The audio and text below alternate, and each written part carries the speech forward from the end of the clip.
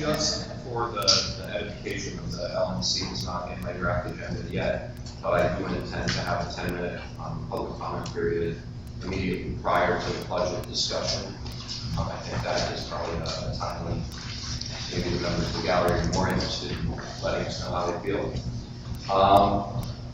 The next item on the agenda would be the credentials report and paperwork check.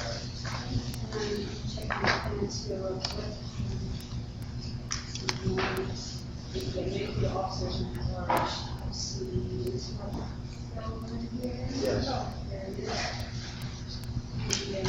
Is here, Dr. Marks here, Robert Oates. You don't see Mr. Oates. He emailed me and said he was not making this meeting. In the credentials report, we should have to fix some second meeting the business. Should we note it, although I think, as I recall, there's nothing, the LNC is only. That's right, they'll leave things ready to read. Alicia, could you speak up a little bit? The acoustics here are not that great. And Alicia, could you speak up a lot? Jay Estrada is present, although Daniel's at the table, right? Correct. And Rich Tomaso is here. Ron Linear's not present, correct? And Marsh is present. There he is. Brett Bittner is present. Scott Lieberman is present. Okay. Scott Spencer is present. So Robert is absent. Who's Robert?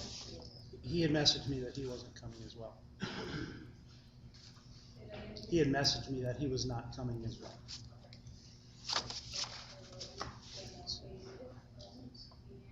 Joshua Katz will not be.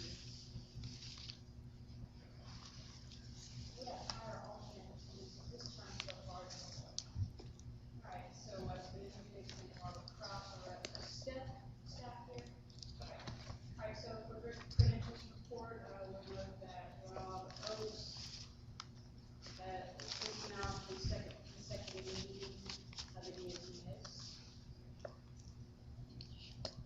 And I have another matter that I'll be requesting as an agenda item for, regarding, Evan McMahon is not going to be at this meeting, because he has, first I thought he said arthritis, but I was mistaken, he has colitis. Oh, he has both? He has both. Okay, so all of the above. For one of those, he's been accepted into a program for some kind of, experimental treatment, and he is under doctor's orders not to travel, so he's not going to be at this meeting. However, during the past month, well, actually, not ago yesterday, I became aware that Mr. McMahon had filled out his sustained membership to lapse. He didn't realize the potential impact of letting it lapse since there's a requirement in bylaws that an LNC member must be a sustained member to hold office. And had I known in advance, I would have poked him and made sure it got taken care of. We got, well, I'll just wait till cash flow is a little better for the next paycheck. And it didn't occur to him that having a 10-day gap could be problematic. I realized there could be a difference in opinion in the room about the effect of that. However, the secretary, especially since I had the opinion that when his membership lapsed, it created a vacancy that he should reappoint him back to his seat. He has, to make it clear, he has 2 days later reviewed his dues, so he has cured the problem. And so I'll be asking for an agenda item for us to reappoint him to his seat now that his dues are covered. And those are the only things that I have for credentials report. His paperwork check. Okay. Without objection, we'll extend for 1 minute. Sorry, because I was taking attendance session. I've been told by a couple of people that material tab 6 and 7 are reversed, so just keep that in mind when you're opening something. That new business should be in tab 6, should be in tab 7. And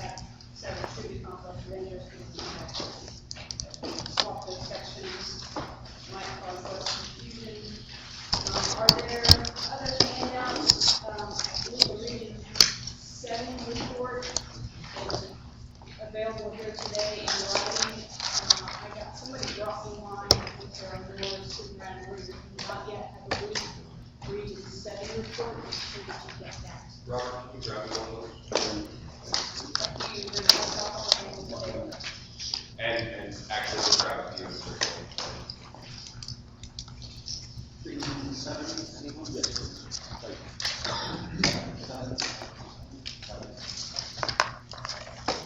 Are there any other loose handouts that everybody should have? That's all the loose handouts out there. By the collection. Is there anyone who's missing any paperwork they should have, or you find out they have something or other have? None. Yes, all right. So we'll move to the adoption of the agenda.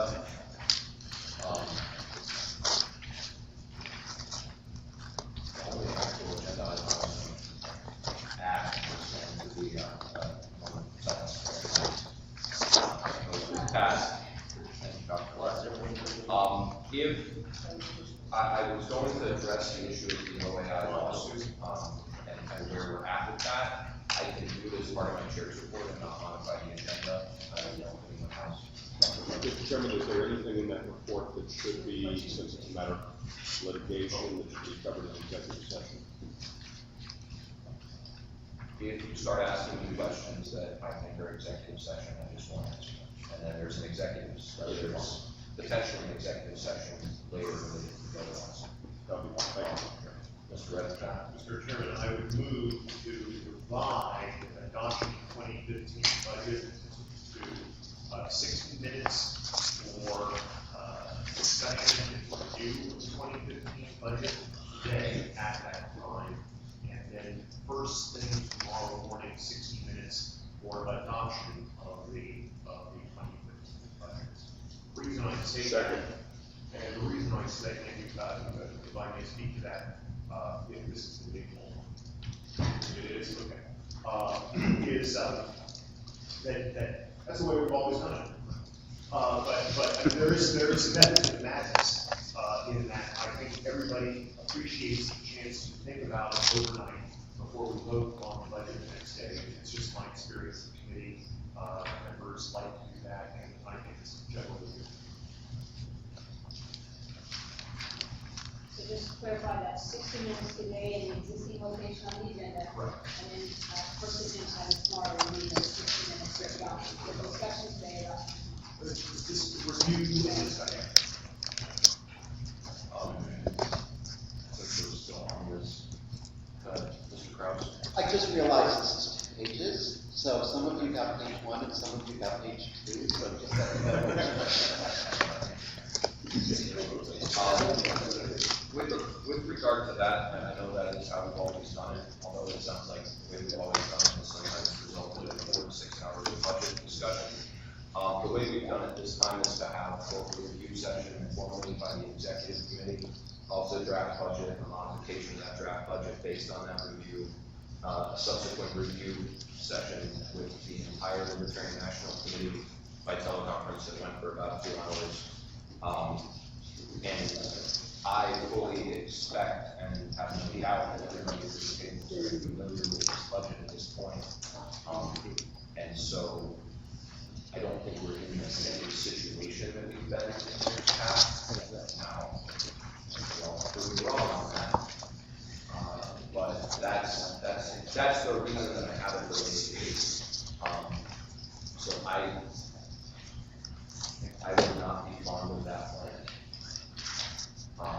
But it's y'all's agenda, so if you want to proceed to a vote on the modification of the agenda, I think we have 16 minutes today, 16 minutes first thing tomorrow morning, 13 120 up. We can do that unless anyone else wants to speak to it before we vote. So the budget is kind of the last thing on the agenda for today. It is. So if we don't finish, we can always just continue to tomorrow anyway. Good. Mr. Redback. Well, if I may speak to this, in famous last words, by the way, this is a digression. I stayed for the entire 18-inning game between San Francisco Giants and Washington Nationals in the playoffs that lasted over 6 hours. And I said to someone, I hope I don't regret saying this. We may have another 3-hour playoff game. So with that same horizon, I hope I don't regret saying this. I I think we're pointing out, I think we will have time to conduct business after 60 minutes of the adoption of the 2015 budget, right? I think there's a time to prove the business today, frankly. I would agree with Mr. Redpath. If we cut 60 minutes out, we will have no time, because this meeting will have no time. Is medicine. Actually, I need to talk about this. Okay. I mean, Dr. Coleman? Yeah, I would just, be in favor of leaving, if you're gonna try it 120 minutes today, just to strive to all 20 tomorrow, that's fine. Mr. Goldstein? Point of information, Bill. So if what you're saying is correct, we will finish 60 minutes today if your motion passes. Then we will go on to new business with previous notice. If there's still time left in the time allotment today, then tomorrow morning, the first item of business will pick up the budget again, right? Okay. So we'll forget everything that we talked about in the prior session and go on to other stuff. I'll take notes.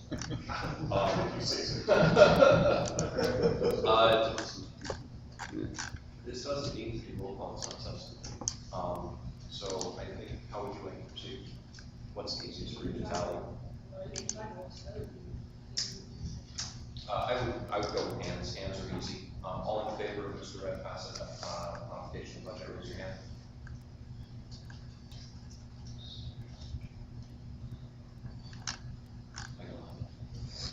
All opposed?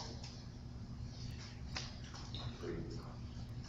All right, agenda is so modified. I'll recognize Dr. Larkin and Mr. Higgins. And then Mr. Chairman, did you want formally to amend the proposed agenda to take into account the 10-minute period of public comment before the discussion? But would you want to do that today or now on Sunday? I would do it today, and do I need to formally? I move that we have a 10-minute period of discussion immediately prior to the 60 minutes. Public discussion. Is public comment, yeah. Is there any objection to that? I don't see no objection that change is adopted. Mr. Higgins? Do I have 10 minutes for the agenda for discussing the next meeting time and location? Do that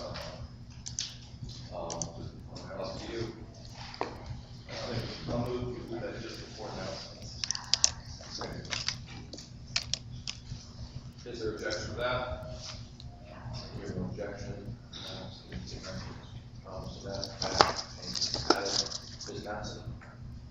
Okay, so I think if we want to look at some of these times, for the electronic meeting and drafting committee, we might have here. Special committees, all right, so I'm going to see the agenda for 10 minutes. I think we're going to need at least 30 on that. Sorry, you're 30. Eloise and Okay, so my motion was to increase the time for the electronic meeting rules from 10 minutes to 30. There's that. For a second. Is there any opposition to adding that time?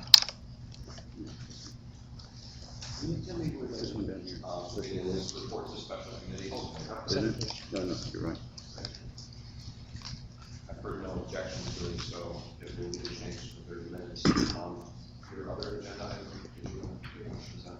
So I want to make a motion to add as the first item after adopting the agenda, to get out of the way, dealing with the question on Mr. McMahon's, position on the committee. So an agenda item for appointment of that subject to the membership laws. Second. Brown, how long? 10 minutes? I would deem it out of order unless you give me a more neutral phrasing for the item.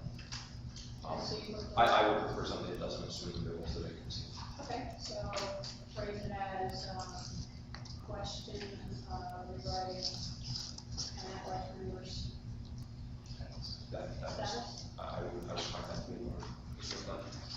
I've officially asked for 20 minutes for the affiliate support committee report review, but instead of 10, maybe a compromise would be, I think I've got a little bit more analysis in the period. We're going to hold on there because I just don't want to take the other one. 10 minutes for the question of Mr. McMahon's status. Is there any objection to adding that 10 minutes? And here's no objection to adding it. Mr. McClendon, we wanted affiliate support to go to 15. Yes. Is any objection? There is no objection to that. There is no change to it. You want to do anything before after that? Doesn't matter to me, like I said, for talking Okay. Any other modifications to the agenda? Going once, going twice. Sold. All right, is there any objection to adoption of the agenda such as it's been modified? I'm gonna ask, sorry, I'm a little too fast. I had previously talked about, creation of a ballot access committee. I don't have a proposal today. Is there a sense of the body whether or not you prefer to discuss creation of such a committee online versus at the in-person meeting? Online. Okay. Would Mr. Olson like to do it here? Dr. Mark would like to do it online. Mr. Redpath, do you have a preference? For your part of creation of the ballot access committee, would you prefer to have an agenda item for discussion of it today? Then I would move to add 10 minutes after the ballot access report for discussion of the ballot access committee. What that would look like. Any objection? Hearing no objection. Now, are there any other changes to the agenda? My last one. Where did that one go? It went after ballot access report, after regional reports. All right, is there objection to the adoption of the agenda as modified? Hearing no objection, so it will be adopted. The next item would be the question of Mr. McMahon. That's your item, so go ahead. Okay, so as I explained, we have 10-day lapse in sustaining membership, and it's my opinion that, due to the bylaws, there are 3 bylaws that you may want to collect a copy of the bylaws, and take a look at here so you can decide what you think about it. We'll look at bylaws article 8.4, which says National Committee is the shall be sustained member party. I'm sorry, be directed to. There is, we no longer put the bylaws in the password in the All binder, right, you don't have to run. but it's online. Okay, alright, I'll read it then. Okay, so you have bylaws 8.4, which says national committee members shall be sustained members of the party, and some other things. Bylaws article 5.6, that says only sustained members shall be eligible to hold national party office, or be a candidate for president or vice president. And, you may recall this situation come up before, when Lee Rice was the LNC member at the time. There was a judicial committee opinion, and correct me if I'm wrong, this quick summary of their finding was that because Article 8.4, which is the one I just read you about, national committee shall be sustained member, doesn't include an enforcement procedure, then if someone's membership lapses, it requires a suspension for cause of a 2/3 vote, which is under Article 8.5. You can suspend that large member for cause. It's the terminology. Yeah, I made a statement about that. Pardon me, Mr. Chairman, would you speak up, please? Sorry, I know a little bit about that opinion. Basically, what it says is that the lapse creates a cause, but that the LNC still has to act. So there is obviously a difference in opinion in the room. My take is that requiring the LNC to act creates a number of logical disconnects. The requirement that someone be a sustained member is an eligibility requirement. I don't think the LNC is allowed to ignore it. And if someone's membership lapses and the LNC took no action whatsoever, it would basically be allowed for someone to stay on, even though they're ineligible under the bylaws. So by inaction, basically, we can permit someone to be ineligible. In other circumstances, I think we handle this as it's obvious. There was a situation where, for instance, Bill Redpath served on the audit committee, and the treasurer resigned, and we had this one treasurer, and we appointed Bill Red back to be the treasurer. Well, now that he's an officer, he's no longer eligible to serve on the audit committee. We didn't have to take a vote to remove him from the audit committee.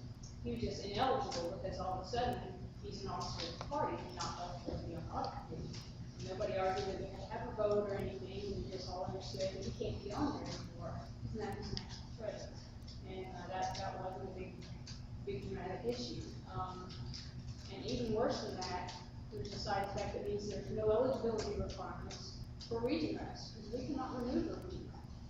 So if Dan Wiener, region decided we're gonna appoint Nancy Pelosi, she's not a member of the LP, she's never been a member of the LP, never plans to join, but she's our region rep, would we see her when she came in the door, we would say she's ineligible, because the LNC cannot take action against the region rep, and move it to pause.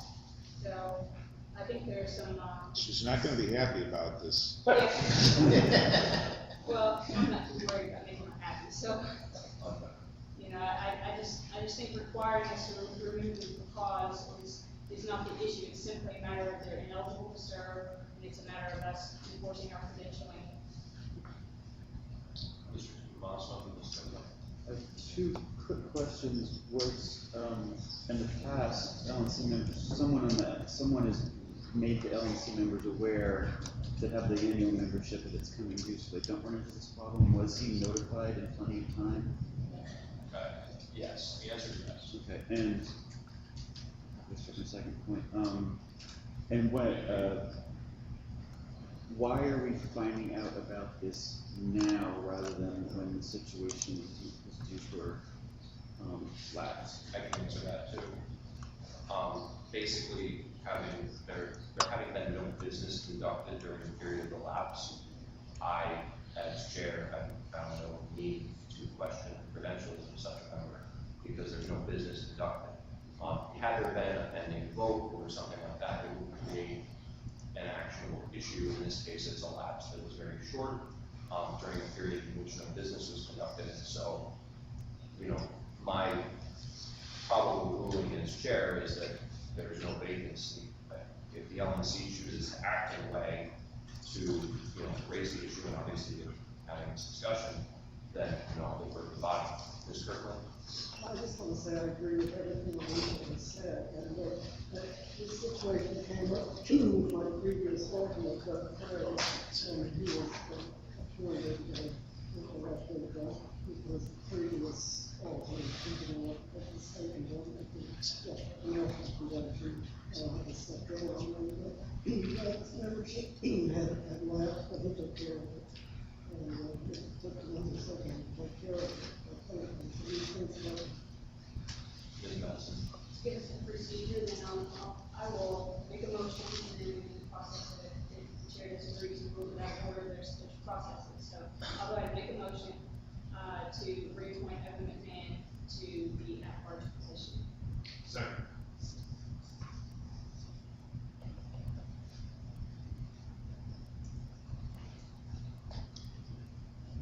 Discussion?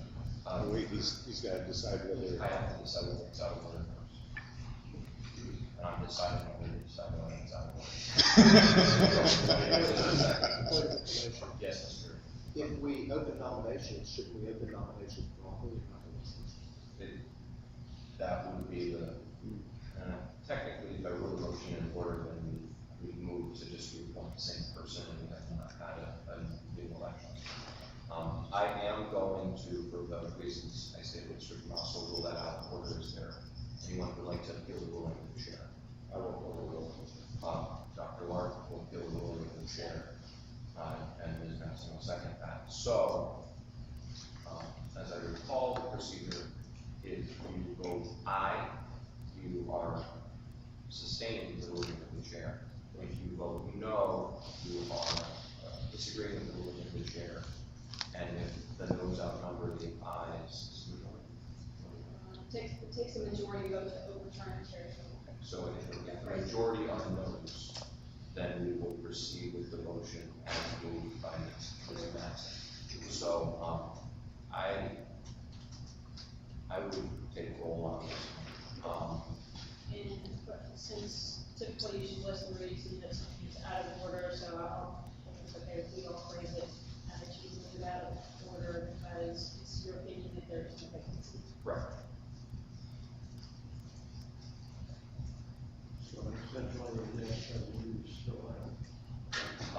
yes would sustain the ruling of the chair, and we would just move on. For information though. Yes, Mr. Tomaso. Is your reason, so do we have to agree with your reason or not? Just wanna make sure. It has to be noted a reason in the minutes, but you cannot have to. You could say because it's Saturday. But it is Saturday. Ms. Manson, we can take the roll. So,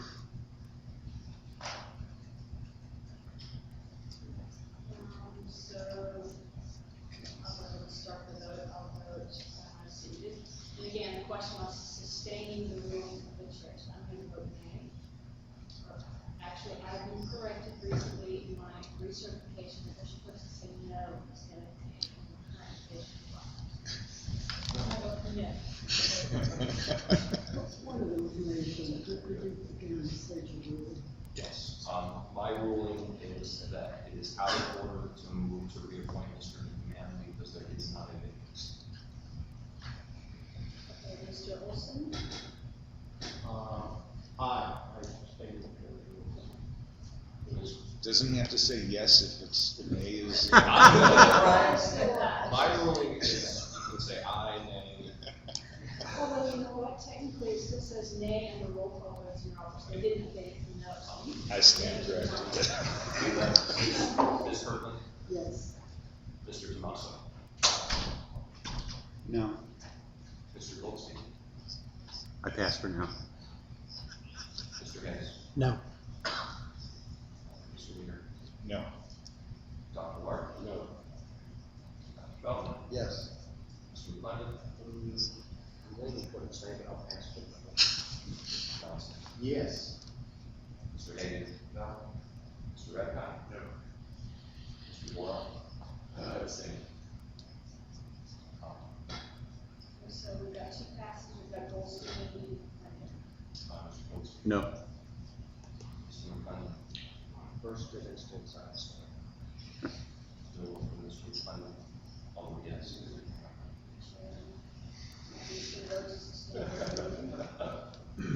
Okay, so as I counted the ayes to sustain the ruling, Olson, Kirkland, Feldman, Johnson, Sarwar, which is 5.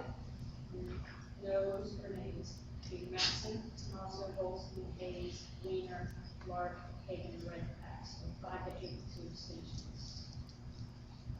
So my ruling is overturned, and we will move to the motion. It's been moved and seconded. Is there a feeling that we have a need for discussion on the motion? Dr. Feldman? Just as an alternative, we can just, make a motion to recognize that Mr. McClellan is serving as, Mr. McMahon is serving as, Mr. McMahon is serving as the at-large, and we leave the question of whether or not there was a vacancy aside, but at this point in time, we recognize that he is the at-large. That would be an amendment to the main motion, an amendment by substitution, whereby the motion on the floor would be to affirm that Mr. McMahon is and continues to serve in that position. I believe that would be in order. Is there a second for that? I'll second that. Mr. Moore will second that. So I believe that, where are we on time? I started complaining, but I do my thought. Okay. Is there, so if there is not discussion, then the next step would be to vote on whether or not to accept Dr. Feldman's amendment. So I think we'll move to that. Vote all in favor of accepting Dr. Feldman. Would you vote again?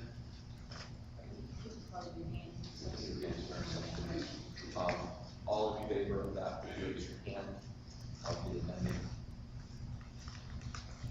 1, 2, 3, 4, 5, 6. Opposed? 7. Substitution fails. Then we would move to a vote on the main motion, which is, if I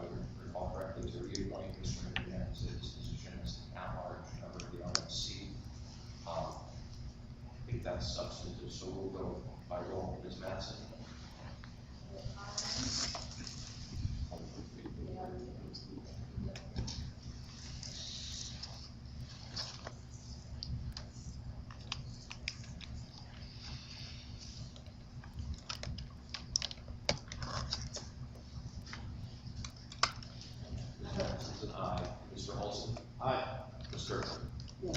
Mr. Tomaso, Yes. Mr. Goldstein, Yes. Mr. Hayes, Yes.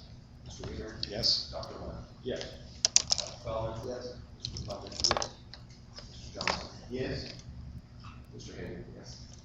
Mr. Redpath, Mr. Moore, yes. I'll abstain. We have time on this? We are. Yes. Mr. When Redpath. she joins the committee, Nancy Pelosi doesn't send out a fake April Fool's Day message, because I won't. You're the only one that fell for that, Bill. You're the only one that fell for that. That's why I said it.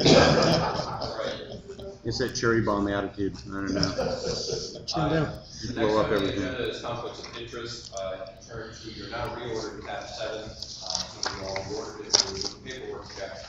Are there any conflicts of interest that anyone is aware of that are not noted here?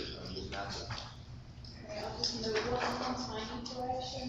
It's, there's an extra word. It was on the red pass listing. It appears there's a duplication for the Citizens in Charge Foundation. And if you take the second one and strike the word foundation, you have to move between.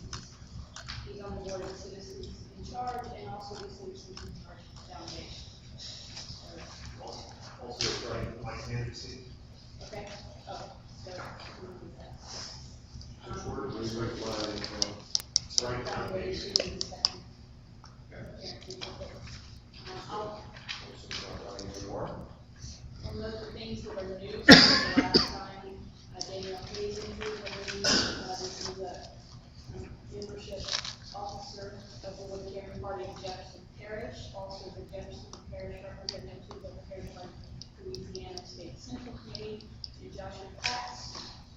He had added one and then removed it again since the last meeting. He had added, that he joined an exploratory committee to investigate seeking our party's 2016 presidential nomination, and we closed the committee, and so those were happening in between the previous list, so no change for him, but he did happen. I think Mr. Moore is not going to.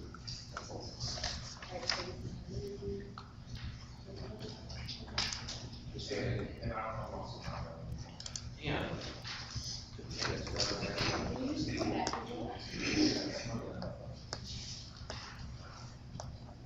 Any other conflicts of interest? Hearing none, move to the next item on the agenda, which is the chair's report. I distributed a short summary report. I just note for anybody who doesn't know, I moved from Denver, since the last meeting, bought a house, changed the hours, did no travel stuff, so all the best for brevity. I will take questions on it if people have them, but before I do that, I wanted to address the OAI lawsuit.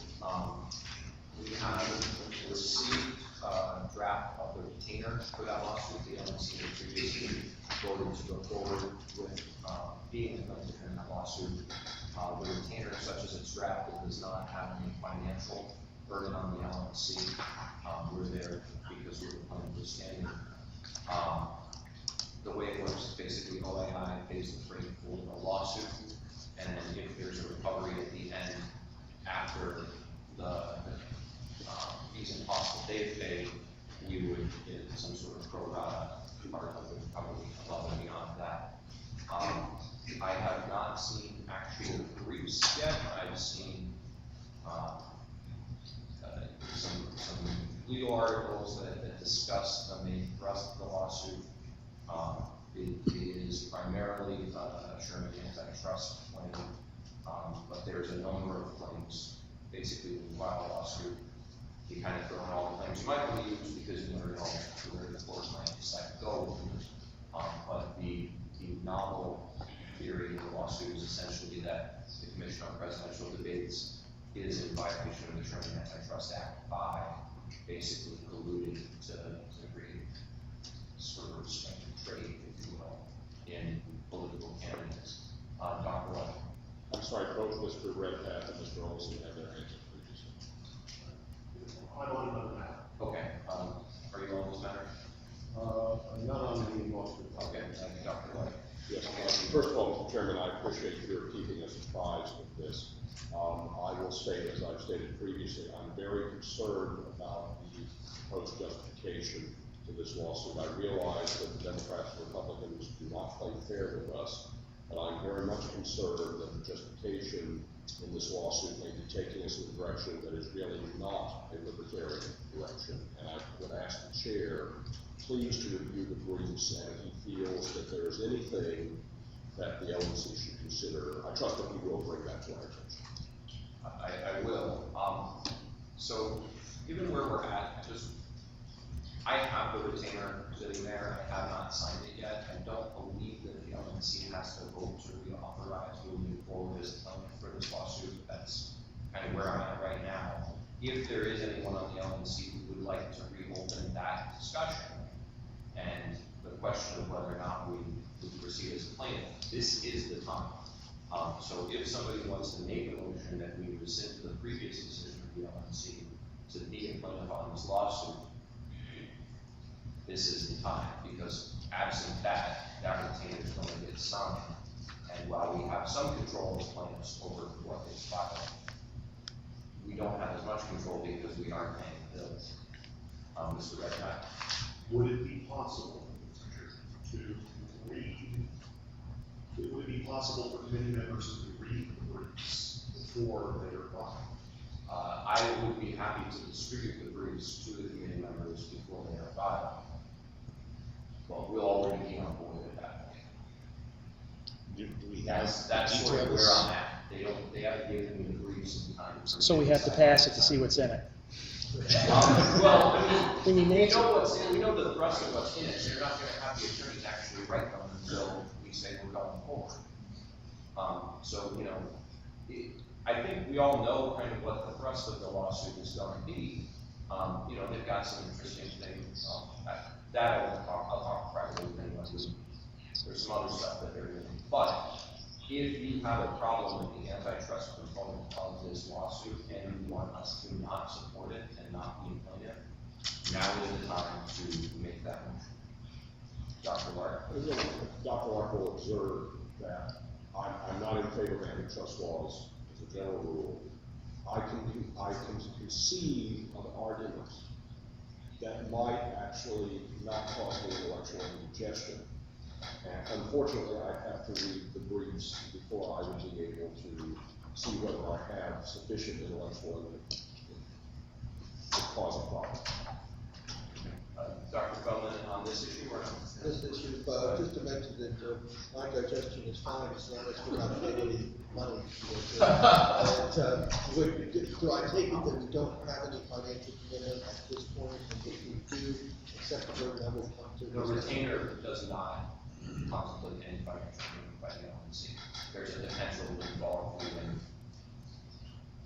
if we get there. Okay. Mr. Weiner and Mr. Thompson. You mentioned that there are other arguments besides the antitrust ones that will be raised. Could you summarize some of those that might have a more libertarian foundation? There's probably going to be an equal protection argument. There's probably going to be, a general First Amendment argument related to the whole SBC issue. There's some other stuff, but those arguments, just from my reading of the case law, have been tried and failed. So we throw them back up against the wall to see if we have a different quote at this point, but they haven't worked before. My point is that since we're only joining in a lawsuit, if there are aspects of the lawsuit that we consider have a legitimate libertarian foundation, in the past we've discussed the fact that some of the people that were suing receive government funding and such, that even if we don't necessarily agree with all of the arguments in the lawsuit, if we agree with some of them, then that might be a reasonable basis for our joining it without necessarily endorsing all of the arguments being presented. Yeah, it sounded like you were implying that if we were not co-plaintiffs, that we wouldn't go forward. I haven't approached that with Mr. Gleason yet. Something you said. They did want us to be co-planners. I will say, as a South Director of the organization, it was greatly impaired our case. It should have used also. Along these lines, would we be filing an amicus? No, we would, or not at this point, and strategically, I don't see there being a reason.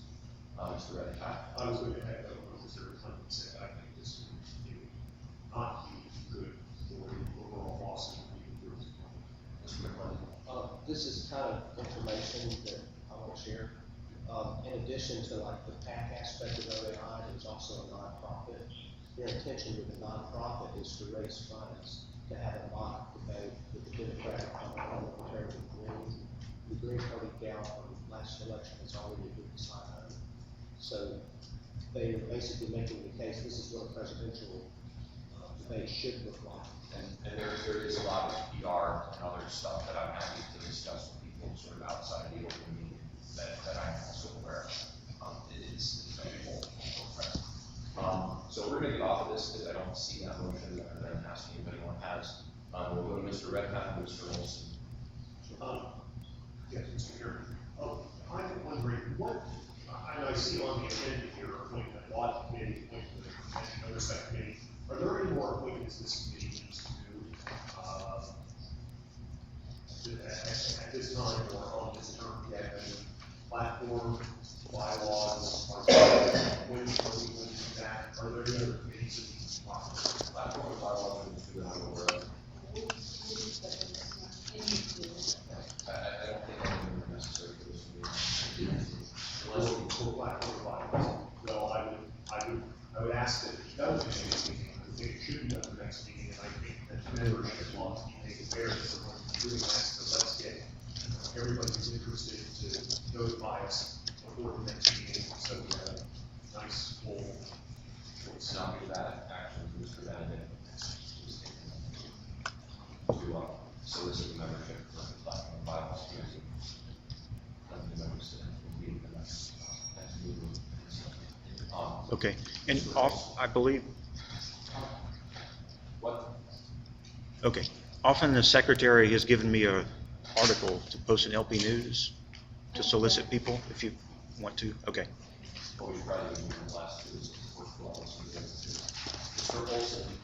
I just had a question, have you or you plan to make a delegation of your authority to say the vice chair or somebody else?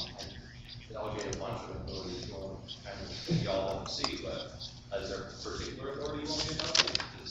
No, I just like to be aware of, how you're handling, the chair is a big job in a lot of things, and I'd like to know how you're distributing, those responsibilities.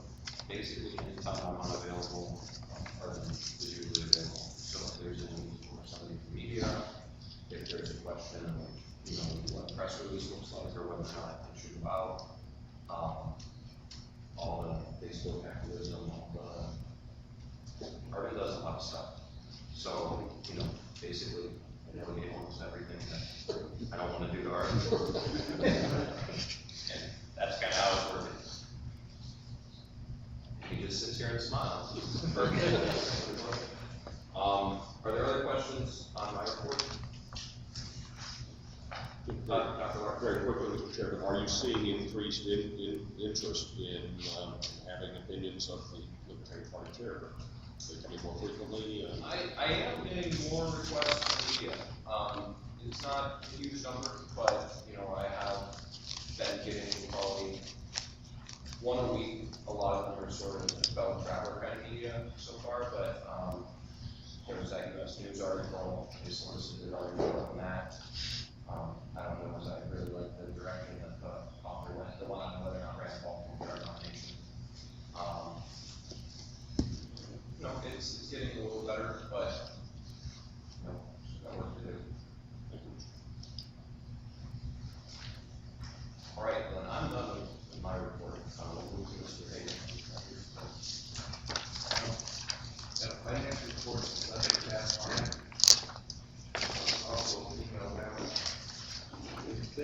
right since September, but we're still below our targeted reserve, which is basically 1 month of operating expenses. Target reserve is $56,499, and our actual reserve is at $21,634. We're still, I consider still tight on where we're looking at. Mr. Kirkland, oh, I'm sorry, that's the budget.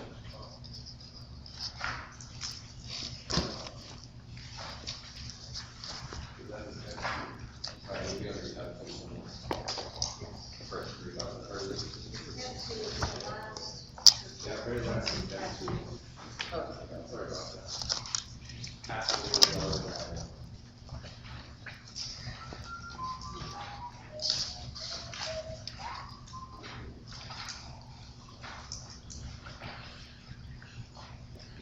This is a page that looks kind of like this. That's page 1.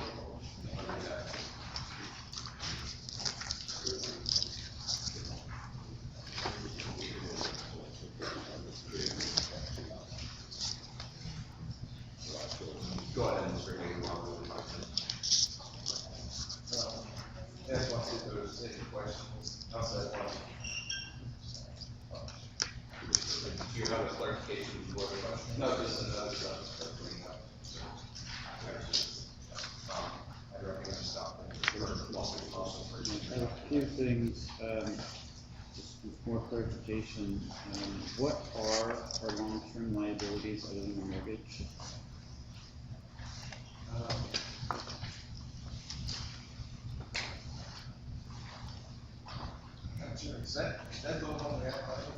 Because that number didn't match the mortgage, so I was curious what they were. Robert, did you hear that? Yeah, I'm looking, the only long-term I'm aware of is mortgage, I believe.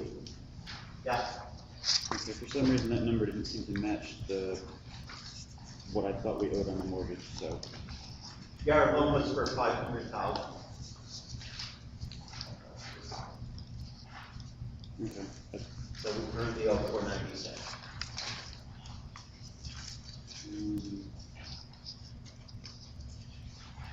And if this is appropriate outside of exact, why do we have such a fluctuation in a lot of our staff? I know some of the salary expenses, but like our health insurance number jumped all over the place. Is there a particular reason? Mr. Crouch? Yeah, we switched health plans recently, and when you switch a health plan, sometimes they require you to put down a deposit. So that reflects basically 2 months of health insurance at once versus 1 month. But other than that, it should be fairly stable. And is the variance in the data telecom because of our 800 number or something else? I'm trying to remember if we had a particular expense in 1 month versus another. Let me just take a quick look. Sorry, I meant to write down the third number.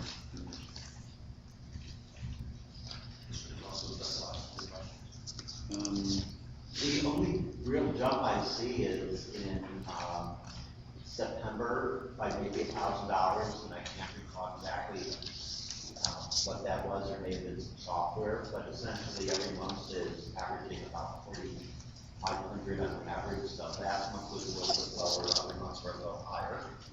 So there's not a huge jump. I mean, we're talking about 500 plus or minus.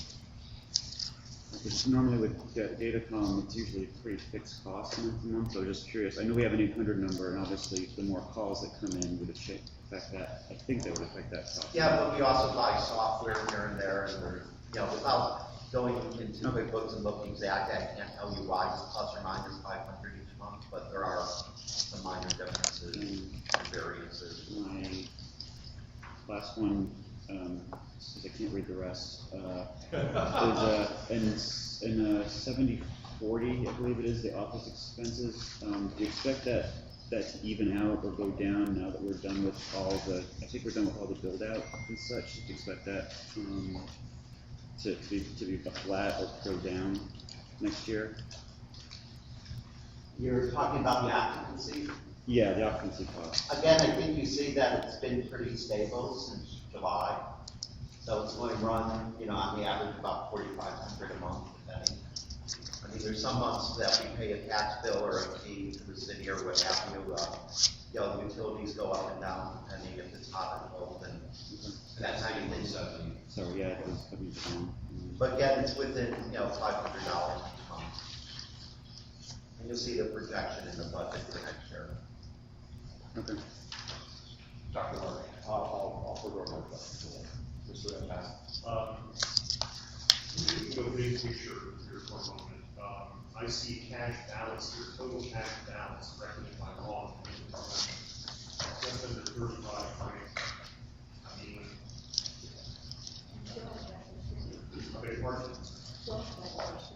And 12 of that is restricted, 12 of that is, may I ask, I'm sorry, the other 10,500, that's restricted for what, is that campus organizing, or the 10,500, does anybody tell me what restricted that's restricted for? Yeah, if you look at the balance sheet, you can look at all the restricted funds towards the bottom of the balance sheet. I see. Page 11. Okay, I see it, it's in the equity side. Okay, right, okay. But, all right, so we have unrestricted cash right now, about 20 or 21 grand. This is, I mean, what, I'm asking, I'd like to hear from the executive director or whomever, anybody, because that's obviously not a good situation. And I don't, it's not being a critical situation. And I just like to get some input as to, because we're heading in the wrong direction here in terms of donors and funds, and what are we gonna do? If you would like, or If you'd like me to, I'll speak. Yeah, because about a year ago at the meeting, I said we had more money in the bank than ever in the history of the Libertarian Party. Since then, we've spent a lot of money, and now we don't have more than ever. But it was more than ever a year ago. I cut down on the number of fundraising letters this year. There were complaints that we were sending too many, and every time we send a fundraising letter, there's been complaints. I could send more next year. There have been things I've said I'd rather we wouldn't spend money on that the LNC has passed, and I've given you those lists before. There's also been projects that I've been asked to do, and staff has been asked to do, that I've said, if we do that, we can't send emails for money, we can't make phone calls for money, we can't send fundraising letters if we have time for it. So the solution to having more money in the bank is, number one, spend more time raising money, and number two, spend less on things that aren't critical. I would like you to tell us again, not necessarily right now, but the appropriate time, what are the things that you said don't spend money on? Because I do not recall those off the top of my head. So when I think if we go through the budget, I would ask that, I'd certainly like to hear your input, but not necessarily right now. So, I'm gonna just sort of say that it's gonna be out of the blue, we're going to go into plans for the coming year. Because that is part of the discussion. I would find it to be within the treasurer's reports. Dr. Larson, would you? Well, I was going to ask a question about Mr. Dixon leaving, going to require that they feel that we're going to be able to replace him. Would that be appropriate for the staff report or? Staff report. That's all. Mr. Hayden, your second issue. I don't know, we're out of time, so I'm sure we'll have a couple of gets back. About 5 minutes to go. Keep going until we get back. Well, since we're talking about, saving money, one thing that talks about, and actually Jay brought up to me this morning, that I've already talked about, most of us, except for me and Bill, have either a laptop or a tablet here. We can save about $300 per meeting if we don't print the binders. We put everything electronically, we just like print out the agenda. If that's something we want to direct the staff to do for future meetings or not. Or maybe limit the number of binders, to only those with computers and that. we'd also save on shipping the binders. I think if you agree as well. Well, I mean, as an interim thing, you know, I have some of these plastic units in my house. And so if we actually just brought our binders and we only dealt paper instead of binders, I don't know, would that be easier or not? Still shipping costs. Well- Same shipping costs, same way. Do we print them locally? Yeah. He collects the binders at the end. It's not really, think of it this way, like when we have a meeting out of town, I'll ship the empty binders back, is that these binders are the cheapest thing you can buy, so it's not even worth it shipping to ship an empty binder back.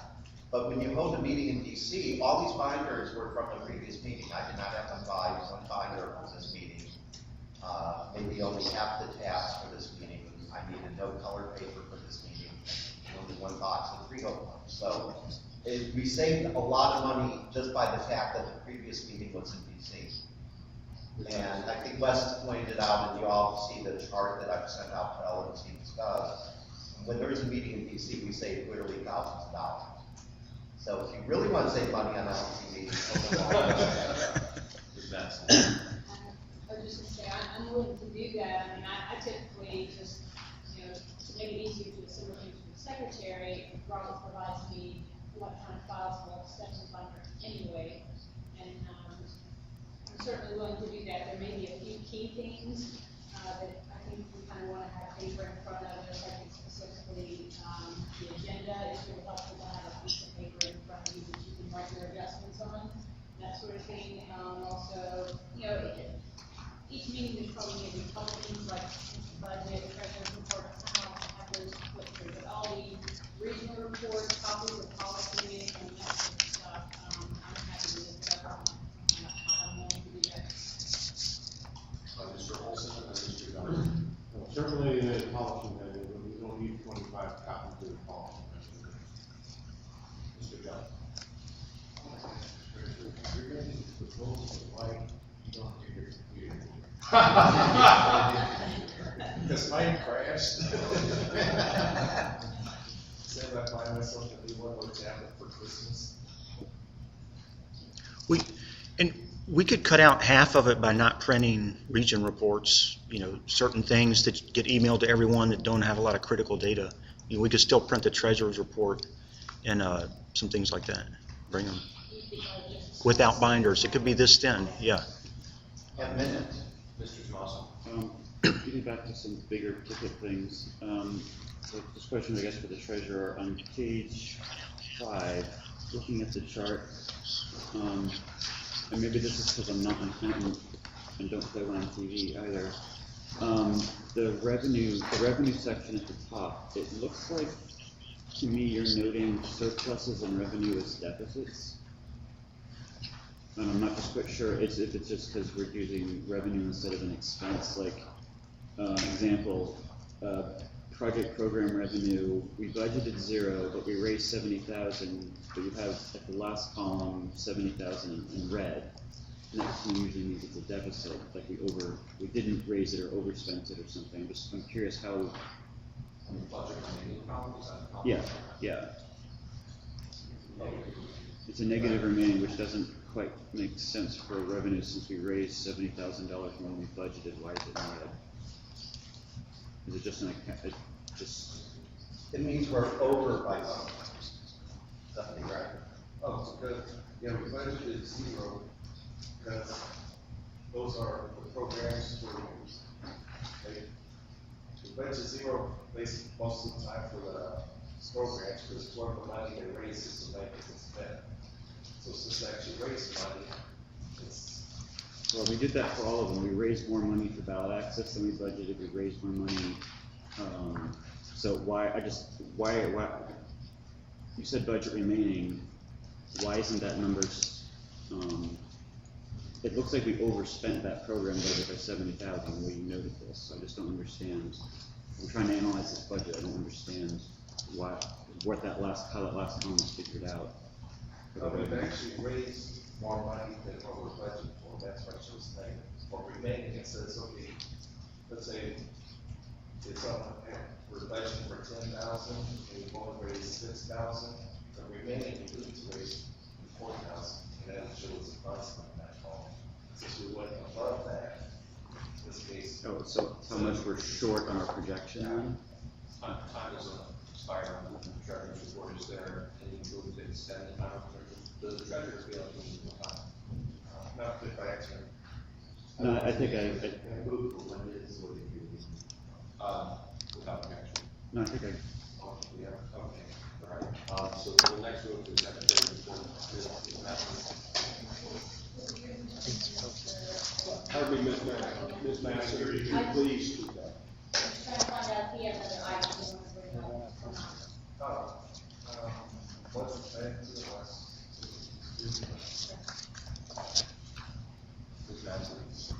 So secretary report. I sent a written report, which I think you all read. It shows the status for minutes since last meeting, the one email ballot. I've recently been having to renew my parliamentary credentials, which is kind of take a lot of my career. And one of the things that I noticed was a passage that had stuck in my head before that I should be noting in when a situation arises where a chair can appoint a committee and he does that outside the context of the meeting, that I should document that in the following meeting minutes so that it's in writing somewhere and easy reference. So I think it's going to be a goal of mine to do that. And I believe the only committee that's been appointed since our last meeting would be the EPCC, which the chair announced by email on November 15th that he was appointing Brett Bittner, Dr. Larkin, Josh Hatch to that committee, and that committee subsequently met and was elected Dr. Larkin to be the chair. So it would be my goal to document those in the minutes from now on. If you notice that I'm missing it, please bring it to my attention so that we have a record of who's on the committees. It makes logical sense. If you're in the meeting, it's already in the minutes, but it says documented. I am still waiting to receive a draft of the June 26th to 14 pre-convention LNC meeting minutes and form lists. I have submitted a couple of requests, not received it, so this week I broke out the audio file and listened to it to create a first draft on my own. I haven't cleaned it up and rolled in the appendices for that. I'll take care of that, and we'll probably take care of that by an email ballot before the next meeting, just to wrap up that and get those minutes posted to my members. Have finished assembling the convention data archive material that I was able to find. Didn't find everything I wanted, but most of it. I wrote those into the wiki. I think it's user friendly. And I realized Jeff Neal indicated he had boxes of convention data going back to the 70s. So maybe at some point other people can pick up and add to that. I'm starting with recent data. If at some point it becomes feasible to start adding further back, then fine. But at this point, I'm focusing on more front data. Does Steve have copies of the old platforms? I know that the platform committee's listed a few archives. I think between me and Brian Holtz, we found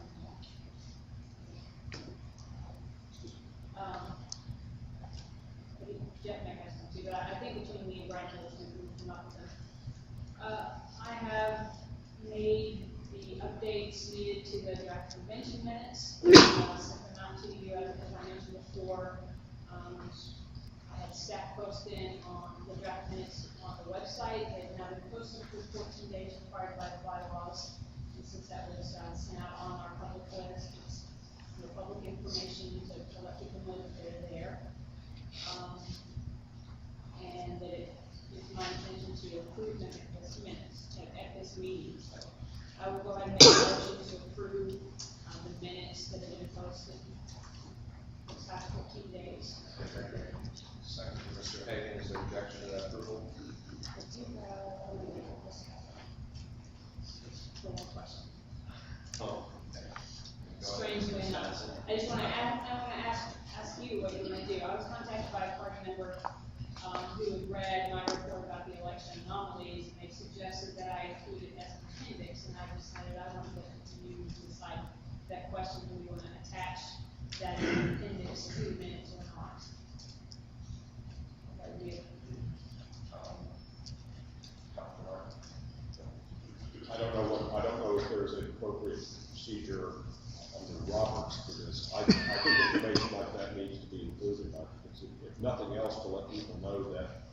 errors are possible. And this, by the way, this is not the first time we've actually had in chairs elections, we've actually had substantial numbers which were, for whatever reason, not reported correctly.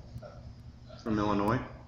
I'm talking, when I was elected chair, all the votes for Texas were for me. They were recorded for one of my opponents. Fortunately, it did not make a difference. But it was discovered subsequently by the secretary that an entire state delegation had gone the wrong way. This was in 2000. You only make a motion. I move that. Is there objection to adding this report of the general releases? I hear no objection to that, so that would be added as another main motion. Main motion is to approve the minutes with that additional appendix. Is there objection to that? If there's no objection to that, so we will leave it adopted. Continue, please. If you have more. Last thing I have will be very, very brief. The brownie point award, only 2.5 points have been awarded since our last meeting, as I've given to the North Point term since the previous meeting. It's actually tied between Mr. Cleaner and Dr. Katz, who have 1 point each, and David Van earned half point for abusement of the secretary. So, Dan earned a point during the last meeting. You had an edible reward. These are sweet and spicy nuts that you can enjoy or not, or share, or whatever. Are they from Colorado? That could lead to an interesting meeting. I'm overwhelmed. And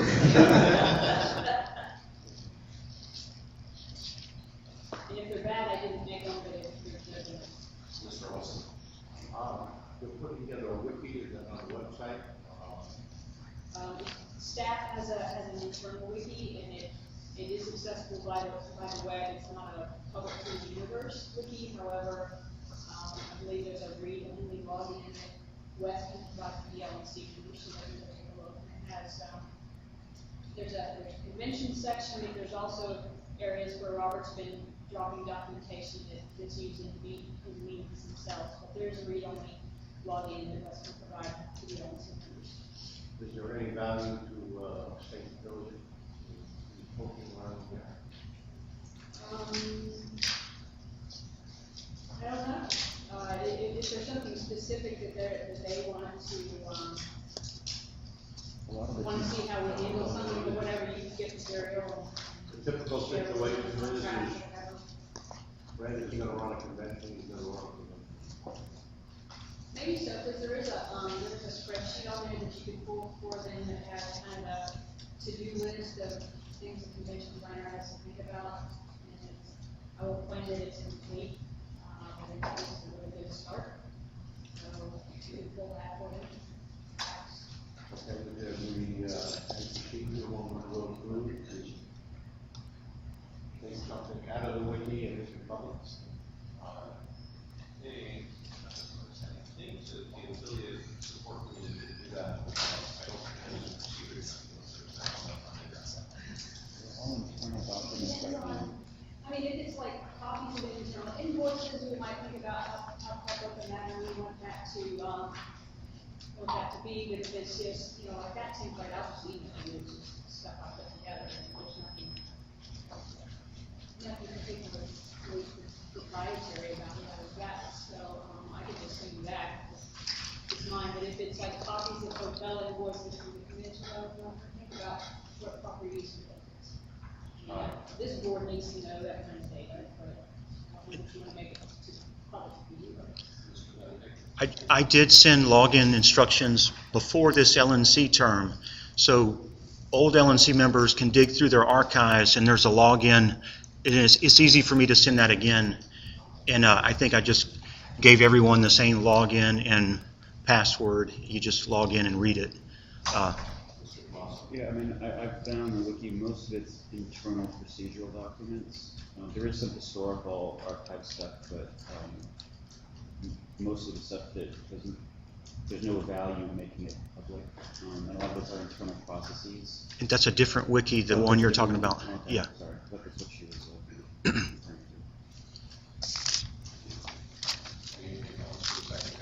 to. how many wikis do we have, and can the new members of the LNC get access to those? Let's take care of that part of it. I think there's two. 3. There's a super secret. It's quality. Any other questions for the secretary? Any minutes, do you have anything else for your report? All right. Further on time? Sure. Aha! Then we move to staff reports. Mr. Benedict.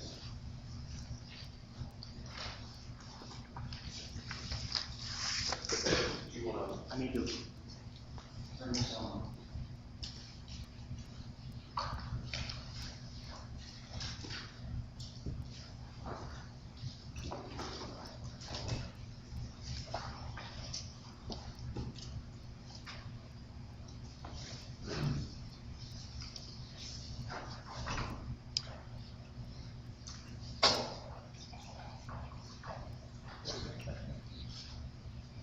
You can just walk out, right? Yeah, I guess. Okay. This It's the most slide, wanted list. what's that? It's the most wanted list. This slide is mostly to remind me to get someone to take a better picture of Mr. Sarwar. And he asked me to do that, to get a better picture. Does anyone here have a camera? A nice camera? I mean, an iPhone will do that, but if anyone, and I'll try and do it myself, if anyone, so no one has a camera. Everyone should I use just want to their, verify that I'll have to be doing this We just myself. take pictures of Nick randomly throughout the weekend.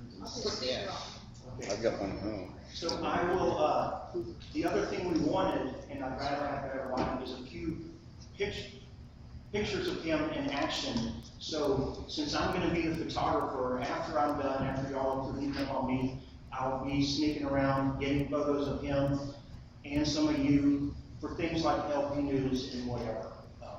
Gary. I just want to say, you can't send it with your photo studio and get a formal portrait. I mean, it's gonna cost $100, but you want a good picture of them. Go to a studio? It's the right way to do it. Yeah. Does Sears do that still, or It's just? not good for the city, or you can just go to your average shopping center, it's usually done for babies. It's like $100. Okay. If we do the next meeting in DC, we can also have it taken care of more, probably better than what an informal person can do that because. We've had a professional, I want to wait till this back. We've had a professional photographer at an LNC meeting before, do everyone's photos, and, so it'd be good to do it at the next meeting, so. I have no further comment about the chair. if everyone just takes a bunch of pictures of him, 1 out of 100 ought to come out okay. It is me, you may want to do something. It's a tough subject, though. I was asking for cameras to get a picture of you that we can get on the website. So, a couple of years ago, 2 years ago, I went to the Libertarian Party of Texas convention, and I showed up with about 30 boxes of campaign materials already made for 30 different candidates for state representative. That's a picture of me right there. Those boxes behind me have 25 1 by 2 foot yard signs for each candidate for state representative. Also, they had 100 bumper stickers inside. They had printed brochures, and they had business cards for those candidates. We also had already made websites for these candidates. It was me and this guy, R.D. Bianca, who does work for y'all sometimes. We made all these websites. Made them really quickly. People actually liked me. You can imagine. The candidates felt like I was helping them. We were helping them. Now, so this candidate now has yard signs made for him. Obviously, his daughters already they had the word Libertarian on it, so they promote the party.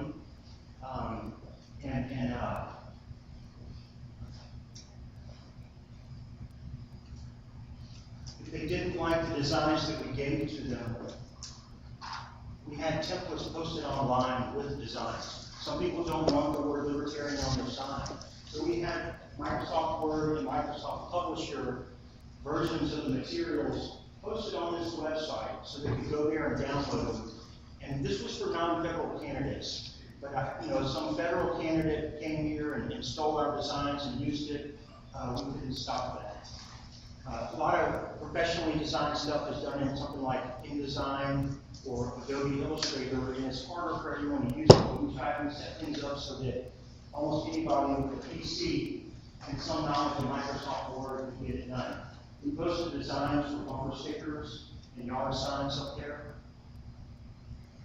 We gave all the materials away for free at first, and then we said, if you want additional signs, we don't want people to throw them away or waste them. If you want additional signs, they're $1 each. It cost us about $4 each or $3 each, and so we help subsidize those signs and other campaign materials. And we included the logo. And by the way, I'm one of the people who really hates our current logo. And this was an independent PAC, independent of the party control. But I used the logo to be a team player. I want to be part of their branding, use uniform branding around the party. So I used that logo on their signs. And obviously the ones we made for the candidates were still there. And I bring that up partly because there may be a logo discussion that comes up later. And I'd be delighted if the party comes up with a new logo. If it keeps the same one, I'll keep using it. If there's some other logo that comes up, I'll use it. Or if there's no logo at all, I'm fine with that. And again, I said people like me back then. Now, the Libertarian Party of Texas stole my ideas about a year later for this most recent election cycle. Not only that, instead of having designs by Wes, they got a professional graphic designer and took my concepts but made very nice looking stuff. So these are business cards for candidates. Of course, they designed yard signs and other things. The website is really nice looking. The graphic design is very nice. Their graphic design for their state convention was just amazing. That state convention in Texas, I just went to it myself. They had over 300 people there. I mean, it's getting to be almost as big as the national convention was this most recent time. They raised a lot of money at the convention, and they had displays all over the convention center there. It looked really nice. These kind of things were on monitors, video monitors throughout in multiple locations. They also had big printed banners. It just really looked great. It looked nice.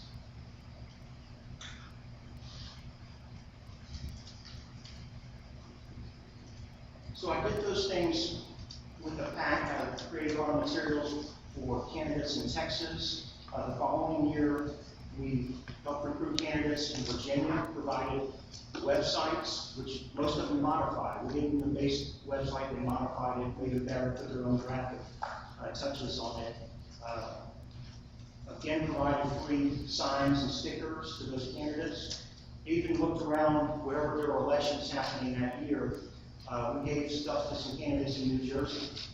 The thing about yard signs and stickers, if you buy like 10, they're super expensive. If you buy thousands, the per unit cost goes way down.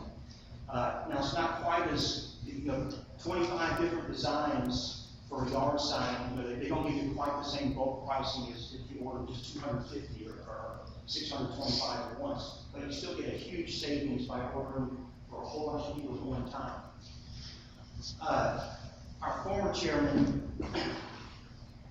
called me and asked me to come back to work with the national headquarters. And I thought about it hard. It was a tough decision whether or not to come here.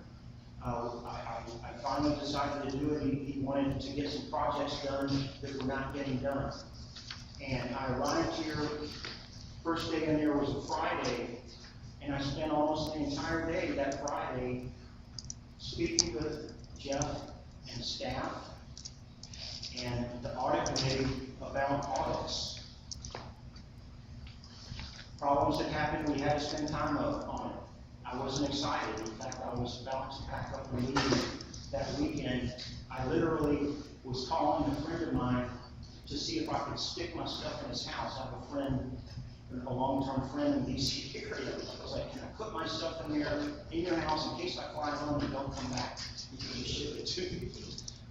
And I thought really long and hard about it.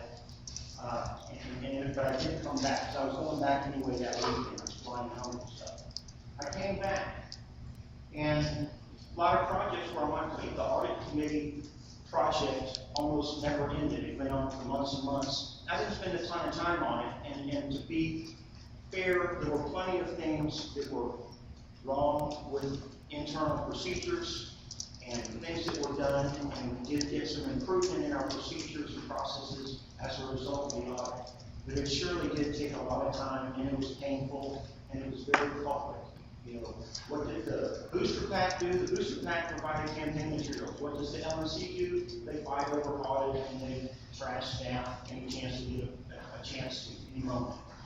So we worked on that. We talked about getting Razor's Edge, our database. People like to joke about our database at National, say it's not useful. We wanted, our former chairman wanted me to get it online. Instead of on the servers in the basement at headquarters, get it online so that state chairman can log into it or other people, whatever. We actually worked with Blackbot. They set up a demo site that we could log into and get some experience with. We did it. We even had more people log in from California to test how, was it clunky, did it work or not. I wasn't excited about putting it online because it is a little faster for staff. We use it all day, every day. It's a little faster to have it on a local server than to go through the internet. But there are advantages to having a database on the internet in case we decided we would need access to the states to their portion of it, or need access to LNC members, or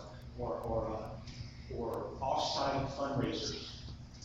So we tested it, seemed like it could work, and then, and that took time, preparing that, talking to Blackbot about it. Then it was decided that the IT committee needed to be the one who negotiated with Blackbot on the final contract. And when we had a written contract with the IT committee, talked about the possibility of a better contract, and it just kind of was left there. So we never did anything with the database. And that it was not my decision. Things could have been done. We were asked to take our procedures. We had a lot of written down procedures in Microsoft Word on a server at the office. They weren't really well organized. We did update a lot of them, but then also to put them on a wiki. It was required of staff to put them in a wiki. So we took what was in Microsoft Word. We got Eric Dixon, who seemed to be pretty good at setting up websites, to set up a website with a wiki function, and so now we added our procedures to our wiki. I've looked at it a few times myself since there. I've occasionally gotten some help myself, just knowing how to do something. We implemented written contracts for petitioners. It used to be about access petitioning. It was kind of a verbal agreement, and there was all kinds of arguments over things. I'd say this was probably the number one thing that as far as the procedure, the number one improvement, and this was basically demanded by the audit committee, passed by you, the LNC, put in the policy manual, that we have to have contracts for all this stuff. I'd say that was, a lot of stuff I don't like. That's the one procedure I actually liked. It's worked very smoothly, having people put in writing what they're getting paid for, what they have to do to get paid. We spent some time setting up a legal offense fund with some hires pages. The concept of having donations for special projects seemed interesting. We actually set up a website. I don't think anyone's ever seen it other than me. It was required staff to set it up. I didn't set it up. Called LibertarianAngels.com project. Basically, a template was set up. The concept was big donors would donate to what they want. You know, the student funded on there, but that would be the kind of thing that would go on there.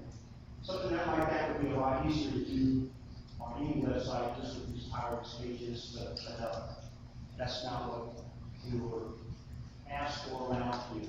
We bought and moved to a new office. That was a huge project. About 4 years ago, we met in New Orleans, and a presentation was made. We ought to raise money and buy a new building. And oh, by the way, probably earnings will raise enough money that will pay off the mortgage right off the bat. Like he can say, nobody did a bigger eye roll than me at that building presentation. I've seen big talk before, not much happened. But after, and things got off to a very slow start, but after about a year and a half, a lot of money was starting to build up. And yes, the building took a lot longer than we expected. When I set up that pack, I found an office down in the east in less than 48 hours. We threw it in back groups and was making websites and signs for candidates. It took 4 years for this party to decide to move, and we fought about it the entire time, especially online. So what is the party do? We fight about whether or not we should have a building, should we call it a building, should we call it an office, what have you. In the end, though, that building has delivered well. It saved a lot of money. I think it was the right decision to do. It was the right choice. We moved in May, and today we're still finishing up the requirements on the fundraising promises that were made. We haven't yet mailed a certificate, a framed certificate, to every single donor over $250 or whatever. We've gotten a lot of the plaques made. We're working on this stuff. But a lot of that's internal stuff that candidates, county chairs, state chairs aren't necessarily excited about. We changed our membership plan. The lifetime membership number changed. We also changed the terminology on each level. Always, staff typically groans whenever we have to do something like that. You got to change all our donation forms and websites. And I think we put off for 4 years. We finally, our former chair said, implement this. And I said, okay, we will implement this. And we implemented it. I did just get an email yesterday or the day before from the current chairman, from one of the architects of the membership plan, saying there's another place we haven't updated the terminology yet. So somewhere on the website, on the relations page, we don't have the correct definition of force flow. And that's what I'll probably be working on Monday or Tuesday. Changing the membership plan. Now, we also created this lpstore.org years ago. All our campaign, all our promotional materials were separated from the party, given to an independent company called LNCstuff.com. Things kind of got out. Supposed to be a very profitable company. It ended up not really making money for the owners. It changed hands at least once. And I think some of the offerings were outdated. And so we decided we'd rather set up our own store, have both stores, but we needed our own store for special promotions and things. So we set that up. That is something that the public can see. So we'll get to finances in a minute, and you'll ask all your questions you'd like to ask. I'm almost done here. We have had good candidate recruitment. I mean, 738 candidates this year. I think that was really good. A lot of candidates running great campaigns. 4 years ago, we had 804. A couple of sessions, a couple of elections before, we were in the 600 level. So about 600, 600, 800, 550, 740. I think it's important for the strength of the party to have a lot of candidates running, and I like the goals that LNC adopted to run 1,000 candidates for the 2016 elections. So, quick summary of what I'd like to do this coming year is I'd like to spend time getting templates for candidates designed and getting them posted on our website. Help for candidates. Yard signs, bumper stickers, brochures, We have a Students for Liberty conference coming up where we'll have some displays. Probably we can come up with some please join the Libertarian Party things. All of our literature like that is just horribly outdated. If a lot of it's very ugly. I've designed some of it myself. I'd like to spend time improving our image. The people in Texas say that people are, despite all their fighting, people are impressed with themselves and their party because they portray a positive professional image at events and from their campaigns. And to me, the only thing I critically need to make this happen is I need because I can do all of that, and I can get people, the designers to do it, and we can post on our website. The only thing I really, really need is for our chairman to feel comfortable having me work on that kind of thing and make it happen.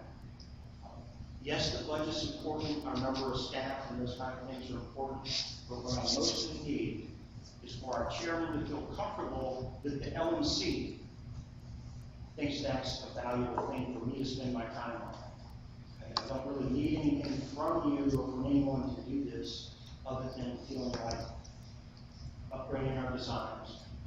That can include designs for fundraising letters, what have you. Now, if Mr. Bittner gives a presentation today and there's some beautiful logo or beautiful designs or whatever, or if they're ugly, either way, that still doesn't stop making progress. You can design stuff with or without a new logo, and you can swap out a logo later. You can change some colors. Those yard signs I showed you, I put that ugly logo on it. It's actually grown on me. I don't think it's that ugly anymore. That gold coin. It's neat in some ways. A lot of stuff can be changed. So, but what I'd rather not do is wait forever, thinking one day we'll have a new website, one day we'll have a new logo design. I mean, last time logos were brought up on the state chairs list, it created more controversy than anything I've ever said about Florida candidates.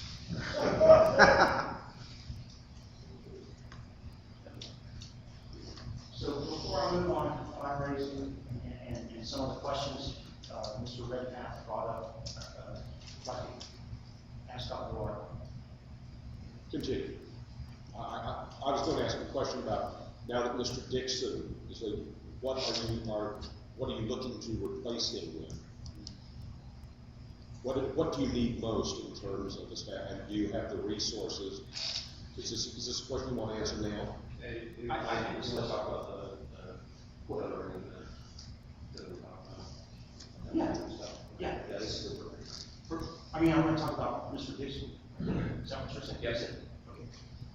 Well, short story is he's going to do a little bit of stuff on weekends on a contract basis. He has a lot of technical expertise that no one else on staff has, and we used to pay Tara Eclipse hundreds of dollars an hour just to change the terminology on a donation form. It takes them a few minutes. A new web design, a new website ought to be so, most new websites are so that anyone can do that kind of stuff. But this is an old design, the back end is clunky, and it's not easy to update. So with Mr. Dixon, I'd like to, he'll also do the layout of LPUs, the graphic design layout. Now staff, probably Paul Al will be responsible for most of the content and creating the layout using Adobe InDesign. I would continue having to do that, and he's basically willing to do it for about half of what we pay people before to do that same job, layout images. I'd like to, if we can fit into the budget, hire another person or just do some contract work to get a lot of this graphic design type stuff done. And Eric Dixon did that kind of stuff. I mean, some of the stuff we sell and stuff, or at least one of the brochures, he did the whole thing. I solicited with help from volunteers and others. Nobody ever got around to it. Eric Dixon did it. So he's got a lot of skills, but whatever others can do that he was doing, when we have skills to do it, we'll get someone else to take care of that. So You know, there's things like posting blog entries, sending the broadcast emails. Paula and I don't like doing it because we make mistakes, and because it takes time to sit there and read real carefully and make sure you send something. Eric used to do that as well, but I can probably get someone else to post blog entries and send our broadcast emails. So, I don't think we're going to have an exact replacement for Eric Dixon. I'm looking for someone. I'm going to keep them for these super critical skills that are much reduced amount of time, and find someone else to fill some general things. And we still have not replaced the position of the receptionist. I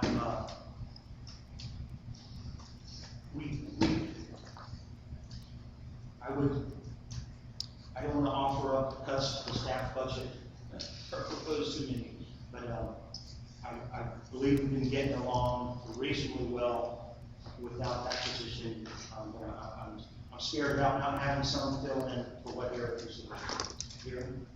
I just want to say this about Eric Dixon. I've been very pleased about what he's been doing with LP News. The content's been very good, his choice of articles, the right balance of, you know, philosophical and what we're doing with campaign. So I like the work he's been doing with that. Okay. Before Mr. Camacho, the rate that he's in the terms for the LP News was less than last time we announced it, is that correct? Yeah, it's about half now. I hope when you pay someone too little, they just kind of suddenly quit responding to your emails and quit. But I think he can actually do it. I think he will actually do it. He's been doing it for years, over a year. So I think we hit it at a good spot. So. I appreciate, you know, he had a particular good mix of skills that we needed and he used them all. So in trying to replace that position, if you had to prioritize, what would you know, the top 2 or 3 that you would want most that would, if you couldn't replace everything, which would you choose for the skill set for a new staff member? Or would you just balance depending on which you got? Would you rather have someone who had more of the technical skills or more of the communications, media skills? I'm not looking for someone to write press releases, I guess. Graphic design is what I was talking about. That would be like a critical thing, which is pertinent. Graphic design would be what I really need.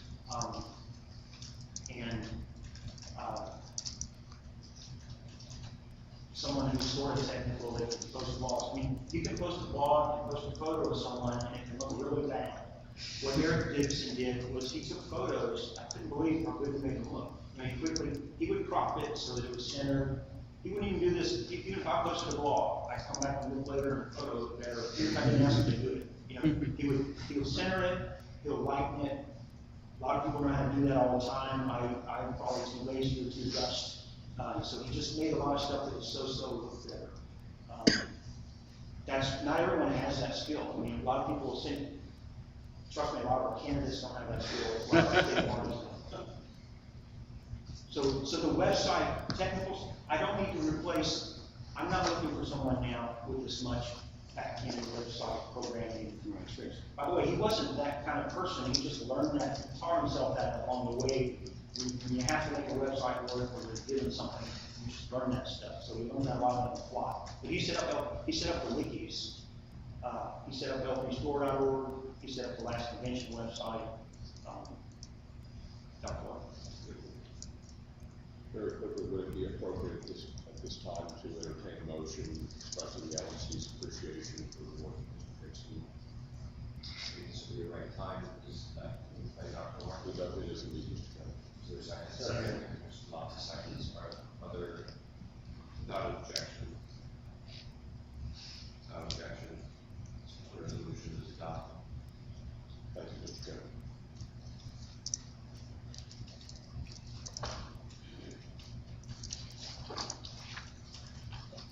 So fundraising,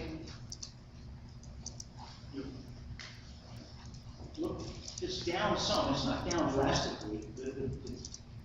One of the biggest holes is board fundraising. I mean, get the financial report out. I think that may be the biggest specific hole, it's not general in nature. The convention didn't raise near as much as we had hoped, long drawn out. I wasn't there, but a 4-hour banquet typically won't raise as much as an hour and a half banquet. LP Texas raised 14 grand. I was the MC at that event. Talked about how great the LP Texas was, and they raised 14 grand. Now I had Michael Cloud do the actual ask for the money, and I kind of followed up, but I made sure that he didn't ramble too long, and I made sure our speakers didn't ramble too long. But anyway, I'm suspecting the convention lost a lot of money, not just because they didn't like the new LNC, but simply because of the time. We dragged it on, let it work. But in any case, fundraising letters, this is 2014. These 3 high ones, the 3 top ones, are the ones that R.T. Bianca and I collaborated on. I always brag about the fundraising letters, but they don't always do well. Anyway, he and I collaborated on these. This is the greatest controversy. It has the most profit that I read. Greatest controversy we discussed at the last meeting. Our regional rep from Louisiana reminded me on our way from the airport to here that threatening to lay off staff was unpopular, and I shouldn't do that again, right? Well, as we heard in the last meeting from Mr. McMahon, who's not here, his mother was aghast at having got that letter. I've heard it from some other people. I think just part of it is maybe just, you know, the way you package it. You know, but apparently was it successful? Apparently, Tim indicated that it raised money. So, you know, what's the answer? There's some impact on morale, I understand, but it actually was true. You know, we may cut some positions today. We haven't raised enough money, but it did raise a lot of money. I have seen some states say we'd like to raise money so we can keep our staff, or we might lose our staff if we don't raise money. There's not many states with staff. There's about 4. And I'm seeing I've got comments. So this one, the total amounts low, but the cost was very low. That was a building fund letter. It was to current donors to the building fund, so it cost hardly anything, but the cost was super high. Going back to the prior year, these were 2 that I prepared myself without help from R.P. Bianca. A couple of things about them, I'm not proud of them, but I certainly look at them and remind myself about them. One talked about how great our Libertarian heroes and candidates are doing stuff. I think it was decently written. I asked them to go back and read it a couple more times. And then one asked for people to donate so that we could do some prospecting letters to grow our membership. And the other thing about them, besides how they were written, they did hit each other real close. I think one hit like 2 to 3 weeks after the other. Our mail house is very unpredictable. The time frames can be anywhere from 2 weeks we give them a letter to 6 weeks we give them a letter, it hits home. It's enormous, the extension of time. We get a greatly reduced price. It's like this vendor or 2 that's so much less than all the others do that. But anyway, we could look for some quicker, we could pay a little more, get stuff out the door faster and more predictable. Anyway, those 2 were dogs. I wrote them mostly myself. This is Gary Johnson one without access. I wrote that one. I got Gary Johnson to sign it. Not our President Gary Johnson, the one for President. We can get Gary Johnson to sign all of them. Okay. This one I signed. This other one, the second highest one I signed it, I wrote it all by myself. A lot of profit. And that's which one? This super high one was, I think it was an outside contractor who did it. because before I was back here, it was the building fund letter. She was donating, and you turn that on. Well, I'm scared too on the computer, because it doesn't happen, but it's in the binder. So, I still, outsourcing fundraising letters, typically they've done worse than the in-house ones. And what's the cost comparison to the in-house? Are they more expensive, similar price? Well, they cost more because we're paying a guy Right. $1,500 or $2,000 typically. They also take more of my time, because I can write something and give it to Art, and we're done in a few hours. We actually don't spend much time on those, believe it or not, even though it's critical stuff. It's like, get it done. You work with an outside, and then I send it to APRC, and Nick might want to change something, or somebody might want to change something, I just change it, done. Unless it's super critical, I just change it, it's easy. It's Microsoft Word, boom. Use an outside contractor, and you got to talk about what you might fundraise for, then they write something up, and there's actually some factually wrong stuff in it, because how would they know if you're about a party?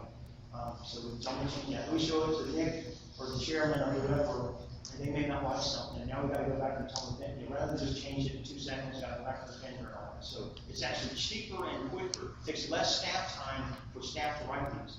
That's not true for everything in the world we do. It takes longer for staff to do graphic design, and you get lower quality. What's that? 10 minutes, okay. So I guess I ran on that topic. What we talking about? In-house versus outsourced fundraising letters. I think we should do them in-house still, since they do well when we do in-house. If I did a full job, I'd say don't. Here. I want to read something out of your report.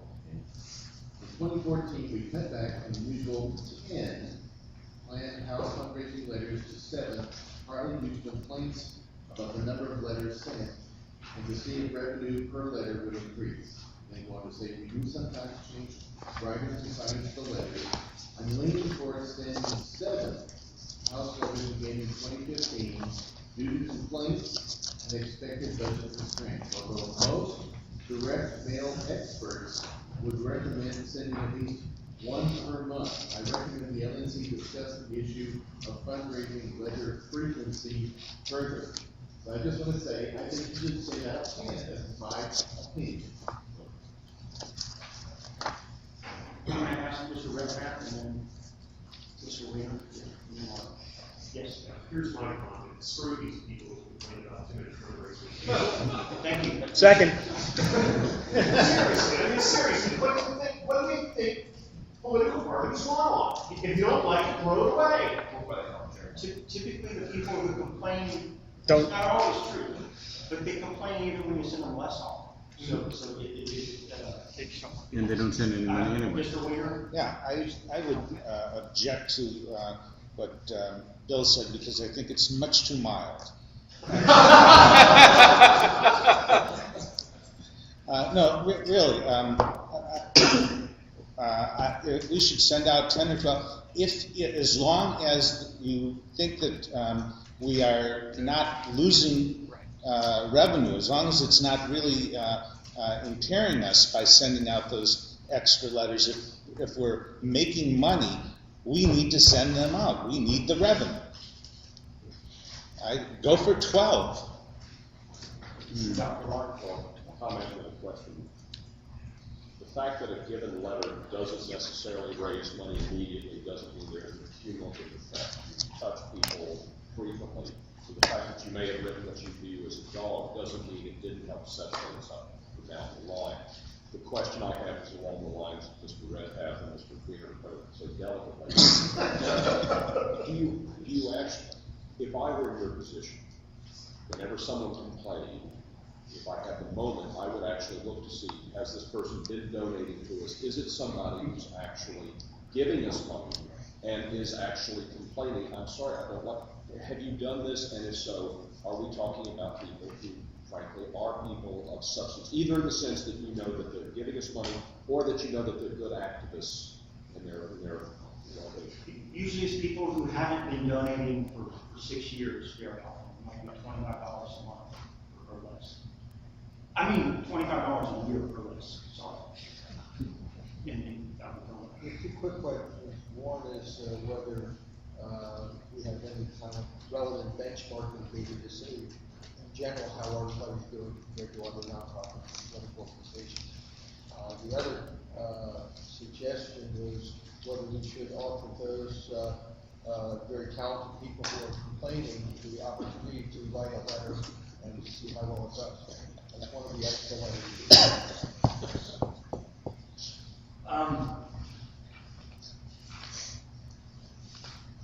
Well, Is that a motion? I felt like Nick threw me under the bus with that purchasing grant, so I'll let him write the next one. It did make money, though. What's that? It made money. Talked about that. I'm sorry, Nick, let me get thrown under the bus. I just threw Nick under the bus. He's gonna throw me under the bus a little bit. But, I really, people complained, and I did let them do it.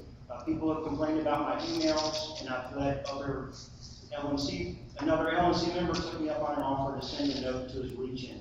If any of you want to send a fundraising email, raising money for national, and we'll set up a Pirates page specifically for that, I'd be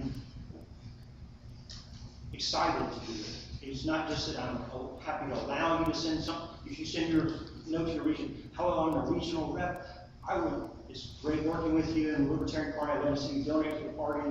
I will set that up for you and we'll send it out. Bittner, do it for you. Alternates too. Mr. Olson?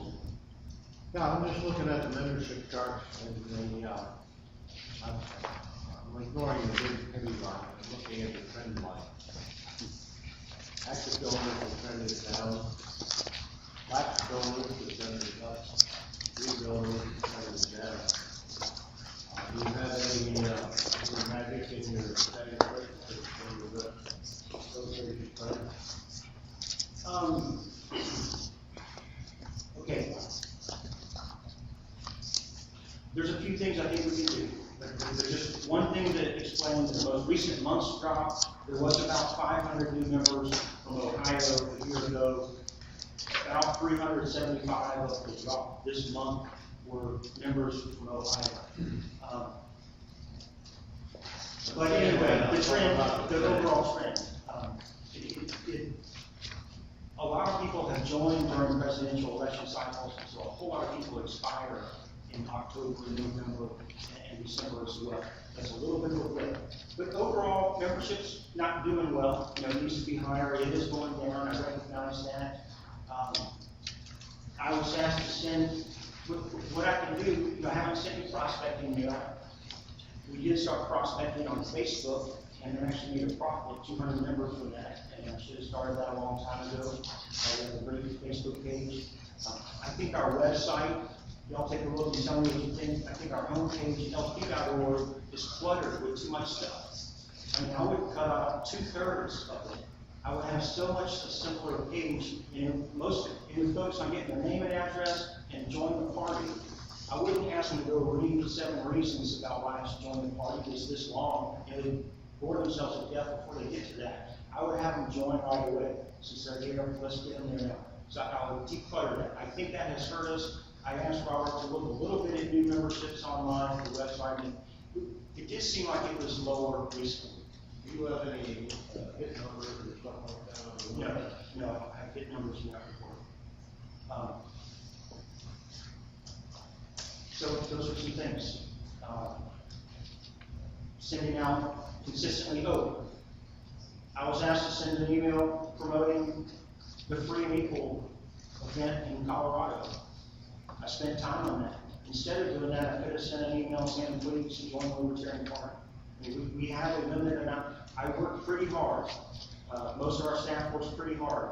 Anytime we do something unimportant, that takes away from the ability to do something that is important.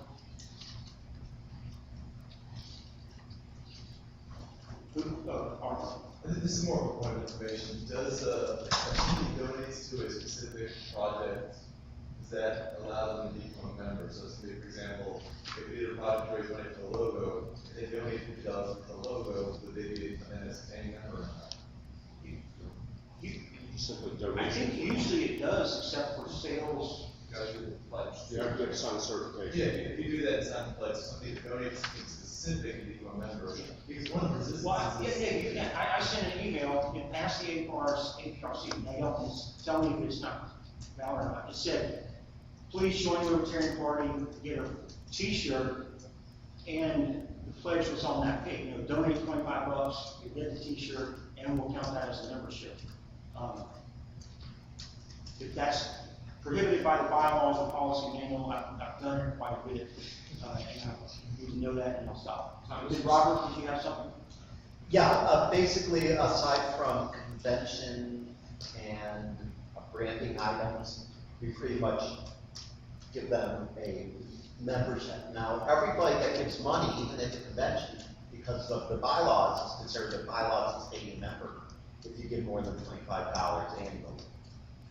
So that's separate from whether or not they have an active membership in terms of how we see them.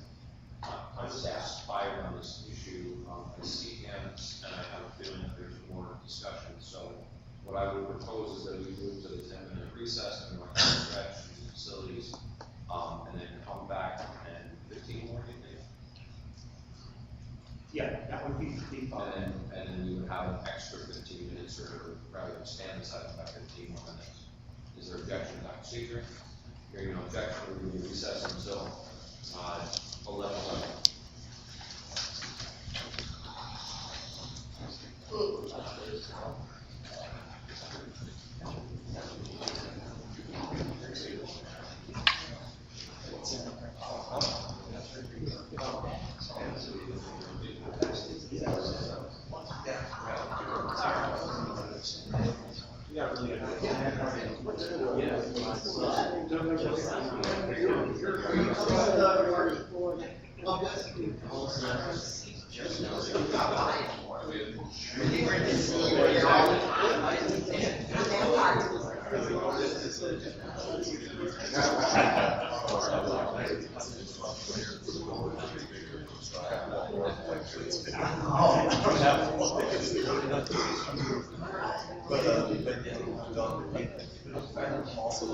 I did see that.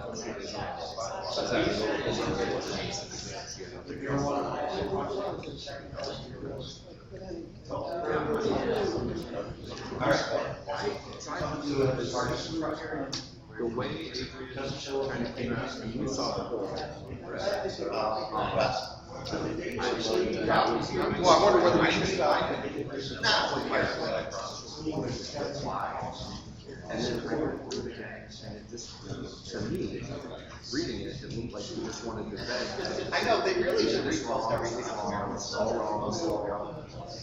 And so I tried to think of the safe, polite, pleasant reply I could, and then saying that, oh, you know, it says now you need to look at it.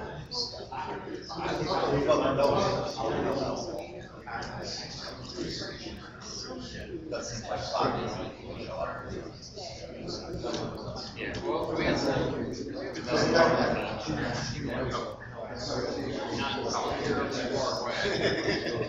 since there doesn't seem to be much action of every county or whatever, it's number two, no doubt, DC area.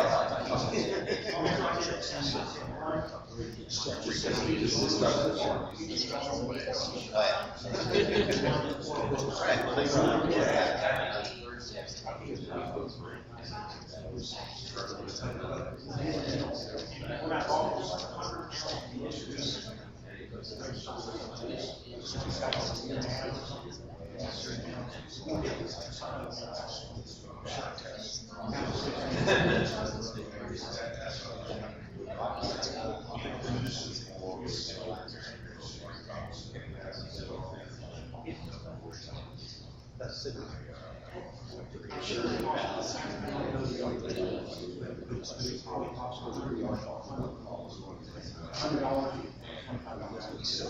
Sometimes I'm better than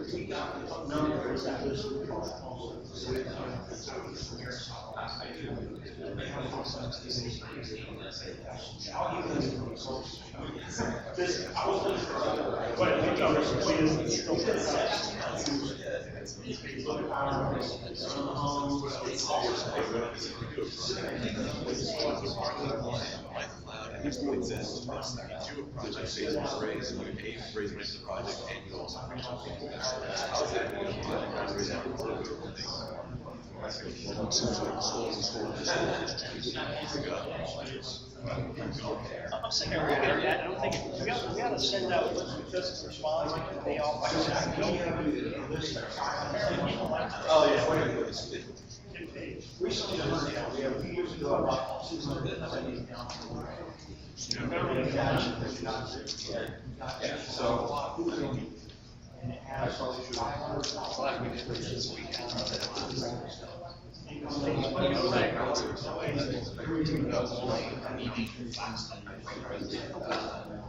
I did one last time. Mr. Smith, right? It's a lot easier when Scott.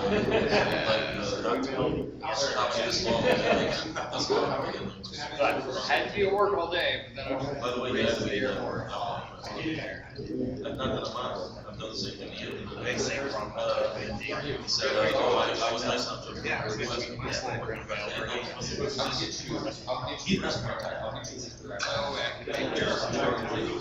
What's that? I just moved there. A few people, mostly me, trying to find a lot of Literally, that's gonna be options if I had to.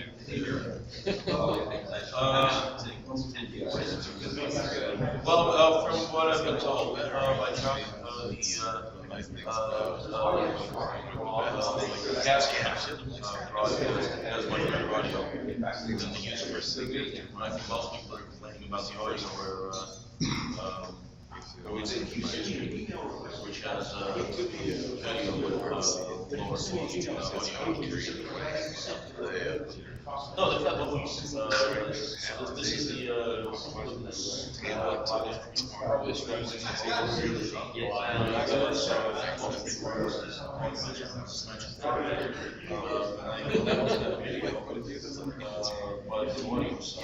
we're still doing this, I just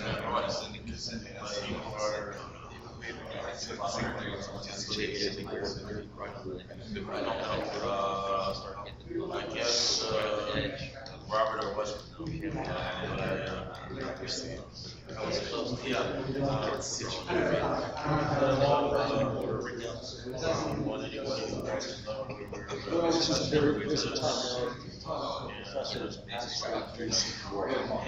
mentioned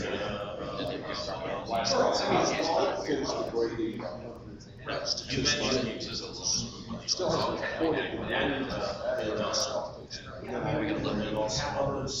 the exams of the graduate course.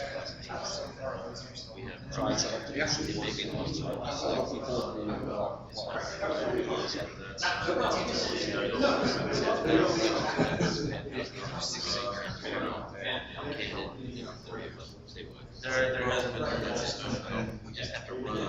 Yeah, we'll consider so forth. We can fight to maintain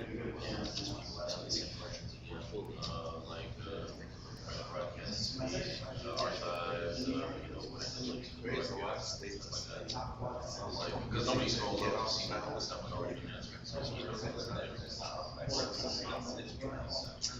Not necessarily. I like. Dr. Lark, have you had any more contact with the kids at Ball State University? I contacted them. I had contacted them, I think, since my initial I can't remember the gentleman's name, but he did send me a note saying they'd gotten organized. And was looking to see if there was any national affiliation, which I told him there was not. We have a place, I'll talk to you about it. I'll talk to you about it.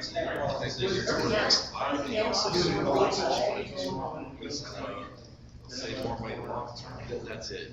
We had a contract that was very Yeah, specific, just push over, get through committee. And that's what I'm talking about. I'm trying to Get the access.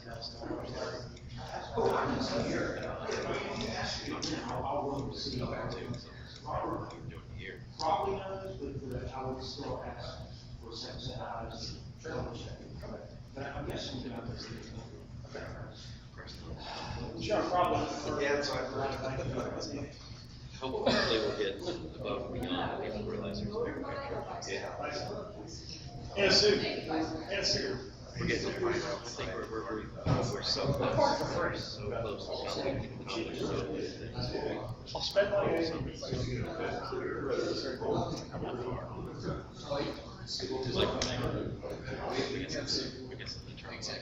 Yeah, yeah, that's kind of there.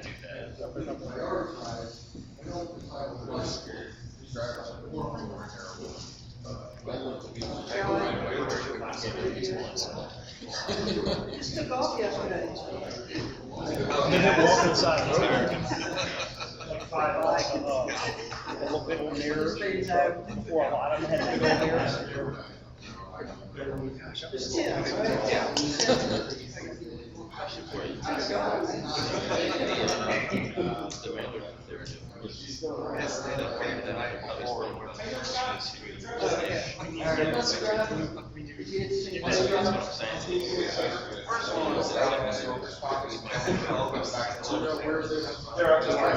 You'll see that page.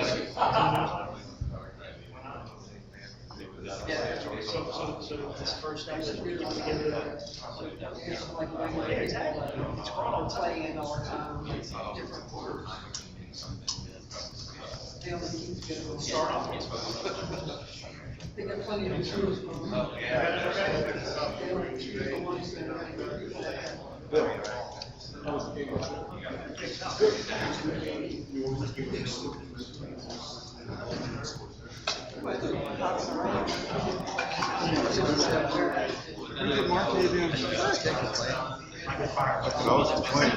you don't want to be the only one not to post. Last 2 weeks I've been looking at this software Have you ever heard Nation building? Yeah, we use that. A lot of it's good for campaigns especially. But it seems to have some nice database. And we even do some stuff for you. It's getting handled bad, big, big. All right.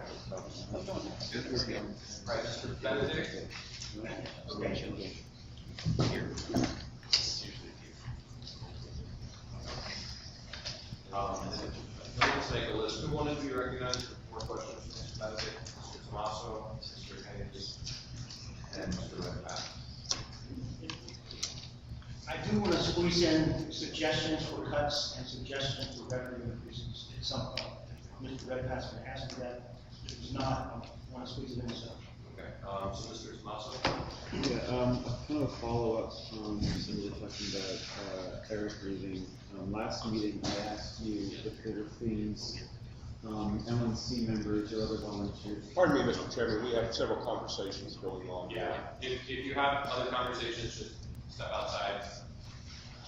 Could you speak up a little bit? So, last meeting, I asked you with the other staff, now with Eric leaving, if members of the LNC or other volunteers could take on either lower priority or less time-critical tasks to help you. It seems to be even more critical or more urgent now that if you can offload some of the work to balance the staffing, if there's anything like that. It's not off the top of your head, but I think that would be useful. So we can help you guys do your work a little more effectively until they get more staff hired. And I'll watch for opportunities for that. I appreciate it. Facebook's a prime example of where that's been done very effectively. Are there organized volunteers and they're just cranking out material? I'd like, if I'm going to work with a designer to design some campaign materials, if I get a little base going, I suspect I'll find find other volunteer graphic designers out there who will give me their names. Maybe they'll be on a Facebook group like what Arvin set up. He's got a lot of working groups. I just imagine a Facebook design group where a candidate can go say, hey, I need help making this thing, and I don't know any design. Can you make one? And these volunteers say yes. That way it's because it is hard for staff. We do try and help candidates a few minutes at a time when we get a chance, but there's opportunities to use the public works. I was one who was open to having LNC members post on the blog. I don't think our blog gets enough activity, but my understanding is the LNC was a bit scared of what they might post up there themselves. So it did not go with that. But I instituted that the first time I worked here, and I'm open to it currently as well. Next hand, Mr. Red. Mr. Hayes. Mr. So you've said that it seems like there's a clear correlation between the number of letters you sent out and how much funds we've generated, or a fairly direct correlation. Is there not, or is there not? Like when you were doing 10, we made more money, and when we did less, we made less money, right? Yeah, I mean, I can't tell you the exact, but definitely we raised more money when we sent more letters, for sure. So, but you concerned the reason you backed off was some people complain we could spend this money on other things or whatever. But as long as the letters are turning a profit, and I believe you said that the direct mail associations or whatever it is suggest doing it monthly. Yeah. So, have we ever done it monthly? Yeah. I mean, if not, if that's what seems to be the indication from the professionals, and we've raised more, as long as it's raising money, I don't see why you wouldn't do that. It's not as, you can't just send junk. I understand. Junk. Sure. They will lose money. A lot of state parties will tell you they send a fundraising letter and actually loses money. So you can't send something. We need a reasonable story, and I think ballot access is usually good. We gotta help so and so. We gotta help so and so. That does generate money. Building debt. I think campaign materials. I think saying we're going to help campaigns and we're not just blowing smoke, we actually have proof, some hard evidence would raise significant money, and we can talk about it as it evolves over the years. Yeah, I mean, I just think the building fund, I know there's been a lot of complaints about that, but that was apparently the biggest amount of money that we've raised. So I think it's in line with libertarian principles to pay down debt. So frankly, let's send out a fundraiser to pay down the debt of the building and get it done, get it amortized, and get that out the way, and have the savings, and then it's truly there and demonstrable. I think a big shortcoming has been the number of fundraising emails this past year. I haven't sent near as many as I should have. I've always sent more in the past. I've hardly sent any this past year. We got to put a plaque on the wall. We got to do this. That move took a lot of time. Okay. Just as a general principle, I would suggest raising money until marginal revenue comes down to equal marginal cost. Hello? Simple microeconomic principle there, but many of it is complicated. Actually, this is about the political director and the political director's responsibilities. And it's not just for you. I want to bring this up to the committee specifically. I mean, I see here under employee tasks and duties, writing/editing, blog press releases, media inquiries, giving speeches, travel, candidate recruiting, creating and developing literature and ideas, general voting candidates, But what, and maybe this is handled by something else, I don't know, but I still, excuse me, I say that the past, I still would like to see it, at least monthly telephone contact with every state. I think there ought to be, I would state that I think there ought to be more toward state party building and support of them as opposed to messaging, and certainly in terms of ballot access lobbying, we need help. I mean,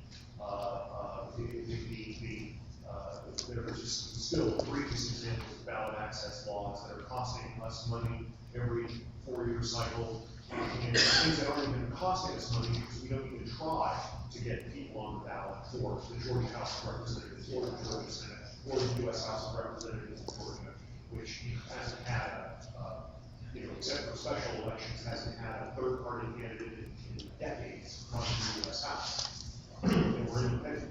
And so I'm just stating that I think the committee should consider what we want our political director, assuming we have a political director, which we do now, and I hope we continue to do. What do we want that political director to do? Do we want the political director to do these tasks, or do we want the political director to do other tasks that we might be or more? And this is a comment, but I think I'm wondering, and Vicki could, I wish we had more communication with the state chairs. If I called them all up this month, and I told them, what are you gonna do? I'm gonna call you every month. They would just get mad. They wouldn't. If I call, I wouldn't get mad about that. okay.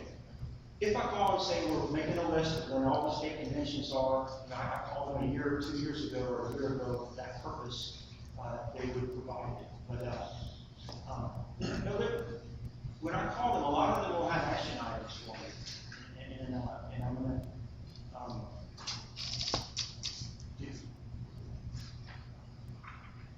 You gave me the suggestion, things I could give to someone else to do. Well, that's all with the state chairs. That's something that I would have someone on the LNC do or volunteer if we're looking to free up staff time.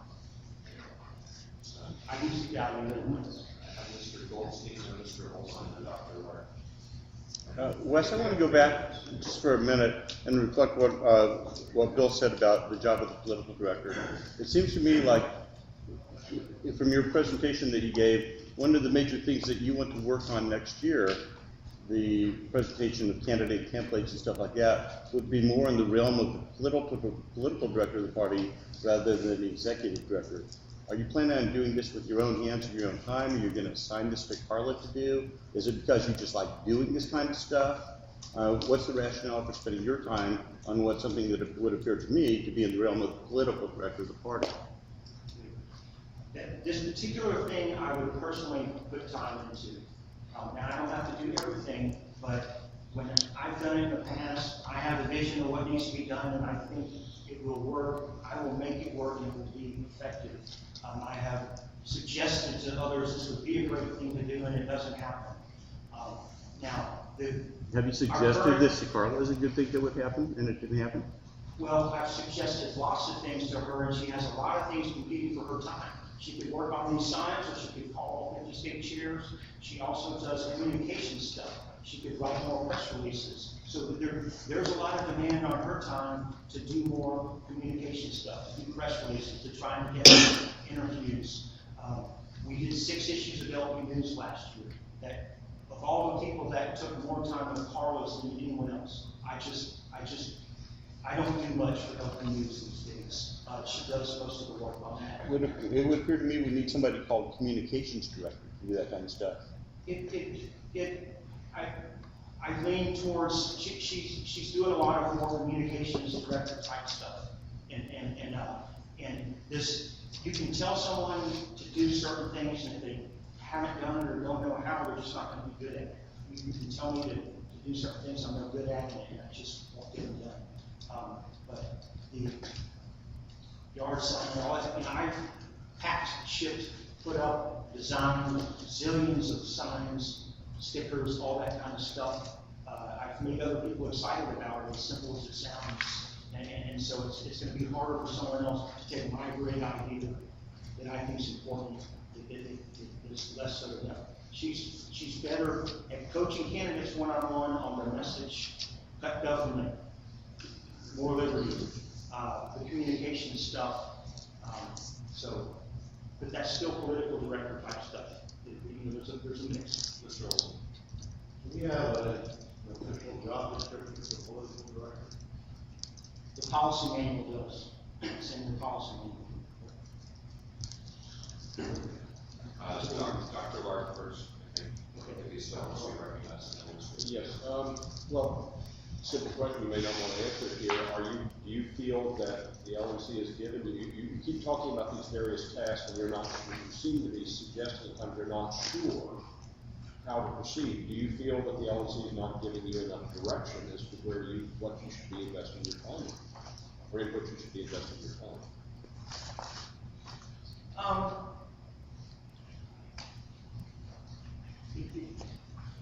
It depends on the situation. It depends on the situation. You saw what I did when I ran a PAC and did whatever I wanted. I was president, founder, everything of the PAC. You saw what I did. I helped candidates and campaigns. If I had more freedom to do stuff, that's what I would focus more on. I raised money for lawsuits instead of that. Excuse me for interrupting this, but you're not really answering my question. Do you feel we're not giving you enough direction? I'm sure if we gave you complete latitude to do what you like to do, what you're good at, I'm sure you would do well. I think you're doing well as executive director. Are you getting enough direction from us as to what we think the priorities are that you should be following? The structure of this party, it's always been this way. Let me just say something. It's been with every chairman I've worked for and every national committee. The national committee does its thing. The chairman may or may not agree with all the priorities. On a day-to-day basis, I do what the chairman asks me. If you want to do something, I do what the chairman says or requests a meeting. That's not just that's Sarwar, Neal, ask Jeff Neal. I did what Jeff Neal wanted me to do. I work for Mr. Sarwar, okay? So I don't do what y'all ask me to do unless it's in the policy manual or past its motion. It's always going to be that. It's going to be that way. So if there's something you want me to do, I just think a conversation about it probably can work. I'm not saying you got to pass motions and stuff. Because like I said, I don't need anything to do more graphic design stuff. That's in current budgets, other staff move, whatever. But a discussion among you all about what priorities are. Y'all pass goals, recruit 1,000 candidates. I think that will help recruit 1,000 candidates. Time has expired. Without objection, we will add another 5 minutes for this item. I want to say something right now. Wes is professional blood but he alluded to it earlier in the staff report. I will give Wes direction as far as what needs to be done and make sure the direction is clear to do what needs to be done. The concern, as I understand it from Mr. Benedict, that needs to be addressed by this body is if there's something that I have said, and I'm pretty open about what I want to do, that I want to do that you don't want us to do, you need to say so. And if you're okay with doing the stuff that Wes has proposed to recruit candidates and support affiliates, and realigning what political director does and realigning to do that stuff, you definitely need to say so that we're all on the same page and there's not a question of, if I tell Wes this is more important than that, we come to the next LNC meeting and we're like, oh, no, it really wasn't. Other things are more important. So, I think that at the end of the staff report, it would be appropriate for somebody to move that we have a resolution in support of the plans that Mr. Benedict has outlined in the staff report. I have Mr. Wiener and then Mr. Rubenstein. Okay, first of all, in the past, I want to reiterate what I've pushed for in the past. I think that revenue is extremely important. Without the resources, we can't do these things. And so more fundraising letters, whatever other things we need to do to try to improve revenue. If there are ways of boosting membership or pledges that will improve revenue, that should be a high priority. One of the things that I'm wondering about, based on some of the comments you've made, are there specific skill sets or areas of expertise that we need that you don't think that the staff, the current staff adequately has, and that we should be doing something about? Well, I've kind of talked about them, but number one is graphic design, good graphic design. Number two, it's a function of the website we have, just the technical back-end stuff of the website. Now, if we designed a newer, simpler website, WordPress, using standard stuff that's not tied to some company's server or some company's payment system, you know, it's basic off-the-shelf stuff, that would drop the technical expertise we would have to rely on. And it's frustrating. Changing that donation page, it's a big drama. Whereas I can make my own website, so I can log in, I can change it in a second, and talk myself how to do it in a few minutes. So the two things, graphic design and website back-end stuff. Those are the two shortcomings. Let's get rid of one of them. That's what I want to do. So you think that it would actually save us money by overhauling the website and doing it in something that would be simpler to maintain? An inexpensive, simple new website would save us money. I've said that, you know, there's some state websites that look fine. They don't have much content, and that's fine with me. A $5,000 or $10,000 website would save us money. $100,000 one will probably end up costing us $200,000 because they're always so hard to change. I mean, I think rotate, you know, when you click and you can go to a certain state, it automatically puts these candidates and things on there.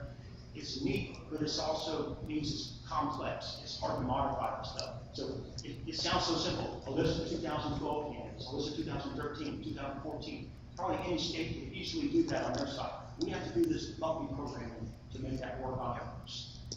So I don't like that aspect of the complexity of it. It's been good.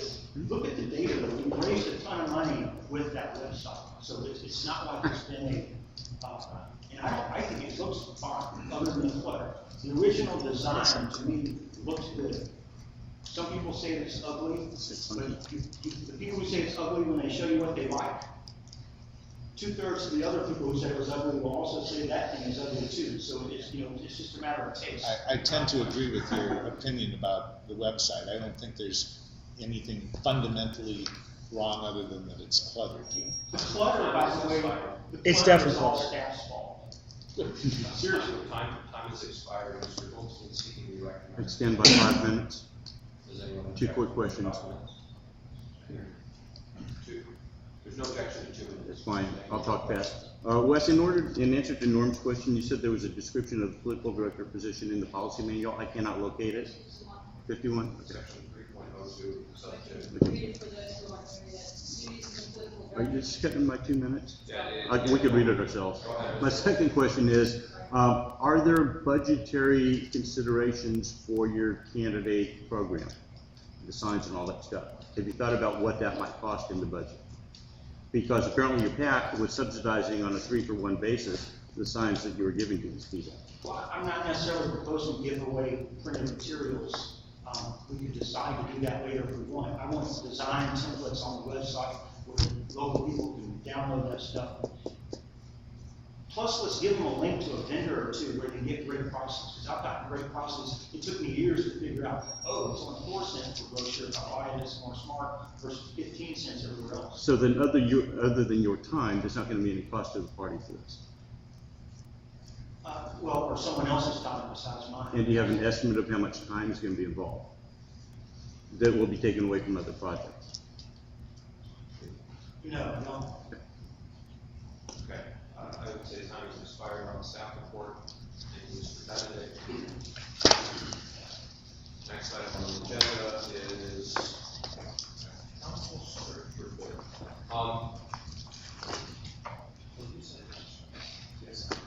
So for the edification of the body, we still don't have a general counsel. I, in essence, kind of keep track of litigation part-time.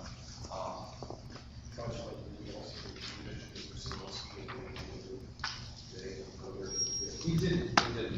So for the benefit of those who are not on up to speed. Mr. Sinofsky, our former general counsel, passed away. Actually turned out right before our last LNC meeting. We found out afterwards.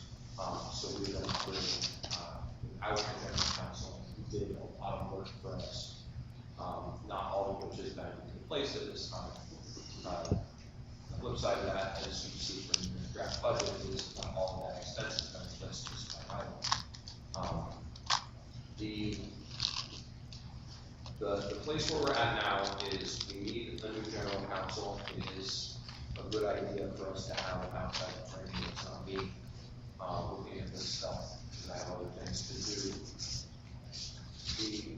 My plan is I have recruited people who are willing to serve as a general counsel search committee to basically come up with a solid description of what it is our requirements are for general counsel, and to do the initial pass of general counsel candidates to get to a short list so that we can make a more informed decision. It's not a decision in which my thumb would be on the scale. There are some people who, because they know me and that they have something and I want to take that impression right away from them. So Mr. Redpath, Mr. Paul, our former general counsel, and Mr. Rutherford, current chair of the LNCC, have agreed to act as that committee. I haven't officially announced that this is essentially the official announcement. I would anticipate that between the description, the search, and getting to the short list, that we should be able to do that by the end of the first quarter of 2015. Does that sound reasonable? Yes, it's the chair. I was going to let y'all do it yourself, but I would suggest that you might want to pick Mr. Paul as the chair of that committee. Internally, but I would just try to push it. Ms. Maxson? If we call it committee, then the LNC needs to authorize it, but I think we can call it a team or something, and then it's something you can set up and you know, commission for every project that you do, but the committee can make those skills to create something. So if you want to call it a team or something, then you can determine these services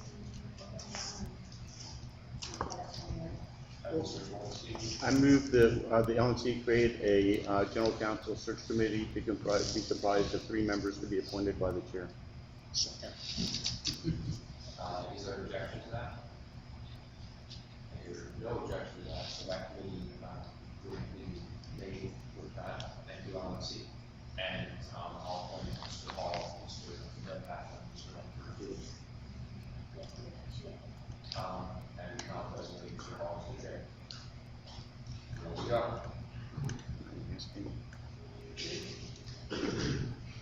Just since we don't actually have a council report, the Kentucky litigation is in the process of shifting over to a civil trial subsequent to the election. Everything else in New Hampshire litigation, I think, is in the midst of motions to dismiss back and forth to West Alabama.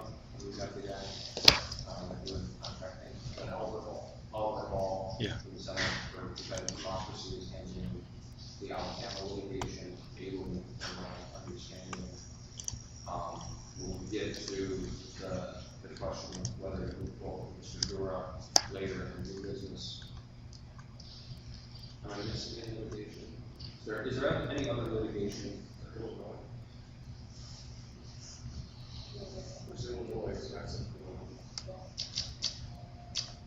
Then I don't know anything there. Okay, I have no good answers on Illinois. I think Illinois is handling it themselves. We're not. well, Gary was their lead. I think that's us. Diane Lisa was contacting me to ask if we had any counsel yet, and if they had access to it, but I got inquiry from them about it, but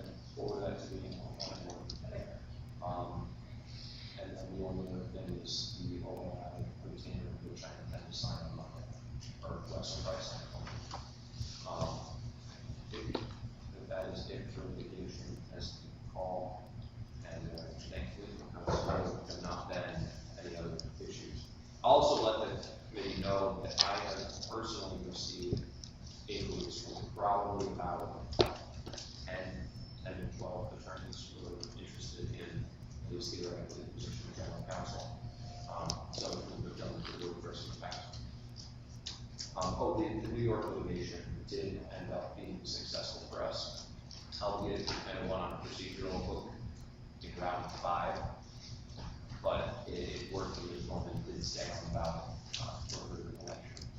So thank you for your support on that. And Mr. Dine, who handled that at a significantly reduced rate, is one of the attorneys who's indicated some interest in the art council. Actually, that's where a lot of them come from, the people who have done the first and fast and support our goals. Mr. Tomaso. Are you primarily looking for someone who has experience in ballot access and candidate access cases, or are there other criteria you're looking at? Basically, Mr. Redknapp. Well, I would say, I think that would be one of them. I certainly think the LNC expertise, that I think is very important. And general contracts, because we do people who do contracts. But I lean towards having more of the specialty stuff, because a lot of employment contract is not hard to pick up, whereas ballot access and technical things are trickier. Any other questions on that? Then we'll move forward to regional reports as supplements to the printed report. We'll start with Region 1. Hi. I agree with what Wes said, in that if you call the state chairs too often, they get angry. Especially after an election during a holiday season, and especially, I didn't want to go through all of that with the state chairs because of our survey. The fortunately survey was very consensus. But briefly review, 8 of the 9 states in Region 1 are ballot qualified for 2016. Washington, which is the one exception, has been getting on itself for many years now. It only takes 1,000 signatures to get on the ballot in 1 year. I might mention that Hawaii is now the first time that they've actually been able to get on the ballot by virtue of their electoral success. Previously, they had to collect a small number of signatures, not a big deal. All 9 states will be on the ballot in 2016 without any assistance from national. Dan Stevens in Alaska, the race that we were asked to contribute to, did get 37% in her election for state house in Alaska. The one thing I want to bring up is Colorado. What happened in Colorado, not specifically because of any problem in Colorado, but it's a general problem that I think will affect all affiliates. You might know in Colorado we got into a contract with Big L Solutions to produce a cloud-based membership database system. Okay? And that all works. The technology, there's some glitches, but from a technical standpoint of view, the technology was working phenomenally. However, the whole thing is being sort of tumbling down, and largely it's because you need some framework. You have to work in a framework. You call somebody on the phone, in Colorado, you get 6,000 phone calls based on the information in the database. Okay? But if you talk to somebody and you ask for their email address so that we can send you our newsletter, you gotta have a newsletter. You gotta have somebody send the newsletter. And when you call back and you ask for money, you've got to have some reason to ask them for money for it. The experiment in Colorado, the technology worked fabulously, but the underlying organization strength wasn't there to a successful conclusion. There's still basically in all Colorado, there's less than 2,000 people that keep the whole thing going, and they all run from one practice to the next, and there's very little to build this type of a framework in. So, some of them flee the state. Some of them flee the state. Yeah.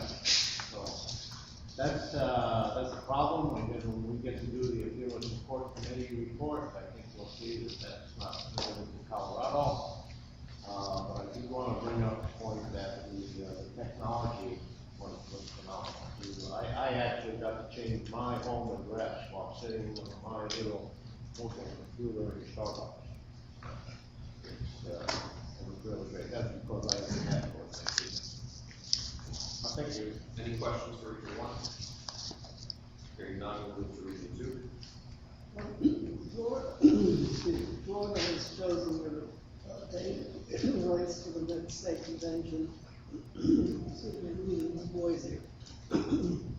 It's going to be in Newport Richard, which is in Pasco County, and that's 20 miles from the St. Louis Airport, which is people would fly into, and it's going to be the first weekend in June. And Georgia has, thank you. I didn't drink water.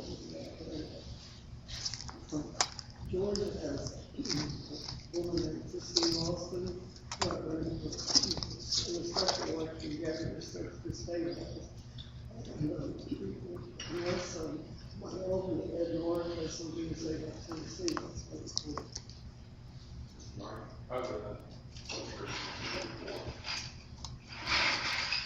Yeah, typically, the state ranch should be the weekend of the 21st and 22nd.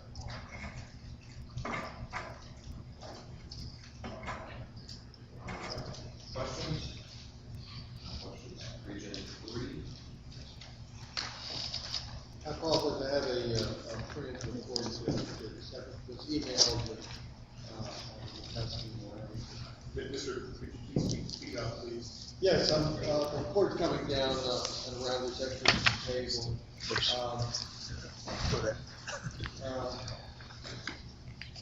Indiana, making ballot access, we had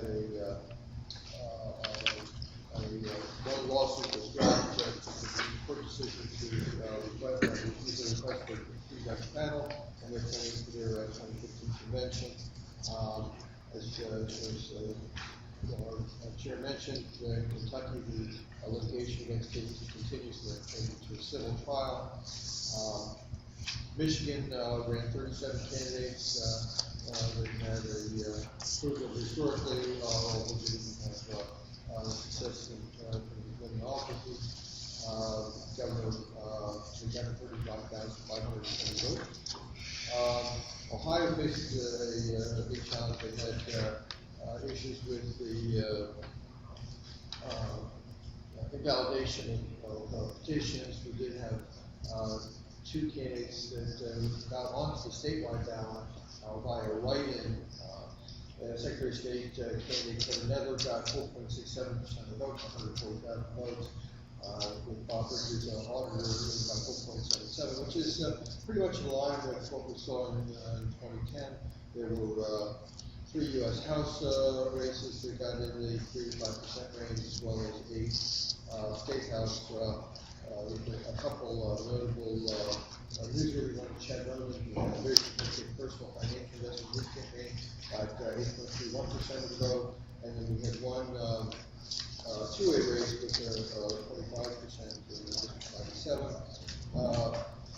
In addition to the third report, we are looking at verification of Central 193, I believe, is the Ohio bill, which puts new and very stringent requirements for ballot. And so this is going to be a real challenge. In dealing with folks potentially lobbying against the bill or applying to maintain ballot technology. Questions about the comments? Did I hear something about the membership in the INTEL? As far as bylaws committee members, it drops by 375. I think what this may be is that there's a special one-time push before the convention in Ohio to get an increase in membership. And I think they have special. I don't have the details, but I think that maybe it's a special donation made for that.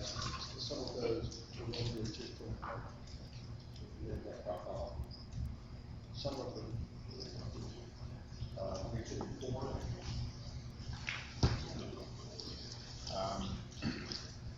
I've got a report in here that I won't reread or anything.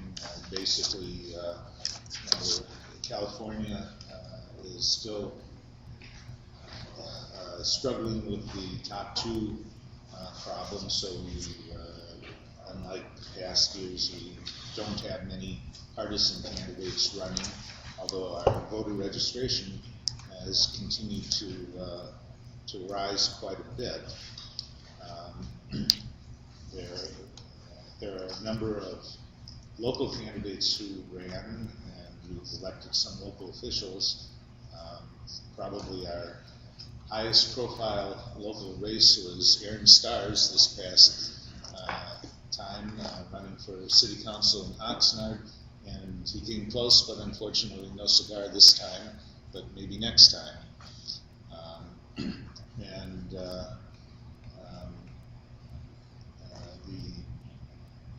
The LPC is tentatively planning to hold its state convention next year, jointly, I guess, with Nevada in Las Vegas. I'll let Scott say something about New Mexico and Nevada.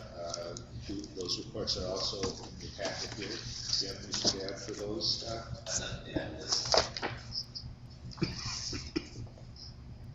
Any questions? Start. What were the vote totals for that education body? A total of 41,000 votes cast, and I had received 904,000 votes.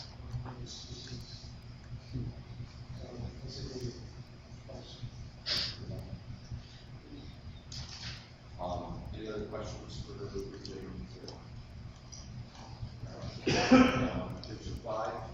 Thank you, Mr. Chairman. I submitted my report to the committee a few days ago. I'll be happy to entertain questions. I would like to thank three chairs, state chairs in my region in particular. One, our distinguished colleague, Mr. Redpath, who once again demonstrates leadership through his actions. He always leads by example. Of course, ran for the United States House of Representatives in the 10th Congressional District and has always represented the Libertarian Party with honor. I'd also like to thank J.J. Summerall, the chairman of the Libertarian Party of North Carolina, for the fine work that he and his colleagues have done in North Carolina. They have a very nice strategic plan which they are implementing, and I think that we will hear a great deal more about what good things are happening in North Carolina. And then Bob Johnston, the chairman of the Libertarian Party of Maryland, who was contract work for the party, he once again with the Libertarian Party of Maryland has done fine work, and they have actually managed to retain their ballot access by virtue of the Mighty Quinn in his electoral return. So I'd like to thank those three gentlemen in particular. And I would be happy to take questions. First of all, these aren't questions, but first of all, my apology, Dr. Lark, if I was asked to submit a report and failed to do so, I apologize. Well, I was asked, but in any event, I apologize for not submitting a report to you. It was a banner year in terms of number of U.S. House candidates. We had 7 out of the 11 tried to get a full slate, failed in 4 districts because we need to get 1,000 ballot signatures in each of the districts for each candidate to get on the ballot. We made it 7 out of 11. That is a record number of U.S. House candidates for the Libertarian Party of Virginia. Robert Sarvis for the Senate ran in the second consecutive year for statewide office, governor 2013, U.S. Senate 2014. He's not running in 2015. He has told us, and there's not a statewide race, but there are plenty of other races. And I also just wanted to mention West Virginia. There was a U.S. Senate candidate, John Buckley, who spoke at a lunch at the National Convention in Columbus at Jimmy. He ended up getting 3rd place. I finished 3rd out of 5, by the way, in more than 5th place candidates combined. And John Buckley finished 3rd in a 5-way for U.S. Senate in West Virginia as well. And I want to thank him for running West Virginia. And we also had a U.S. House candidate, David Jones, in the 2nd Congressional District, who finished 3rd and 4th. So at the very least, we are keeping consistently independent candidates, at least in our area, independent candidates from other minor parties, and even sometimes much of the time getting votes more votes than all of them. Any other questions for Region 5? All right, here's Region 6, the representatives from that region are not present. They don't have any updates for states in that region.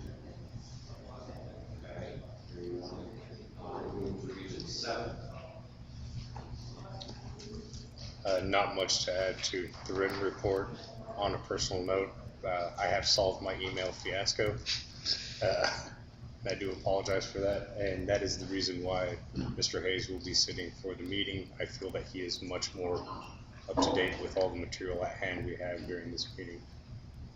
May I have something for Louisiana? In my parish, we had a Libertarian Party candidate in a two-way race against the Democrat, and we beat.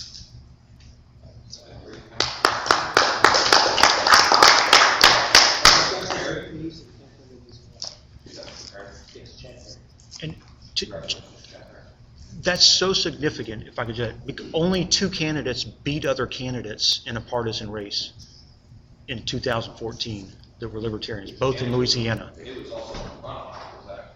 It was in the runoff, yes. Dr. Mark? Mr. Chairman, I personally believe the Libertarian Party of Louisiana. I apologize that I did not bring this up soon. I think the LNC should express its thanks to the Libertarian Party of Louisiana for their very gracious service to provide chauffeur service to the LNC to the hotel. That was actually a very generous donation. So, Mr. Hayes and his colleagues, thank you very much for that. On behalf of the Libertarian Party of Louisiana, I gratefully accept those thanks, and that's the sort of thing that we're willing to do here in Louisiana. Thank you. Glad to have you. And in addition to those thanks, at the Christmas party tonight, I'll be asking all to express your thanks to the Libertarian Party of Louisiana, maybe a little more. Get ready. Region 7, are there any other questions for Region 7? None. Region 8. So I had some high hopes that we'd pick up some more ballot access that we did not gain. So we have party access in Vermont and about a third of Connecticut. I will point out that we actually had candidates in Connecticut, Massachusetts, New York, and Rhode Island that set vote totals, including one fusion candidate in New York who got 45% for figures for Congress. A lot of our attention was on the Gigi Bowman case and the governor's case. I have a very brief summary of what happened with this Bowman's case. If you want the full details, you can ask Mark Axon or New York's attorney, Gary Denoyan, who did a lot of work. I mean, he got the jurisdiction changed from basically from Manhattan to Albany, and drove back and forth, and it was just a real testament of what the statists will do. And this was just like a state senate race. It wasn't, we weren't competing for a ballot access race or governor or senator. And it looks like they used taxpayer resources to keep competition off his own election. So if you want an example of the dirty tactics that can get used against us, I mean, look into what happened with hers. And they had a few other candidates who were challenged as well. About this New York thing? Yes. First of all, from the particulars that you see anything in particular that, as a general rule, libertarian candidates ought to be prepared for? In other words, is there something in that particular that all of our candidates should be looking at? If you were in a state that has relatively easy petition challenging, that seemed to be a big crux. From what I haven't dove into it in detail, but it looks like the incumbent's paid staff used taxpayer time to go through the petitions, to make the challenges. Isn't that a felony? That was my impression. So, and obviously not every state's laws are different, but if you're in a state where it's easy to challenge, and that was one thing Mr. Donoyan pointed out, that it's easier to challenge a petition than it is to defend it. And that was one of his points in his litigation. They're gonna see what they can do about that. So if you're in if you're in a challenge state, particularly where you can challenge, easily, that would definitely be something. And then there was a whole case where she was on the ballot, then she was off. There was a sample ballot without her on it. I mean, pretty much everything that could have been done to prevent her from getting votes was done, including at the poll. They have a big ballot printed on the wall, and her name wasn't on it. Just for one last little dig. Let me see. Maine is starting a voter registration drive. I believe they're starting this month. If not, they're starting next month. So it's another means to get party status. Let's see. The New York convention is scheduled for April 25th in Rochester. They're going to be focusing on local candidates. New Hampshire, we're tentatively looking at mid to late January in Manchester for our convention. Rhode Island just had an executive meeting. They've got some interesting activity going on. They had their first ever lieutenant governor candidate, Tony Jones, who got more than 10,000 votes for the first time they've ever run a candidate for that size of office, so that was really good. And Vermont has really come back. Their candidates, they went to a pride parade and they got TV coverage from their candidates. They're on a whole bunch of state senate candidates and a few county offices, and their governor's candidate. Their gubernatorial debate made national media coverage. If you haven't watched the debate, it's kind of entertaining. It's like a big SNL skit for the cast of characters we have up in New England. So yeah, I was hoping to get ballot access, but we have, some states are struggling, hopefully we're gonna be swinging up, but we are always looking at legislation. I'll hopefully have an update on that once the legislative session gets started. Before I recognize Dr. Lark, I would just note that Mr. Jones ran on the platform of abolishing the office should he be elected, which, there are a number of offices for Libertarians who can take a picture of. Mr. Redpath and then Dr. Lark. Yes, Rich, what can be done to strengthen the New England region? I was talking to someone else recently, and just this is an area that, we're weak. Libertarian Party is weak in New England. Richard Winger told me that I think in all 6 New England states, I can double check this, but he's usually right, that we had one candidate for U.S. House in all 6 New England states this year. And I'm just wondering what can be done for this national organization to help the New England states? The state affiliates we've gone through periods of time, and there was a time when Massachusetts was a huge affiliate. New Hampshire, I remember when we had 450 members. We had the governor speak at our convention. It tends to be a very small group of activists, like a lot of us do. There's not a lot of money for the most part. I know in New Hampshire, I'm competing with the same organizations the National Party's competing with less than 1% of the budget. That's a big thing for me, is competition. A key activist leaves, a small state affiliate. It's the same issues we see everywhere. A lot of it has to do with developing your backbench would help a lot. So if you lose one person, the whole thing may fall apart.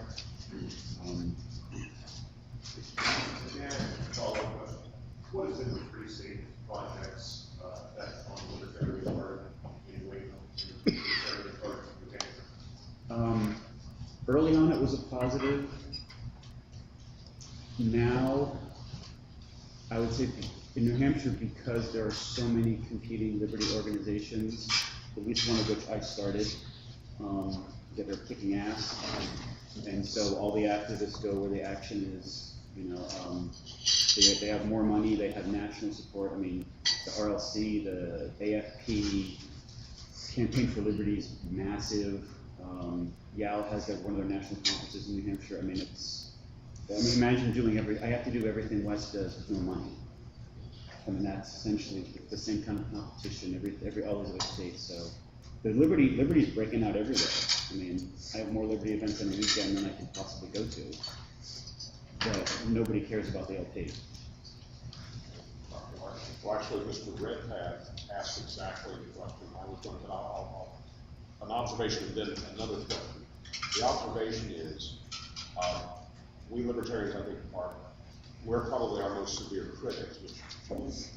Most libertarians hate politics. And most libertarians, I think, would be much more inclined to be involved, not in partisan political activity, but in issue politics. So I think that it's much easier to get people. That's the other factor. The Liberty movement, particularly in New Hampshire, has become so radicalized they don't care about politics anymore. And so they just drop out. The question, I mean, this is a bit of spitball into something we should look at. When I was chair many centuries ago, Steve Dosbach and I talked about the possibility of funding perhaps like a field organizer who might be based.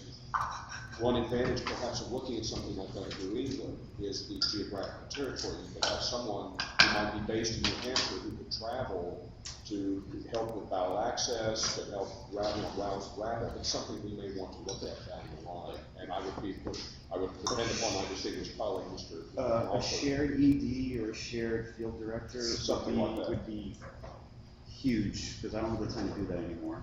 So that may be something we want to look at, also with respect to the Utility Support Committee, perhaps. That might be maybe a trial project we might have to help if we could find someone who goes to work for low pay, lots and lots of shit done on them. We can find people like that. Well, we already have actually West Benedict.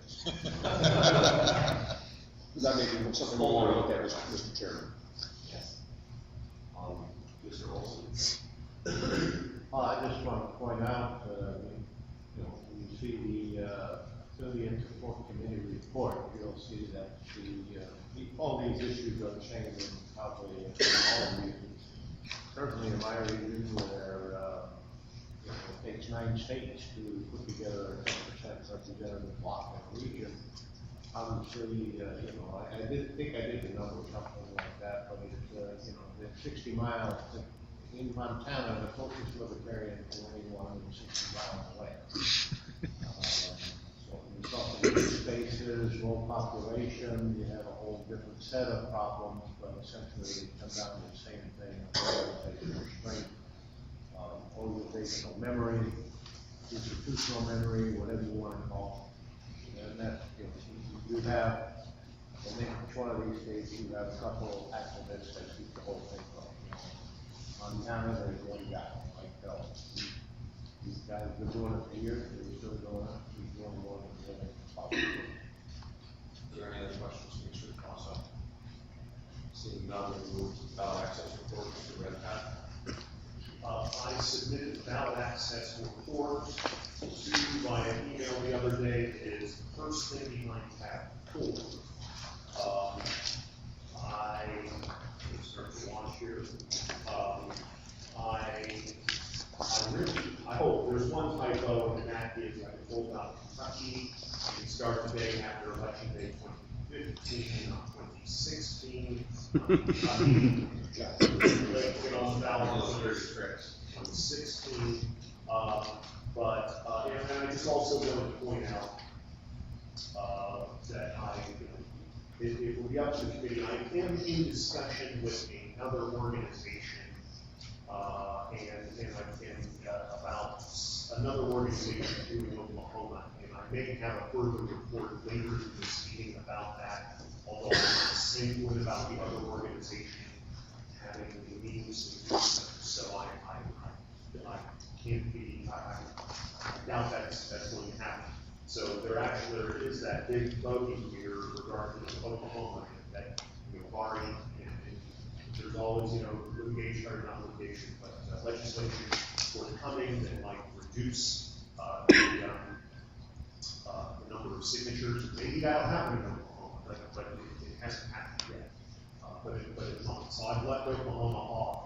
But I just wanted to, 2015, 2016 summary, but I just wanted to bring that to your attention. But there is more that could be done, and it's up to the committee to decide. Personally, I think it would be important in Oklahoma in 2004, 2008, 2012, that is the only state that has only had the Republican and Democratic candidates on the ballot for president the last 3 elections, and no write-in voting allowed in Oklahoma, no write-in voting. So literally, the choice for the people there, vote Democrat, vote Republican for president, vote. And somebody needs to change that. I don't know if this organization can afford it, but I would think that it might be something that might be willing to donate money for. And the sooner we can do it, the better. But right now, things being what they are is questionably important. But I will say that I would ask that originally I put out a number of $50,000 for ballot access budget for 2015, and change that to 57, asked for it to change in the budget discussion to 75 based on the content of this report. And that's basically it. I don't have anything more to say. And I will also say one thing regarding Ohio, where we may ultimately, the litigation is ongoing in Ohio. You know, when the Republican Party really did us wrong, they surprised in Ohio this year, but that litigation is ongoing. We may, through a judge's action, regain ballot status in Ohio. That's not out of the question. That's another issue that we will have to deal with here in 2015 and 2016 when we're going to deal with the state of Ohio. So, and just FYI, if we have, I'm talking about a party position here, if the state, if the LPOH or this party decides that it will fund or move forward with a party petition, we have to do that to gain party status in Ohio. I have pledged 1 week of volunteer petitioning, and that I will do in Ohio to further that in. So anyway, I'll leave it at that, and I'll look for So I noticed the budget numbers and their relation to the signature numbers fluctuate in states. And I was wondering, is that particular amount you have of the stringency of the requirements or activism of the local party also has a volunteer sig, so you can get that's all right, it's fine. But no, I mean, I think that I definitely put that into consideration. There are some states more volunteer activity versus other states. The other second question I have is of the 15 summary and 16 summary on page 3 of the report, are there any of the states that are in 16 now that can be brought forward to 15 if you call them money? Alabama independent petition, no, and no, Texas already in 2015. I think Massachusetts, I think so. New Hampshire, I think so. New York, no. Virginia, no.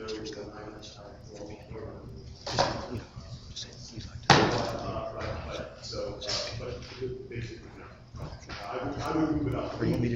As Frank was pointed out, no need, I understand. But you know, certainly, if you can afford it and you can do it in 2015, you should. You go Madison, Tomaso, I just wanted to ask, do you remember how the council suggested raising the 60 compares to what was needed at the same time as well, the approved ballot status and by retaining it, so how much states, how much is that in the back of the projection? I don't know, I didn't check on that. Yeah, I noticed similar for what the chairman mentioned.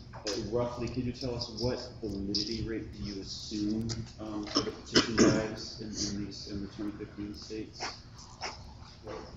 Because obviously you were talking that you're not going to have 100%, so you're counting for some overage. And there's volunteer, which are theoretically free. So I really think it's quite. In South Dakota, it should be good. In Arkansas, historically, it's been very good. Although this time in Kentucky, Ken Molden told me some bad stories about the league in Kentucky, and so I don't quite know what happened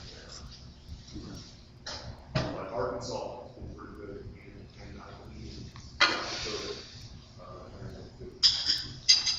and you're assuming that we're gonna be funding the entire drives, or just? No, on this, the LNC, I'm assuming that there will be something forthcoming from the state parties in some way, volunteer SIGs, some money, something like that. Yeah, particularly in the states where we do not have the 2016 presidential ticket access, would it be possible for you to provide me a list of legislative lobbying opportunities in the respective states? So that perhaps state affiliates can take that as projects. If you can identify the legislation we would buy or promote, okay, that would be best helpful. Okay. Do you mean that exists or that we want to have exists? So, okay. I mean, it's particularly. Richard and me are tracking on that. Well, it may be that you just do a break up. He's probably. Yeah, but if you can communicate that to us. Okay. Well, Mr. Winger, in the email to which you referred in your report, mentioned, quote, we can reasonably expect bills to be introduced within this list of states. Do we have any estimate, does Mr. Winger provide you any estimate as to how many of these states we might actually get something to pass, because it's hard enough to get something introduced, but to actually get something passed? Do we see any? I don't know. I don't know. That was a comment from an email that I was trying to copy out of the email and paste it in there. He also adds the "and" comma with encouragement from the national office comma. We could get bills in a lot more states. What encouragement from the national office is suggested? I don't know what he's saying. What I would suggest is that we get to some of the states where we face the most egregious and bad ballot access laws. And that somebody in the national office, or perhaps volunteer, works with the Georgia chair, talk about, okay,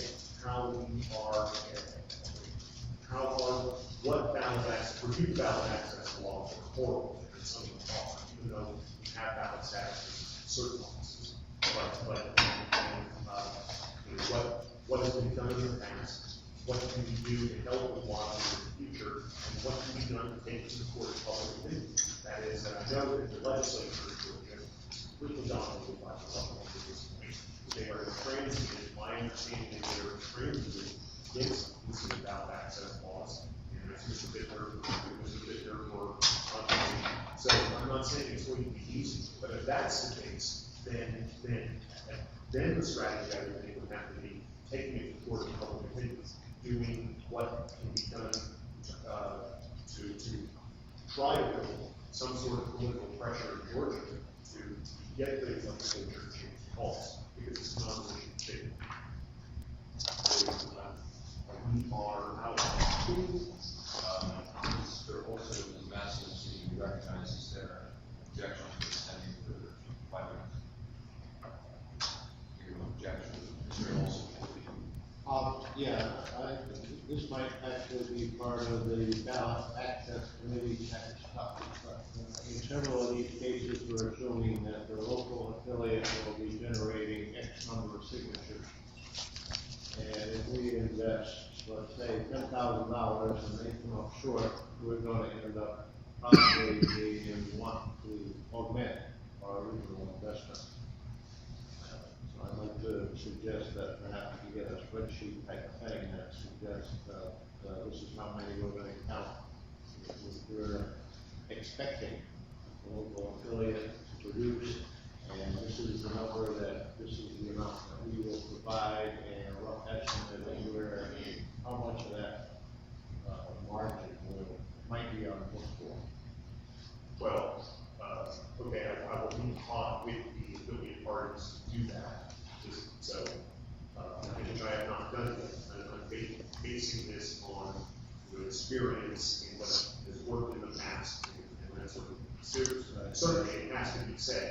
Well, funds are kind of national too, right? You guys, just go out there and put an order, paper, pens, signatures. This is not brain surgery. And so, but it takes some get up and go, it's a little bit of sales. You're right. You can't have parties dropping the ball. That said, there are trouble parties. You had people, I can name 2 people, for instance, in Pennsylvania once, who refused to circulate the petition with standing anarchism. They refused by saying, no, the names on the petition matter, and so I'm not going to circulate the petition with the standing names for president and vice president. Okay, even though I think that's incredibly stupid. And I hope they're listening on the internet. And so, that's the way it is, the impressment gangs are on vacation. That's it. I was just gonna answer my own question. Previously, it occurred to me that I have financials from the club, so if you take a look in, the report, it's projecting that 2015 will be. Pardon, Ms. Manson, once again, please speak up. Okay, it's not natural for me. Okay, so, in 2015, Mr. Redpath's report says we expect to spend 57.5, as compared to 2011, we actually spent 2011, at least through November, my December numbers are correct, at least through November, actual expenditures, and were 63, so the projections are a little better for the pre-presidential year. For 2016, Mr. Redpath's report projects 271.5. Actual expenditures in 2012 in December was 382,000. So we're hoping to have 100,000 better year in 16 than we did in 12. And I would say that this would be the entire LNC recognizes I've sent letters to all the candidates that I could thanking them for running, but it is candidates, it is party running for office, and it's getting hard to meet those thresholds that's put us in. I believe that that's December ballot access place we've ever been.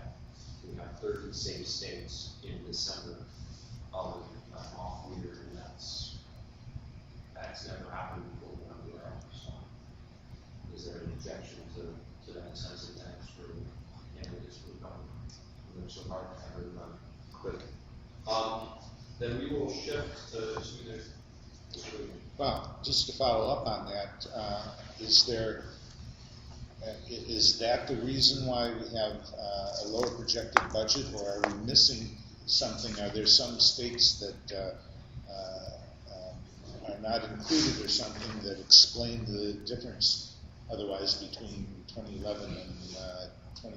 The only one that's not included is Oklahoma. Okay.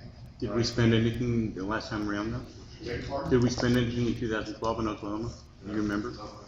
Well, no, I'll take that back. We did. That's where we tried to supplement, I don't know whether it was 2011 or 2012. We tried to supplement a party petition. I think we did supplement a party petition, I'm not sure.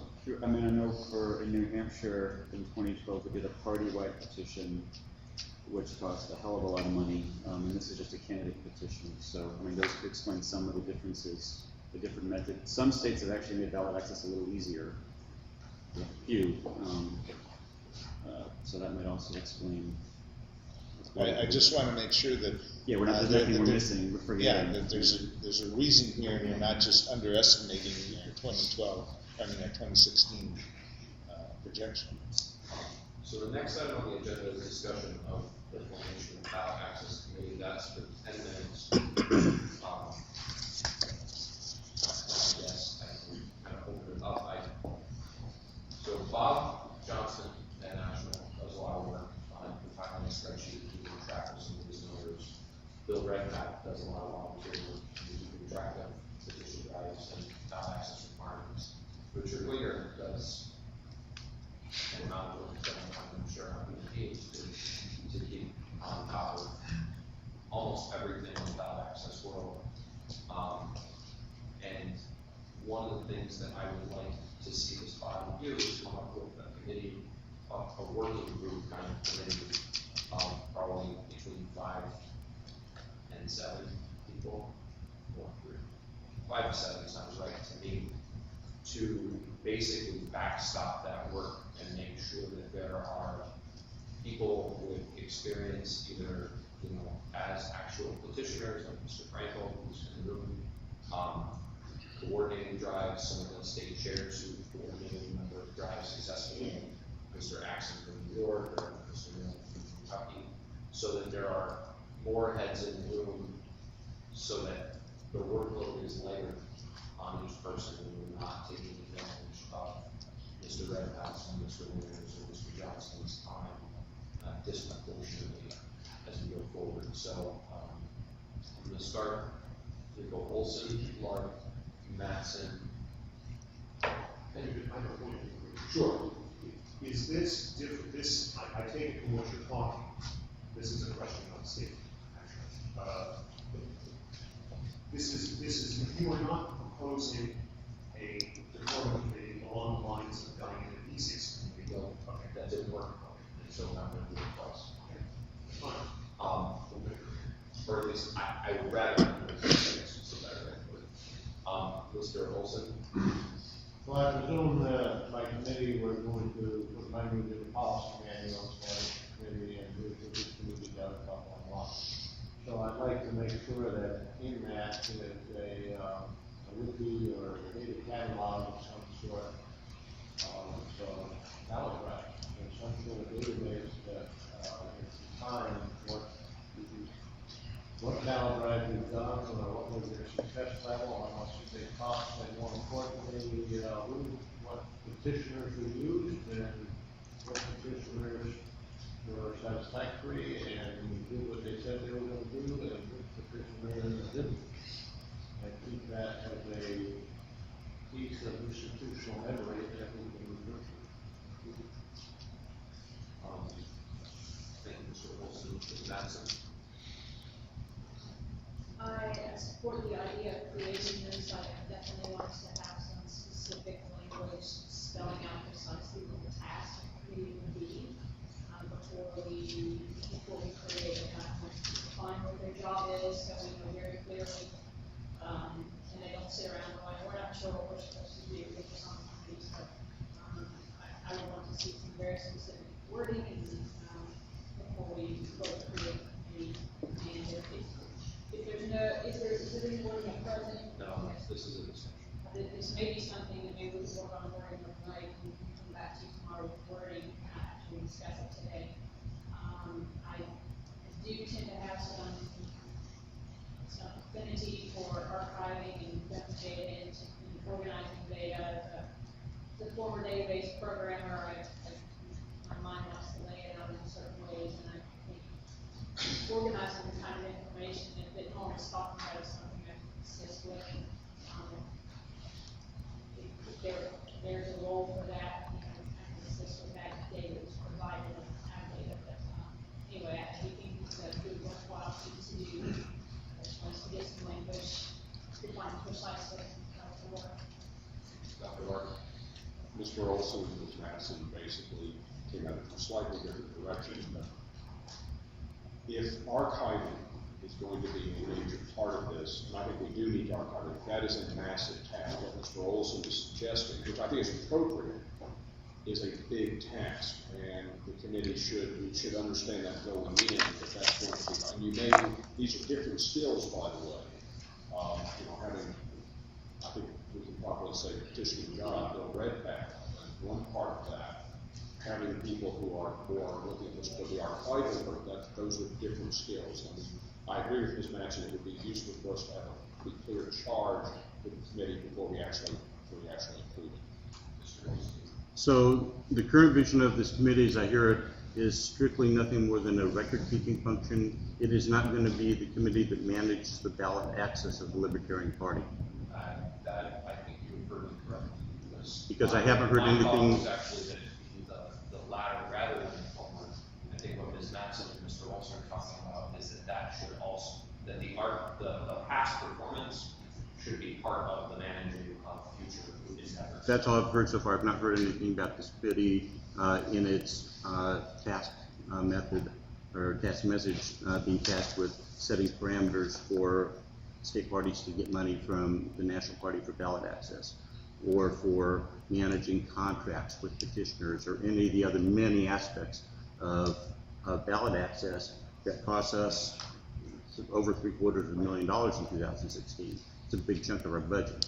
My vision would be that this would be a working committee for the Okay. I don't know.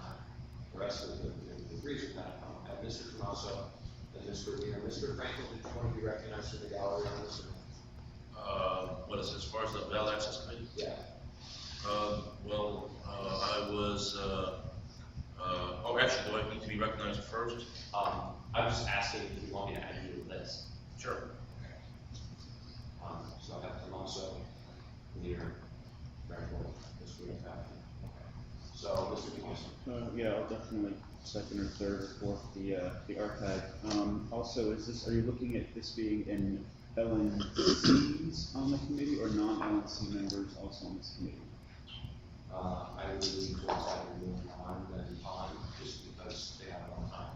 If that's the one thing we volunteered for, that we're doing this. I just want to know if it was going to be just LNC members. I would oppose any sort of just LNC member. Mr. Weiner. Well, I just want to say, and I think this is probably what most of us are concerned about, is that we want to have some way of making sure that we don't have a single point failure. That if something happens to Bill, if something happened to Richard Weiner, that we would not lose that institutional memory, we would not lose that expertise. We'd have a way of somebody coming in and taking over and having the necessary information to be able to carry on. So, I mean, as long as Bill's around, I want to dump everything on him and let him do the work. But, when he finally dies of a heart attack because of all that work, we've got to have somebody to fill in for him. Do we have a life insurance policy on Bill? Can we get a key person policy? That's a thought. We need a key person policy on Bill. So, briefly goes with the body, I'll recognize Mr. I'm not kidding. That's an idea. Was originally asked to be on a committee that sounded more like what you're talking about last term, and then I had planned on doing a lot of this work.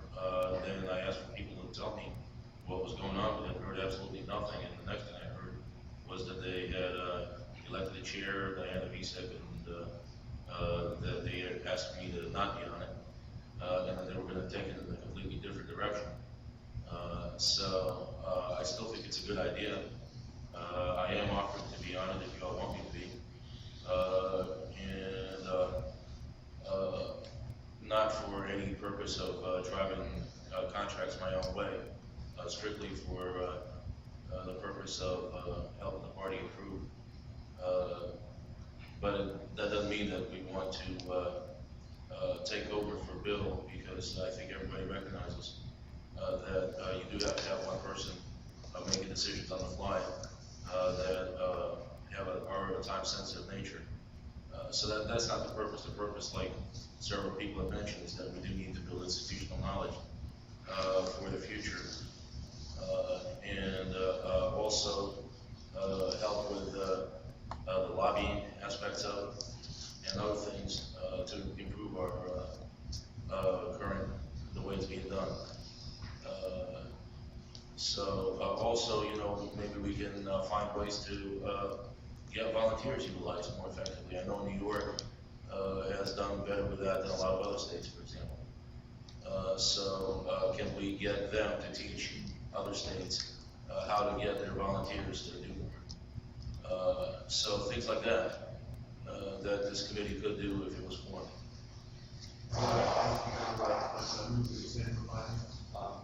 Without objection, I want to stand for 5 minutes, Mr. Redpath, and then Mr. Wilson.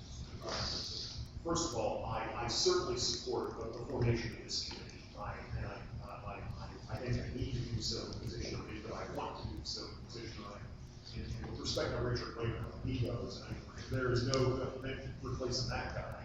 I mean, as I've said publicly in the past, but we'll do our best to prepare for that eventuality, which hopefully is many decades in the future.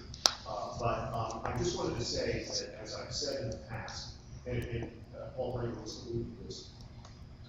If you plan on going into the ballot access operating theater with Dr. Redden, you better not distinguish.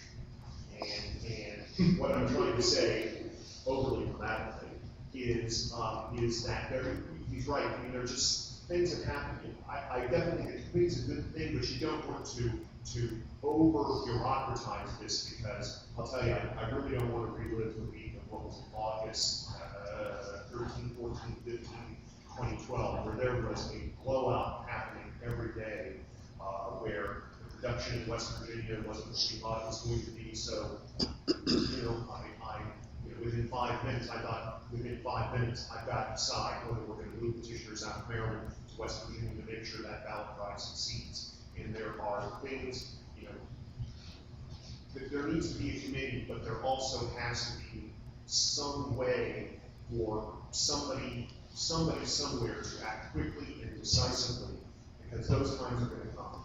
And even doing the best you can do something that happened 3 consecutive days were major crises in August 2012. And so whatever is done, you've got to have some sort of ability for people to act decisively without calling it. Mr. Olson?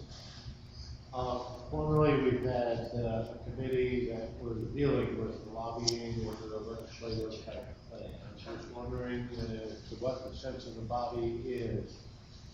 Are we going to include that responsibility with this committee, or is we just going to limit it to traditional? Mr. Redpath? Just to be clear, that committee to which Paul Frank referred was that Diabetes Committee, which was different. I mean, that was charged with lobbying and litigation. Nothing really ever came of that in the last term.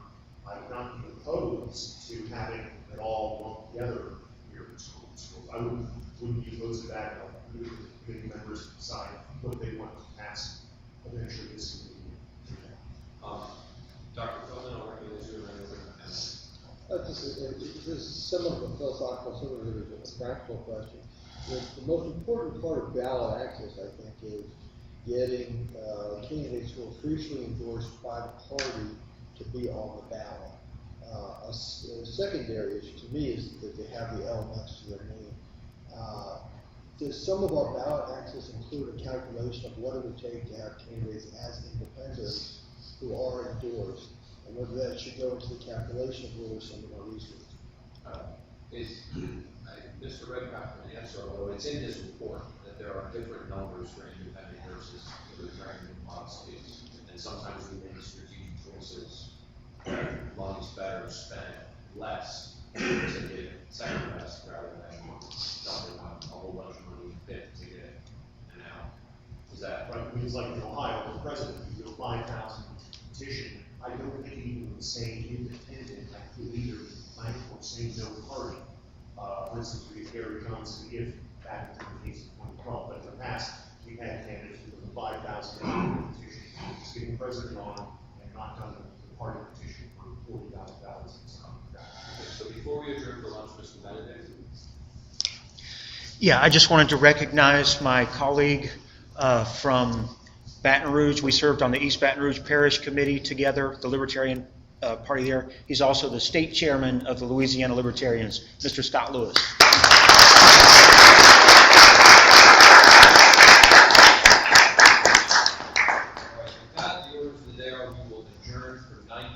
I have 11:38, so we will come back, or sorry, 12:38, 9 o'clock. It's 12:38, so we will come back at 2:08. 2:08. We will resume. For LNC members, there will be a working lunch in this room to discuss the Libertarian Party's website. Yes. Food is being provided before. Food is being provided for LNC members. I think that is all that has been budgeted. For others, you're welcome to go get food and then come back if you want to engage in that discussion or be part of it. Those working lunches tend to be fairly. LNC members and staff. And staff. And staff. Mr. Chairman, would it be possible to include LSLA Vice Chairwoman Beth Vest, because she's got expertise within the website? Yeah, well, as far as the discussion goes, it's kind of a free for all, you're not gonna. And what did you say, Howard? You said something like oh, there's plenty of food, so eat. The last meeting, we discontinued the video while we were eating. Are we going to, do you want to keep the video on while we're eating?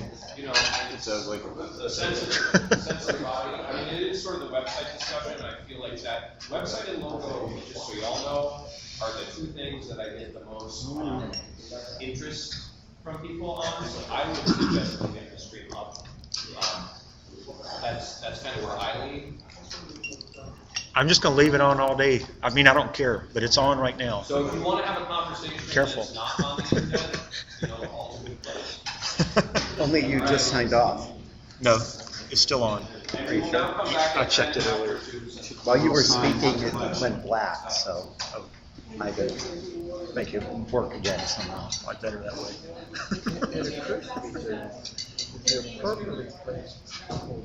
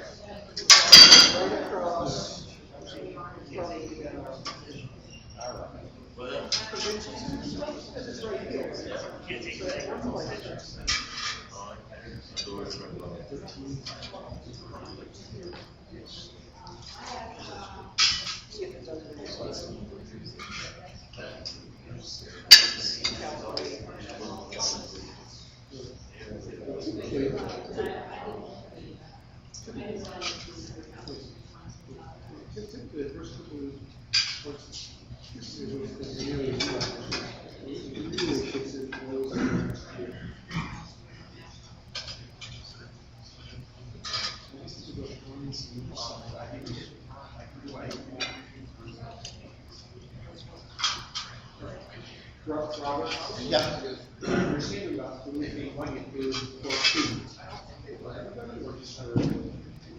There should be plenty of leftovers, right? Well,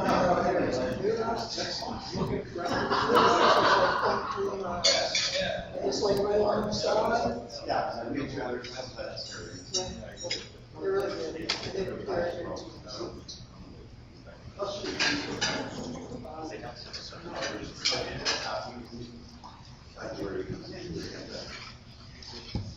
Such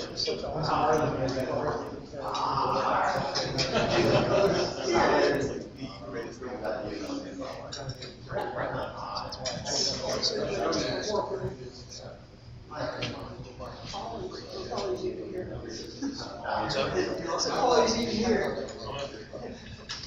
Well, we shouldn't have gone to the world. No, Carl said that's what you would. No, he just said. Oh, really? Okay. You got that attention. Jennifer tapped over from Louisiana.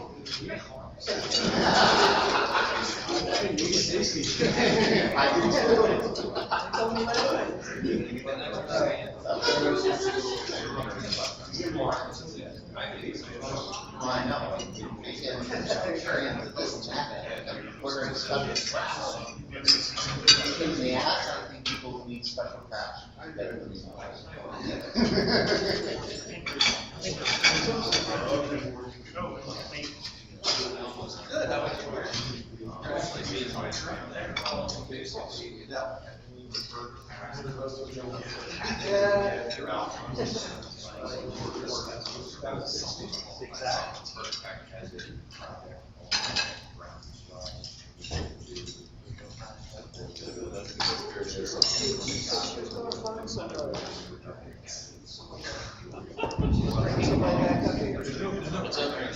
What's up?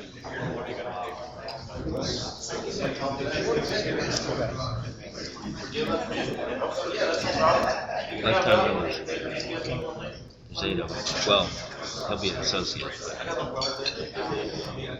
got these are the ones that are maybe not really. We've got a couple others that are they're around 1,200 or above. In fact, T. Lee's only like 90 away from it. T. Lee's not far away from it. He's only like 90 yards.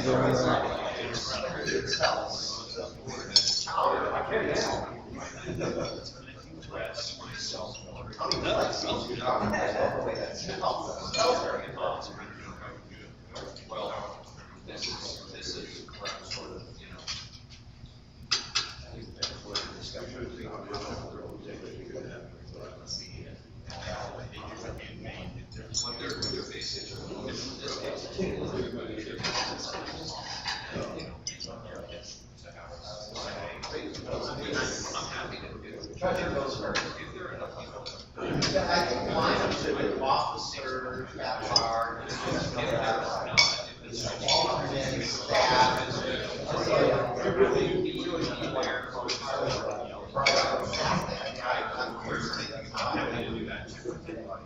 Show how many people are online. I haven't actually been watching the podcast.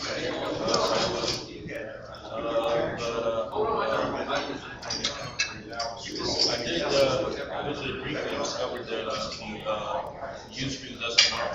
In case anybody wants to watch it later. The audio only podcaster has better audio. The audio on the that's the only one that has so the caster does not have to at all, but the audio is and then the discussion of that one on NPR and one on the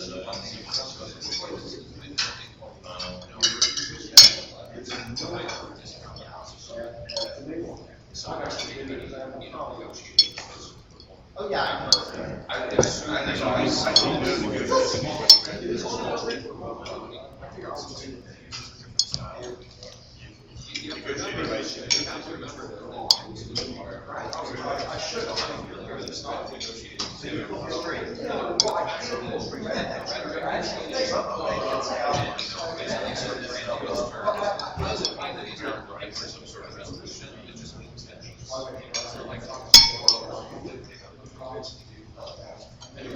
Once you learn how to speak their language, I'm kind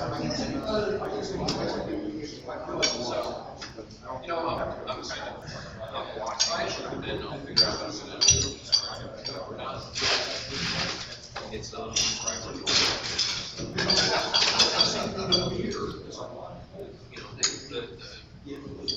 on a day-to-day basis.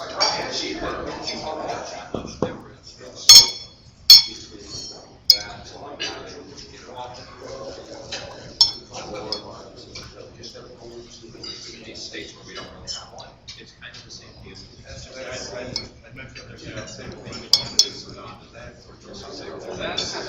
real reason. I tend to take that part of it and say, look, this is the party that's after the money. That's why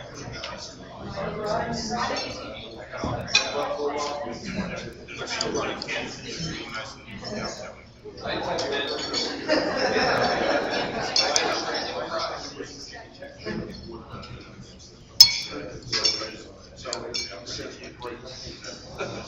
Right, and that was my argument. So did you and Sandy go eat someplace last night?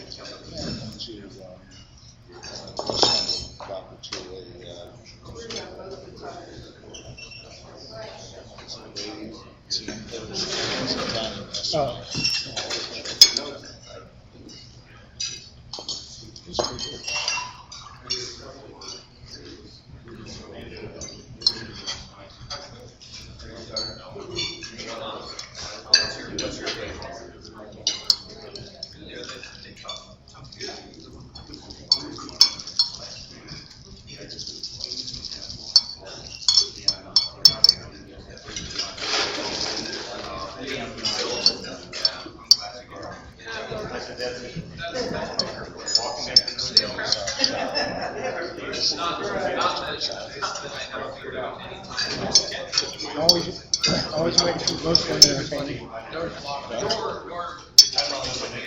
said it's always a way to keep most one entertaining, and then you get the bill. Lucky girl. So how's that compared with tonight's gumbo? Nice better. I'm more of a, I mean, some people like the seafood. It's good though. It's good gumbo. But the gumbo tonight is chicken and sausage. More traditional? I wouldn't say it's more traditional, more just different type.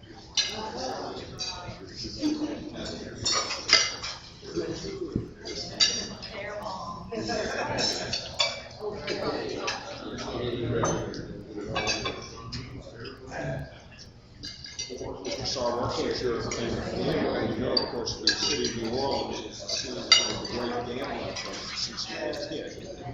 Have you ever seen Cincinnati? I think it's still an enjoyable film. Steve McQueen, Evans G. Robinson, all of them. Tuesday Well and Mark. And it's about people who play stud poker. And it's, I think it's an enjoyable film. It's a 6-man kid.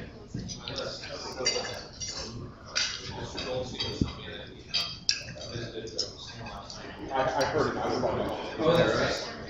Yeah. That's what occasions for Mark. It turned out not to be a good experience, but you never know. That's why they call it gambling. They call it gaming here. Gaming, is that it? I just want everybody to know that's interested in the gambling or whatever. At the party, we have a back alley. If you want to have your money taken from you, we can go back there. That's fine. You give away books too? What's that? You give away books too? That's Wes. That's Wes. No, but he said.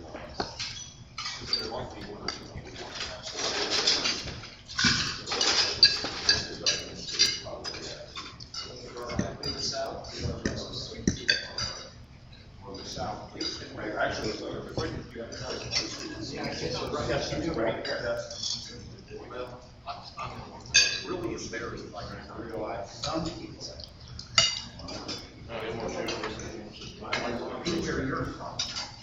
Well, actually, we're outside of the sweet.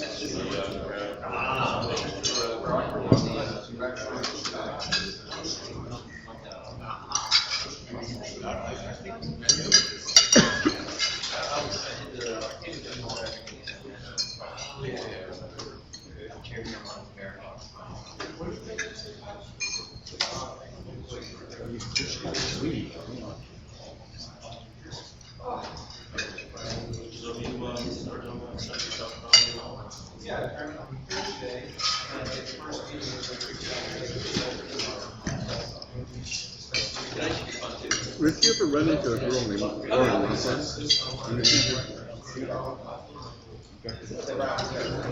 She was my communications friend for part of my last term.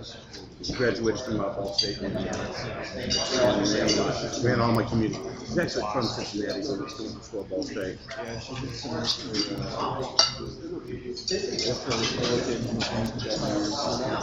That's one man founder.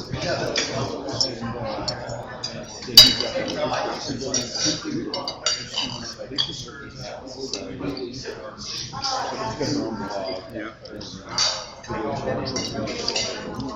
Really cute little girl.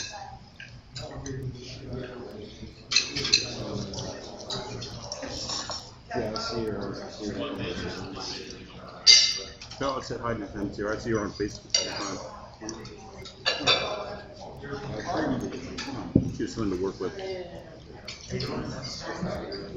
She's working for us on a contract basis. Keeping our website up to date and doing blogs and stuff like that. Great job.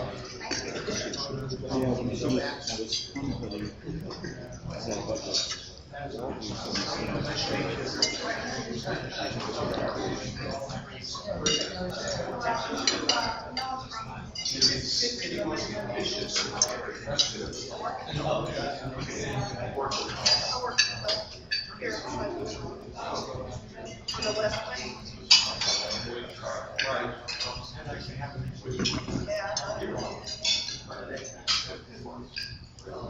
what is your position in that?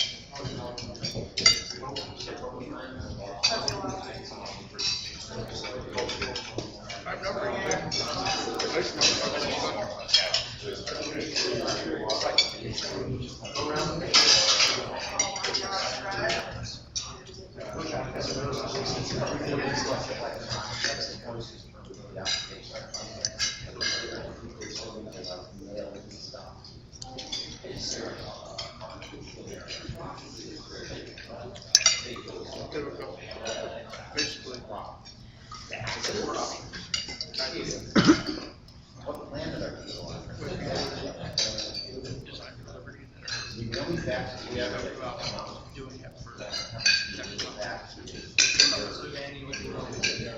I'm surprised.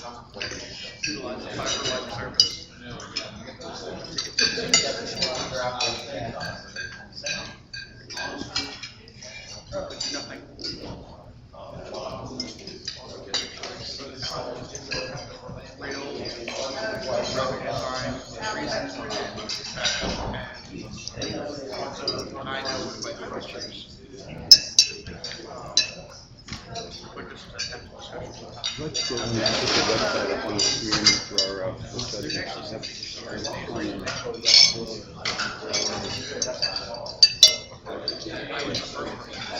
We can show and tell.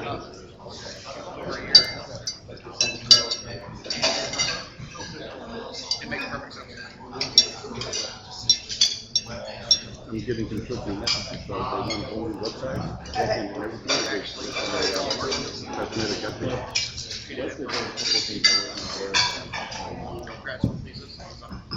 There's still one.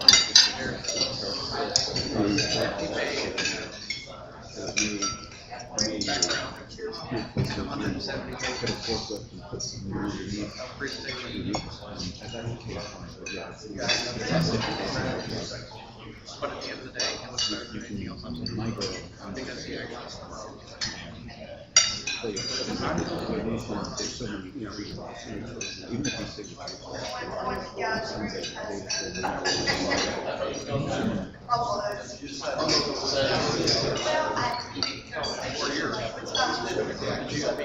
And the contents are charged anyway.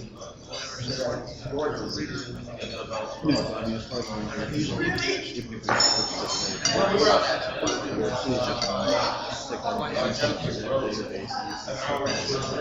put it in different locations. Yeah, put links to it.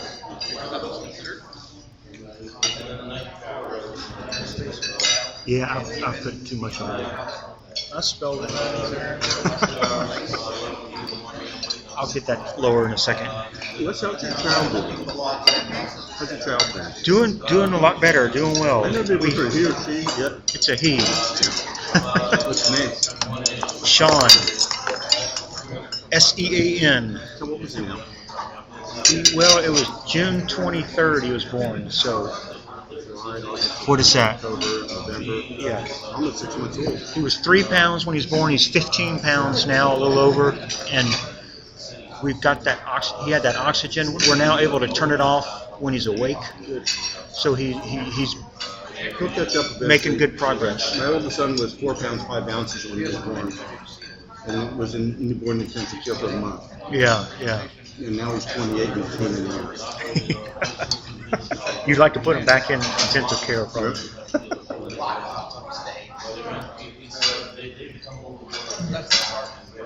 I wish I could have the investment back for all the cars that he's wrecked over the past. He's on his own now. You probably pay for his insurance. You probably pay for his insurance. Not anymore, I don't. No, his grandparents just bought him another car. Because he was without a car for a while. Uh-huh. It's amazing, once, Get them to move to New York or somewhere where they don't drive, you know? well, he's living outside of Bloomington, Indiana now, in a little town called Ellisville.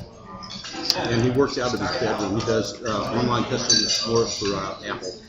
Okay. So if you have a problem with the iPhone, iPad, iMac, or whatever the hell comes out of Apple, you call him, and he attempts to speak to you in a Pakistani accent, and then helps you out. So they'll actually believe him, huh? It's amazing. I mean, he was behind developmentally for a while. Yeah. But by the time he was 4 or 5 years old, he was pretty much all caught up. He never got very big, but then I'm not big, and his mom wasn't very big. Yeah. I'm not big either, you know, so we won't know for a few years, I imagine. I get bigger all the time. But speak to yourself, Daniel.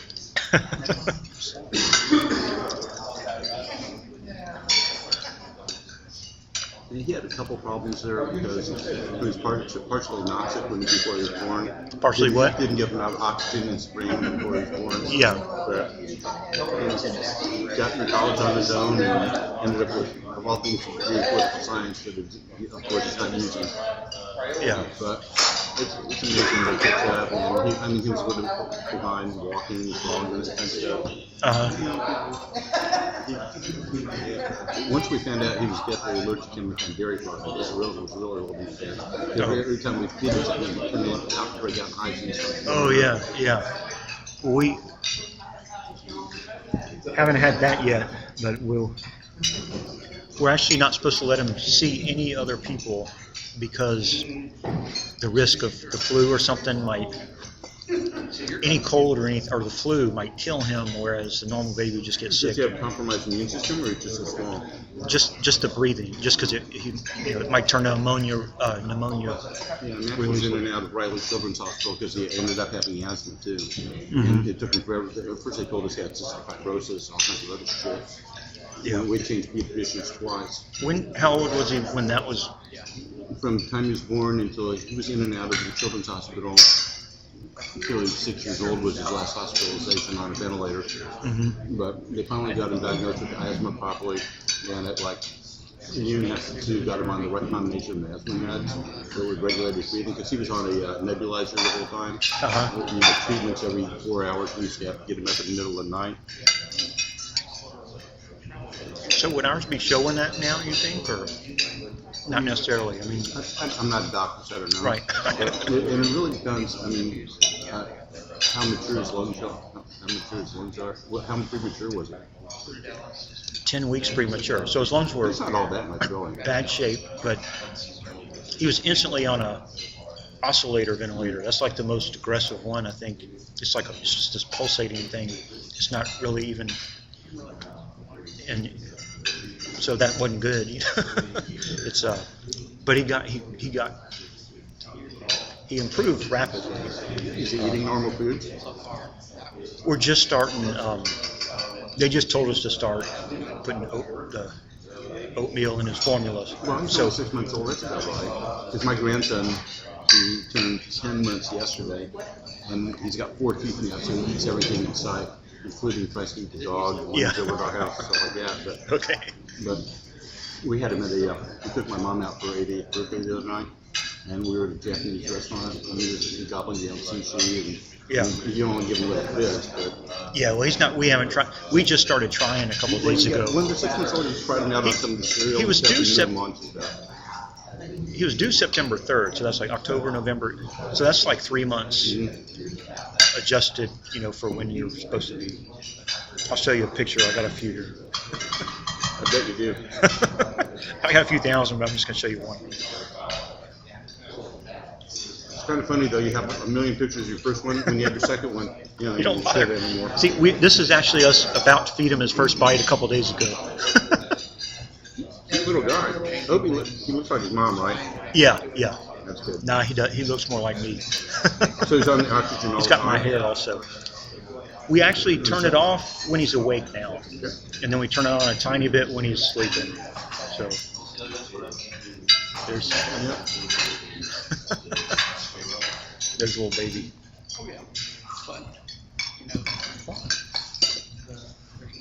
Sean Benedict.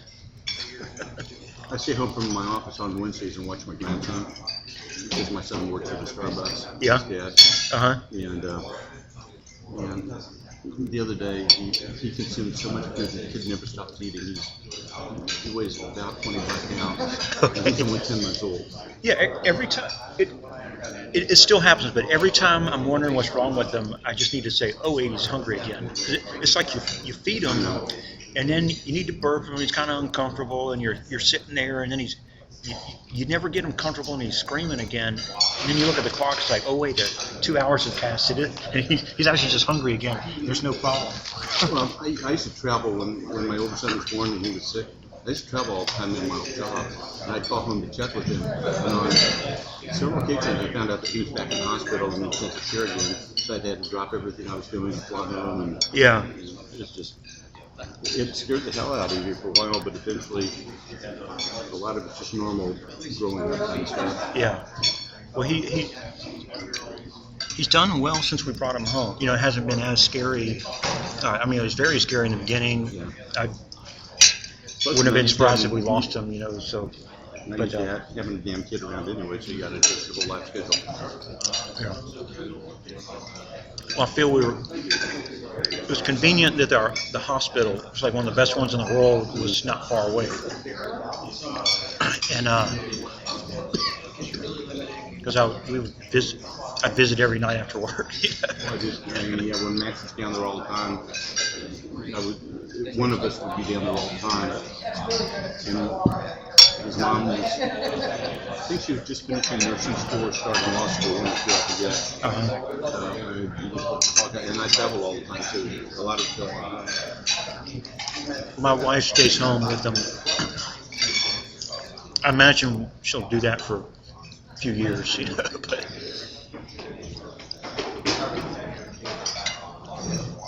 it's still a lot of work. When I get home,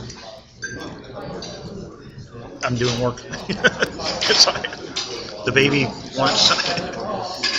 There's always something to do. You know what I mean? It's like, let's play with them, let's feed them again, let's change the diaper again. You'll be wrongly remembering the days when the kids move themselves around and couldn't destroy anything. Yeah, it is. That's going to be scary because then, yeah. He takes so much attention when you're around, but if he was mobile, I mean, Jace, we got him a little walker thing so he could walk around in it. Yeah. And the first thing he did was walk over to our table that had a Tiffany lamp on it and pull it down on his head.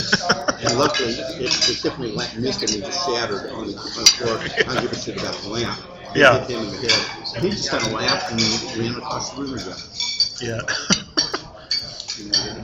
You see,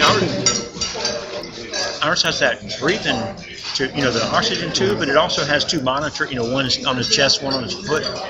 That's tripping and dropping him scares me more than anything else now, because imagine carrying a thing with all these cables.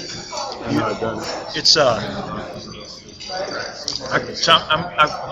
keep telling my wife, it's like we should probably just take all this stuff off because he's basically fine probably without it, and we're more likely to. You don't put wires in a baby's crib, they strangle themselves. You know, that's a choking hazard. Here's a tripping hazard. I guarantee she's not going to go over that until the Yeah. When Max was being Riley, he'd be on IVs all the time. So Riley at Children's Hospital, they have little red wagons. You put him in a little red wagon and tie his IV part to it. Okay. Yeah. Walk him all the way around the hospital. Yeah, I was glad when that IV came out. And we were worried at first. Whenever we feed him, he'd choke, and that's common, I guess. But they were saying, well, you might have to bring him home with a feeding tube, so they poke a hole in your side into your stomach, and it's like he was close to drink. That just is scary, and it's like one doctor would say we'd have to do that, the other said no, you don't, and fortunately a couple more days went by and he'd been chugging out of his bottle, so we took him home without it, but that would have just really sucked, you know, it's like, because then he wouldn't learn how to eat, but right now he does everything, you know, he needs to. My wife now attends a marriage counselor, family therapy counselor, and she's got one couple that has, I guess, a relatively newborn daughter. that was having all kinds of breathing problems as an infant. Yeah. And now she's like 6 or 8 months old and they still can't get her to eat. Yeah. They have to force feed her or feed her through a tube or something like that to get her to eat. And I guess she's starting to eat solid foods, which is different than drinking liquid out of a bottle. Okay. But they can't get her to drink liquid out of a bottle. I've read about that. Yeah, and if you, that's the concern of sticking a tube in them too. They don't learn and they don't need it, you know. But yes, he had to. They call it a PICC line. That IV goes straight right by his heart, goes up his leg all the way next to his heart. That's gone. And yeah. No one likes having a pick in. I'm gonna start here, and I'll start with you and kind of. Can you put the website up on the? Yeah. Okay. Don't start with where we're at. Okay. You want to let Rachel report it? Okay. I mean, I wanted to start with, because I think it's important, kind of Wes's 50,000 view requirements since he's in charge of the staff that has to interact with the website internally all the time, and then move to IT committee. And then I was thinking of working in the branding and the logo stuff too, because it all kind of, we're having a lot of discussion.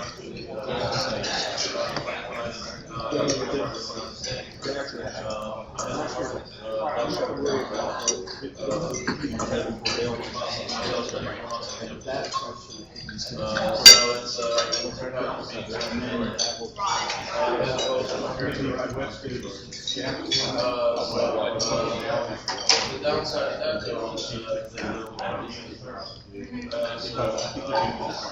want to show them all the crap on the back end?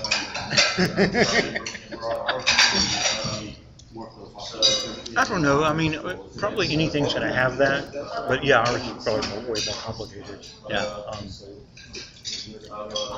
I just think simplify. Listing the candidates is a pain on our website, and I forgot we're being podcast because I was just talking to him about a bunch of stuff. Oops. No, you didn't say anything wrong. No, I did. I went into extensive medical detail.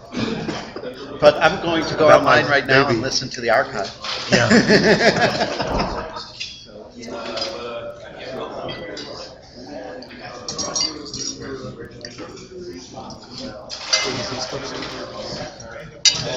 I'm using the glass. Yeah, thank you.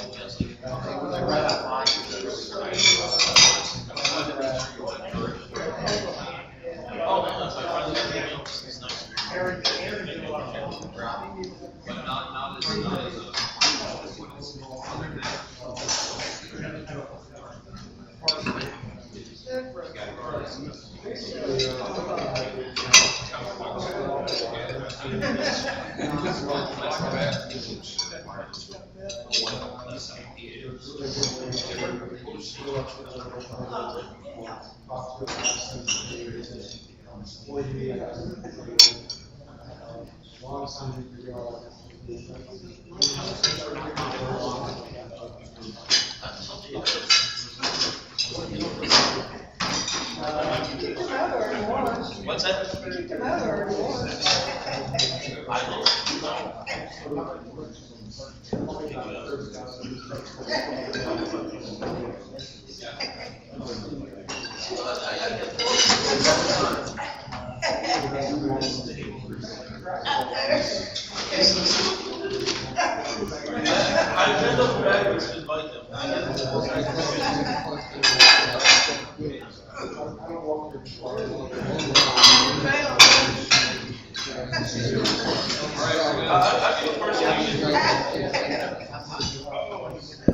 So, this is kind of one agreement to make everybody got their food or started to eat their food. I'll try to take notes. I can just. I can't believe how small your handwriting is. I Y'all can't read what you're writing. Sometimes I can't,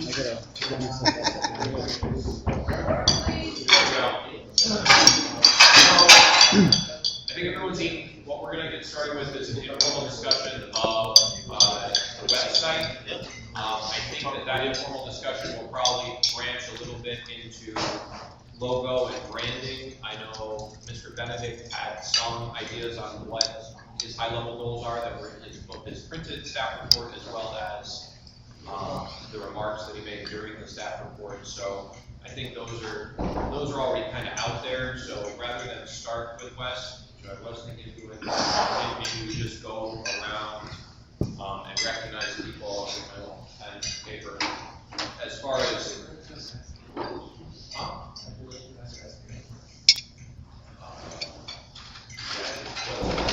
okay. So I'll go around. I'm going to start with Mr. Bora. Anyone else who wants to talk about kind of website stuff, kind of raise your hand, and so I can put you on the list. Well, I just want to preface this by saying that this is input that the IT committee needs from the LNC, so we could refine our budgetary requests that we're going to be making, because we need to know if ultimately if we're going to have a whole new website from the ground floor up, or if we're going to patch the one that we have currently, and what you guys think the website ought to do is probably going to ultimately lead to one of those two answers. So that's kind of why I suggested that we have this discussion. The second parameter I'm going to put on this discussion, just to make sure that it stays focused on things that we're good at, is try to really severely limit any sort of technical implementation requirements, because that's not where we're at. Where we're at right now is, what does our current website do?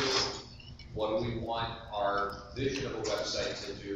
What are the pain points that we have with our current website?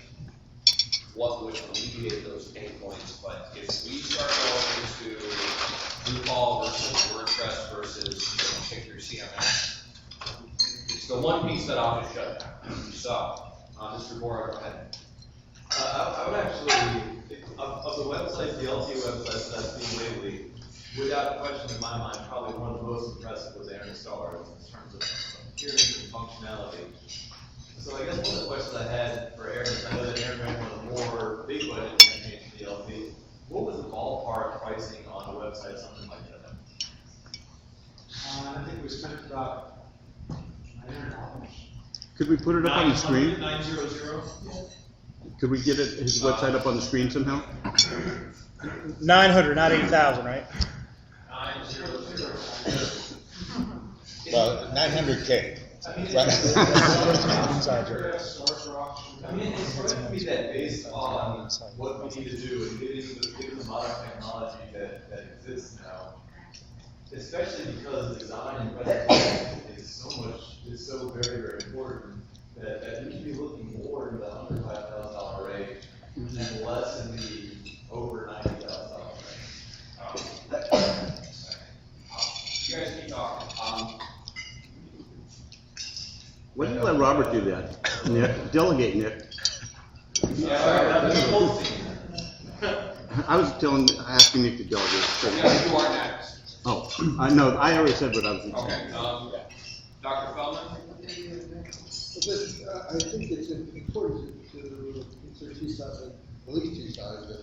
One is how is the appearance and use for our internal parties, and also how is it for people who are have no association with the party, and that if we feel that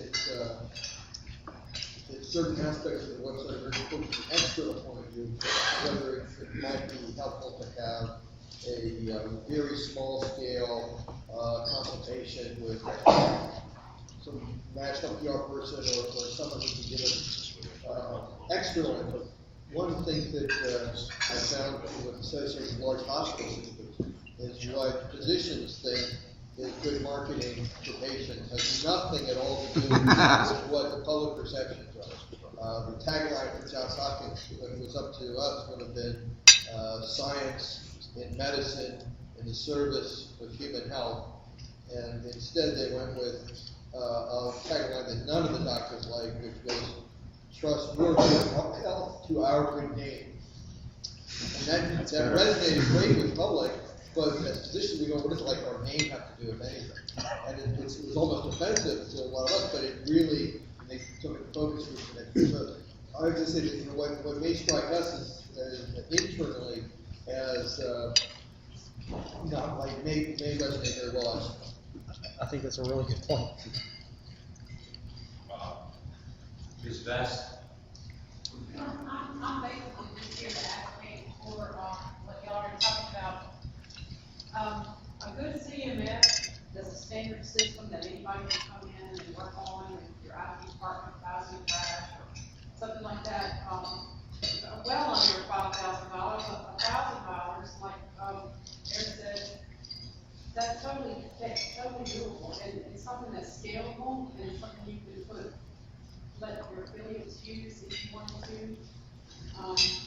Basically, I'm just here to advocate that. I'm not sure what the questions are. I don't see any reason why we're not doing that now. And the CMS is so readily available, so expensive, and there's so much support for it in these mature products, so there's no excuse for not using a local CMS. Anyone else?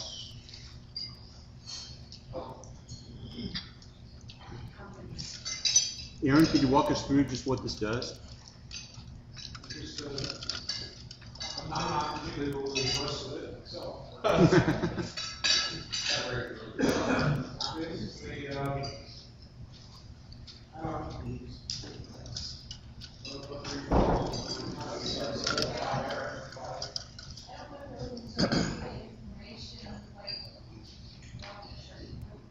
I guess what we want to know about this other than. About it, like, you don't need to know a lot on you. It's clear, like, how it works, it's clear how to donate, it's clear how to get involved, it's clear how to subscribe to things.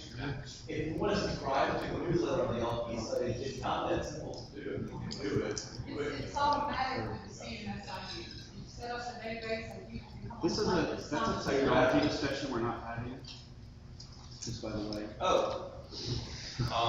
So I'm gonna recognize Mr. Tomaso, well, Mr. Johnson, I'll recognize you first, and then Mr. Tomaso to kind of facilitate a discussion, from my IT committee perspective, what they're trying to get. So, Mr. Johnson. So I think what we're trying to do is, it seems to me that our website does three things. It depends on the audience. We're talking to people who are trying to find out about it, who we hope will join us. We're talking to people who are really with us and we want to give to us. We're also talking to the media.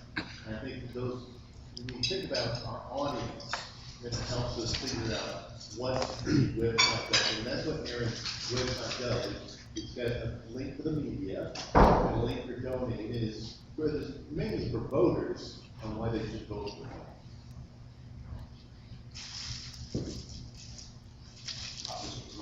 Okay, and I'm glad some of you are already thinking in the terms we need to be thinking about. I did work up some notes about the website because we were tasked with of a revamp, whether it's just a reskinning the website or pulling the pins out from under it. Just getting my notes up here. All right, just some basic, since I know not everyone in the room is a web developer or even does software. Pretty much for the most part, and it's a little different on the web, you have your choice of, you can have something good, something fast, as in time to market, or something cheap, and you only get to pick two. Thankfully, a lot of stuff on the web is cheap, but we do have a budget, so we don't necessarily have to go super cheap. And I guess for the moment, our time constraints are basically, that's our vote. We get to decide how fast we want this. We're not keen to talk about the technology because literally anything any of us will come up with, there's already a widget for it. So don't worry about that part. So for a basic website, the things you have to worry about are the reach of the website, how many raw eyeballs see it, and the audience, as Mr. Johnson mentioned, the information on the website, the basic look and feel, is it pleasant? It's not bad color scheme and all that, and the functionality, and that is the website easy to use? So that's basically the things you want and need in a website. So I did do a little bit of research this week, and these are not our numbers, these are external numbers, but according to a couple sites I looked at, we had 360,000 visits to the website last month. 60% of it was from organic search, meaning somebody typed in a phrase, it wasn't a paid search. 60% was from searches, and 12% was from referring sites like Politico or another campaign website. And 13% was from social media, mostly Facebook. You can probably thank the meme generation and other things that Arvin's team is doing. I did check, if you search Libertarian, we are #1 result in Google, and which is 95% of the searches. #2 on Bing and Yahoo, and #4 on Startpage. So that's a really basic metric you can use to see if your website's relevant.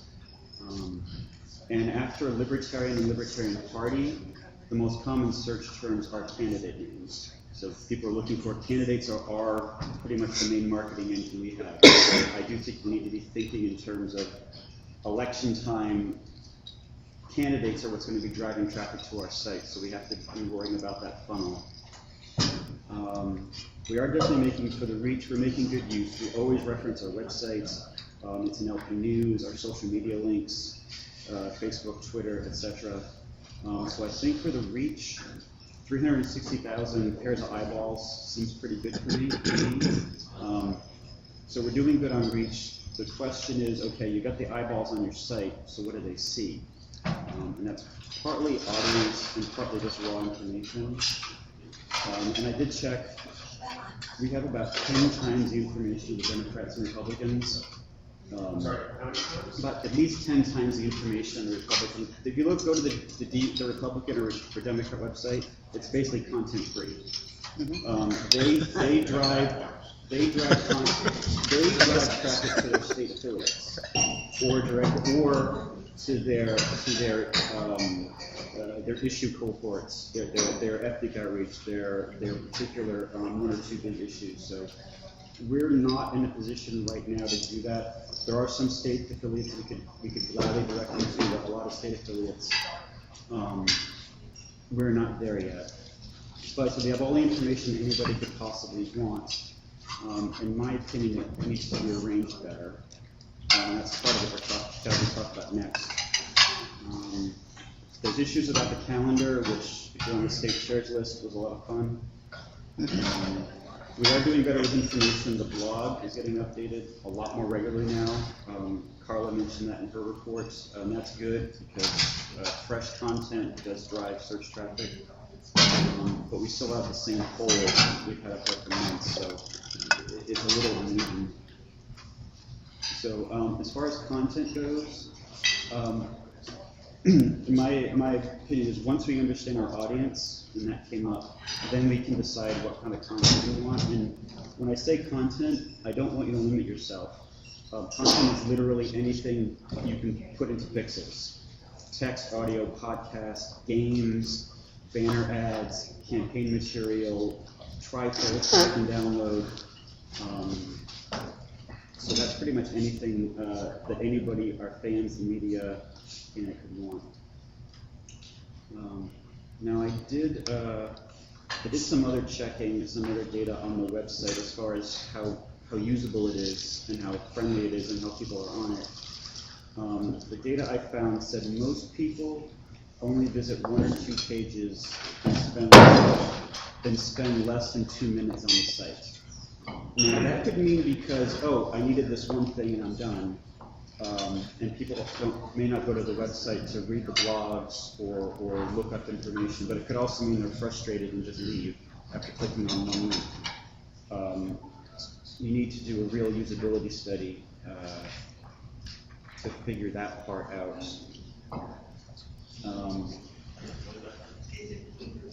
Okay, so the question, I was talking to Nick earlier and with the IT committee, we're the policy body, so we need to think about, our question is, what's the purpose of the site? And what's the, it's a little bit branding, but also like, what's a first-time visitor experience? What do people, what's on the billboard? A website, the front page of the website, that's Aaron's billboard. And that's literally all it is, it's just a billboard.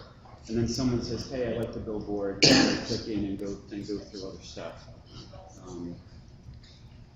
So some people mention audience. I can come up with a list of audiences for the website.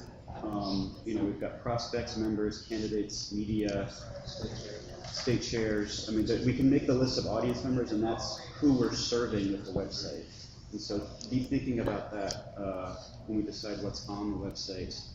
And secondarily, when they get to the website, why are they visiting, and what should they be able to do there?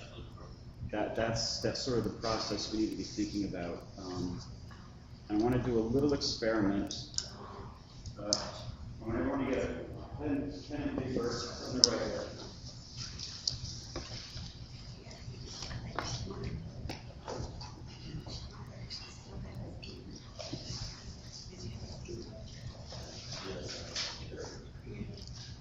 Everyone got something? Okay. Close your eyes. We're serious. And look at the screen. So the very first thing that comes to you that you can work on the site. The very first thing that pops out. Gold coin. Write it down. We'll keep track of this. First impression, the first thing you see, the person goes through the experience.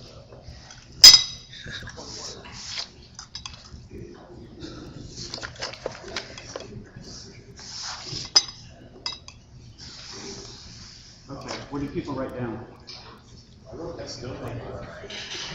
Okay, that's the first thing you saw? You wrote down what? Donate, but the big green thing. Oh. Anybody else? Black t-shirt. Yeah, I saw that LNCstore.org. 7. Yeah, okay, the store, the donate button. Okay. 7. Okay, so anybody else? First thing you saw, any impressions? I saw the logo, and that's what I saw, the gold coin, Libertarian Party logo. WTF. like it, you were looking for it. Okay. That's my real thing. It's like, what's that? Yeah. Yep. Right. Exactly. All right. So I saw a lot of images that felt sort of like I was on some sort of ad site. right. So Like, what are we selling? that was sort of what I thought, the same thing. Yeah, am I going to get a virus if I click something? Well, all right. So that was okay. So we're all libertarians. Presumably, all of us have seen this website at least once before. Something maybe. But like I said, the impressions we got were, cluttered, buy stuff, give me money, and then number 7. And one person out of the room saw the Libertarian Party logo. Nobody here mentioned anything about our message. Yep. Or like, hey, what do I like? Or there was confusion. That was the other big thing. So and Wes did allude to it. So okay, we are the people who've already bought into this, and that's the impression we get. Now imagine someone who heard about the Libertarian Party on the news and said, "Oh, Libertarian Party, let me go to this." That's not the reaction we want. So hopefully now, did everyone here understand the problem? Okay, now we have to come up with a solution. I don't think it'll be the solution, but Well, talk about solution, what kind of content, Right, what and happened that's- to me last night at the bar. Guy from Illinois that I met in the elevator said, "Oh, you one of those libertarian guys? What's that all about?" And I had 30 seconds to sell, right? and on the web you got about that 30 seconds, or if they click somewhere else. I have some specific design concerns with this, but in general, okay, so we have our audiences now. What I don't see, yeah, like I said, if you're a first-time visitor, I don't even see a, hey, what's libertarianism? Well, sort of to take the quiz, but I'm not sure the first thing you want to tell someone is take a quiz. Maybe just take the word out. You know, when this is basically what you're asking, it seems to me we have to recognize that we have pro users and we have the other 99.9% people. Media users are pro users. They will know to look for media links, you can put the media link is in any place, and it's fine. People who are LNC members, we're pro users, and if we need to look at the bylaws, we can put that in anywhere and we'll figure it out where it is. We'll just use Google. I think that we need to focus on the 99% of people that are not pro users and make the experience for them as positive and as useful and as informative as possible without. I think you almost literally read off my notes. No, sorry. Yeah, the one thing that Arvin mentioned that I think that may be the wrong direction is informative. From a billboard perspective, we need to drive traffic for the people who want to be informed, but we don't need to advertise this clutter because that is very informative if you're going to spend 45 minutes on the website and you're going to click on all 7 modules that we've done up there. But no one is going to do that. You have to. It has to be less clutter. It has to be clean. It has to be simple, and you can drive the traffic and you can prioritize things that you want the site to do. But this is clutter that is going to take up a bunch of time and that no one is going to go through unless they are that 0.01%. This is, I like to put out, this is a Microsoft website and we want an Apple website. I mean, agreed. I mean, that's essentially, I mean, Wes made a comment of simplifying things. And I know Microsoft may have gotten better about it, but just think about, I mean, companies like Apple and. That's Apple. Okay, yep. well, that's it. That's a. Okay. That's the only thing you see. It's shopping season. But I mean, companies like Apple and Google, I mean, they do everything they can to pull stuff off their website, off that first impression. There's actually someone at Google whose full-time job is to say no to people who want to put stuff on the website. So, just for example, yeah, like I said, I was That's exactly right. That's Microsoft. Yep. Okay, well, it's their hot new product. Okay, that they want people to buy that. So then it starts to turn into like. Yep. Yeah. So, yes. One of the ideas that was presented over the years that I kind of like is to have about 4 or 5 front pages. Depending on where they came from. Right. That's a really good technology where you say, hey, this person came from a news site, so they might be news, or they came from a candidate site. Here's the other candidates for your state. We know where they came from. Like, oh, by the way, your state affiliates website is this. Yeah, customizing so it looks like we're paying attention to them. Personalizing the website. Or at least too, I mean, just spitballing, you know, there's some blogs I read where they have sort of your landing page is going to have the 5 most popular articles that everyone always looks for and searches, and that's all that's there. And then there's a little link that says if you want to go see the whole archives, or, you know, in our case it would be if you're an LP member, here's the member site with all of our extra content that most people don't know. I mean, if we want to, you could even do the top website is like saying, oh, you're a candidate, click here. You're an office holder, click here. You think you might be a libertarian, click here. And so you give them just the piece they need, and you're not overwhelming them with 8 boxes with about 15 actions. Like I said, once we figure out a bit better the audience, and we can figure out what to take off and what to put on. Also look and feel wise, if you notice, like, there's no, with 2 exceptions, there's no consistency in even the fonts we use, or the color scheme. Or the size. The size, yeah, it's not 5 even boxes. It isn't even proportional. The 2 small ones aren't the same size. The 3 boxes on the bottom aren't the same size. So that's an aesthetic question, but those are little things that do help. Well, I mean, sort of the broader issue there is whatever we do moving forward, it needs to be, we need to be, so correct me if I'm wrong on this, Wes, but basically the way the website is now comes from every time somebody asks for something new, it gets integrated in. Is that? Sorta. I mean, staff plunks new stuff up there also. Something we create a building, we put a building fund thing. But if Yeah. we don't have a structure where it's easy to put things in, then they look like, you know, aftermarket spoilers on cars.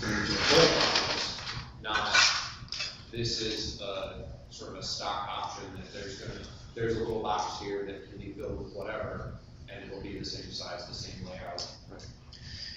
And this website's changed a lot over the year. Not a whole lot, actually. I'd say it changed a little. But anyway, that row of 5 graphics there, those weren't there about 3 months ago or 4 months ago. So you could just imagine those were all gone, and the rest of the website just shifts up a little. Yeah. So that's new, the graphics at the time. I mean, sometimes you got to experiment a little, but you know, these are things that, I mean, it's 2014. People are kind of have an idea of what to expect on the web, and if you don't meet their expectations, that lowers their impression of you. Again, a problem we don't want to have, or we don't need. So I think for, let me see. Yeah, I also noticed on this, the request for information is a small link. The main actions are join, donate, and buy, which are cool. We want everyone to do that. But not everybody will. We have to persuade them before we can convince them to join us, and we don't. This front page is not a persuasion page. And when you scroll down below the fold, it gets more of that because you have blogs and headlines and new content. But the billboard part, it looks like one of those shared billboards.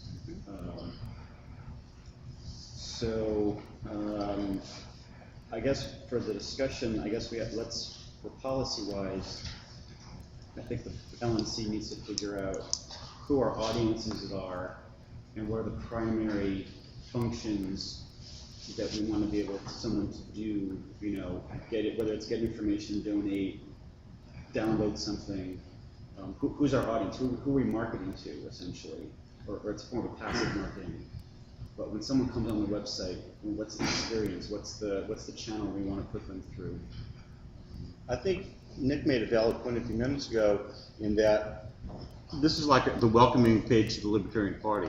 People who are already Libertarian Party members are going to be there looking probably for one specific thing, like the bylaws, a platform, or whatever, and having a little link to that part of the platform of the whole website would not hurt our current party members. But having something that's much more open and welcoming to new people, the same thing with media, somebody said, they're going to find the link.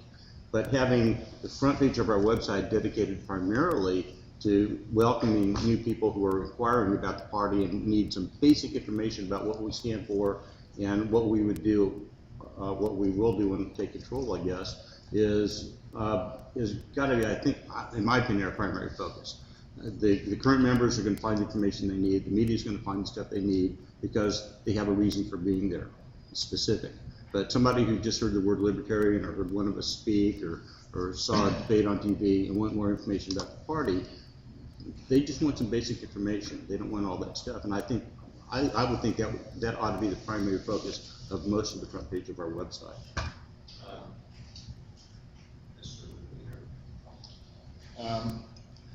Yeah, I agree with a lot of what's been said. I think that our front page needs to look a lot like, in concept, what Aaron had for his website. Although I think the picture is much too large. But he's right here.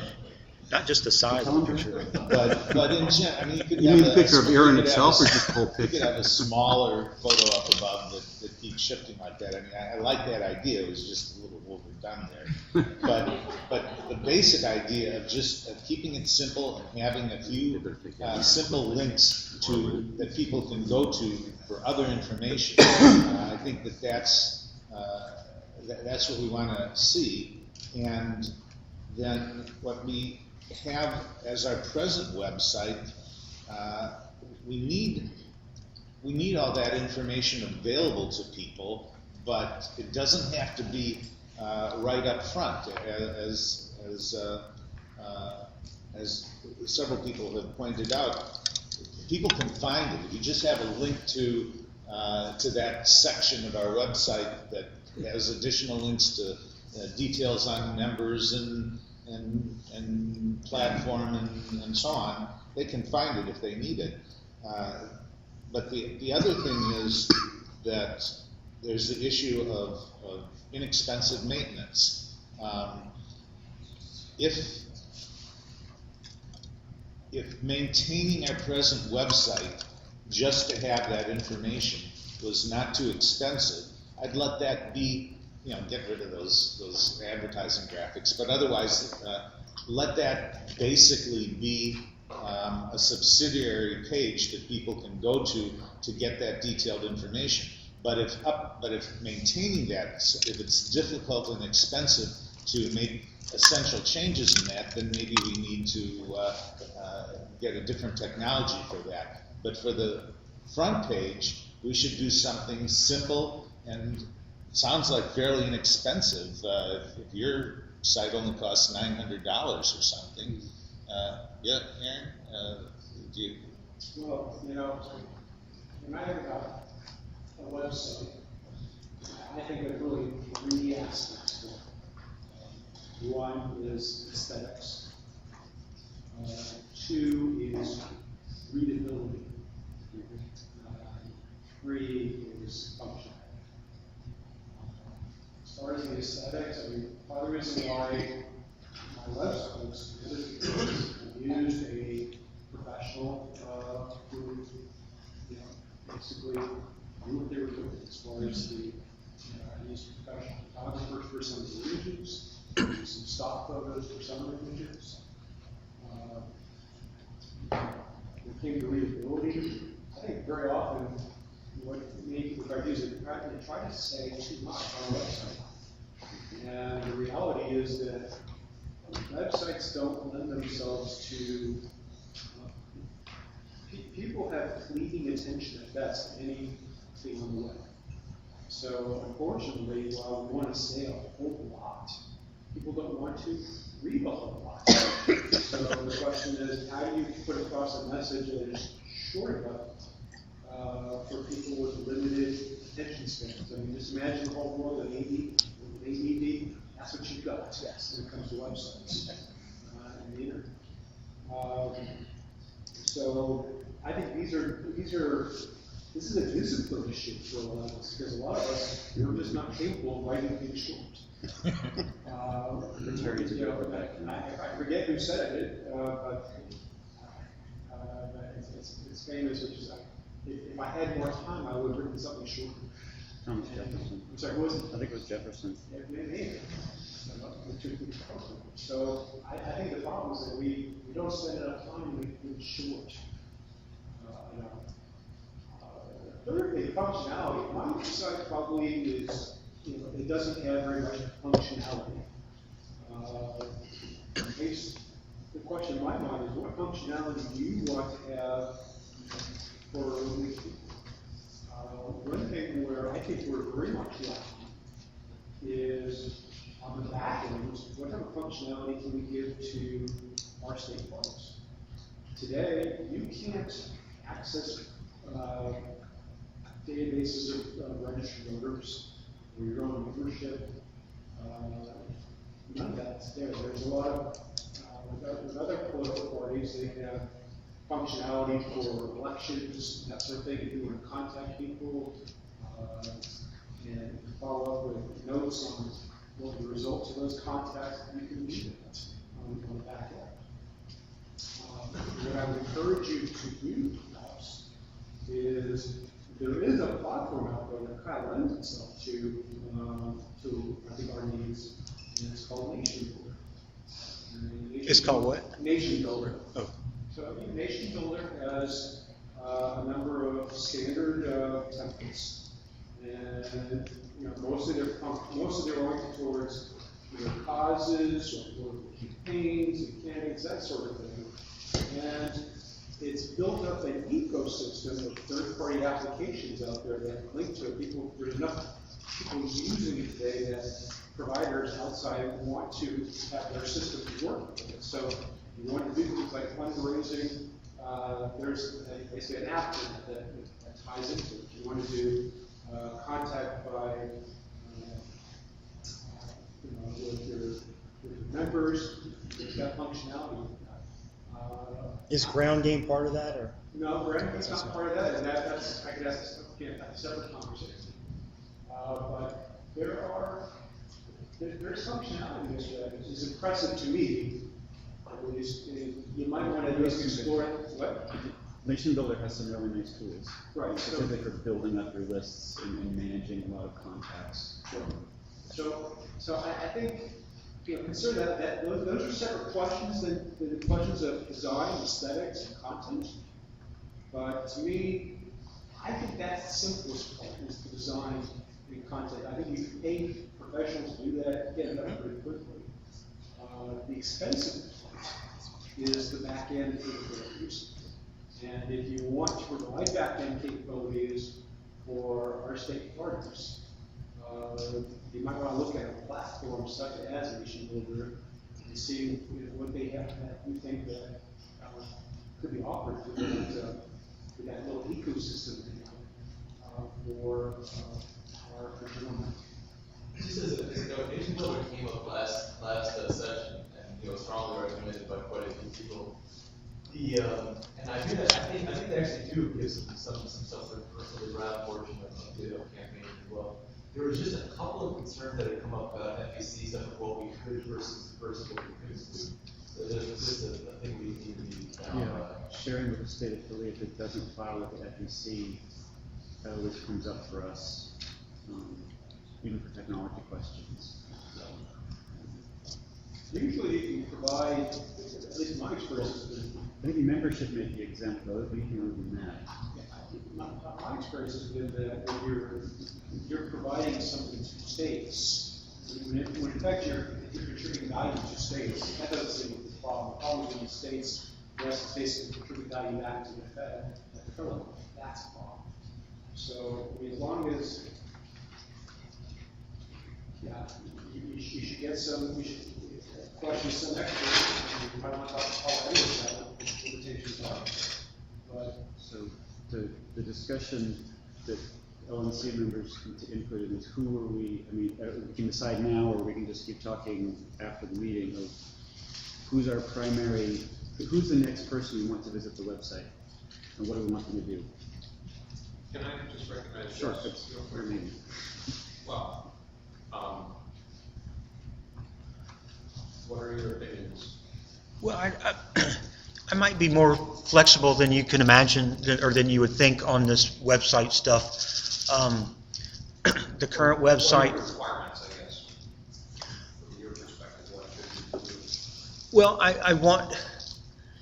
I want to easily be able to donate on it, and it be easy, make it sure it's easy for us to manage that financial information and collect money. So, and I haven't heard anyone ask how much money's come in on the website this year versus last year versus the years before.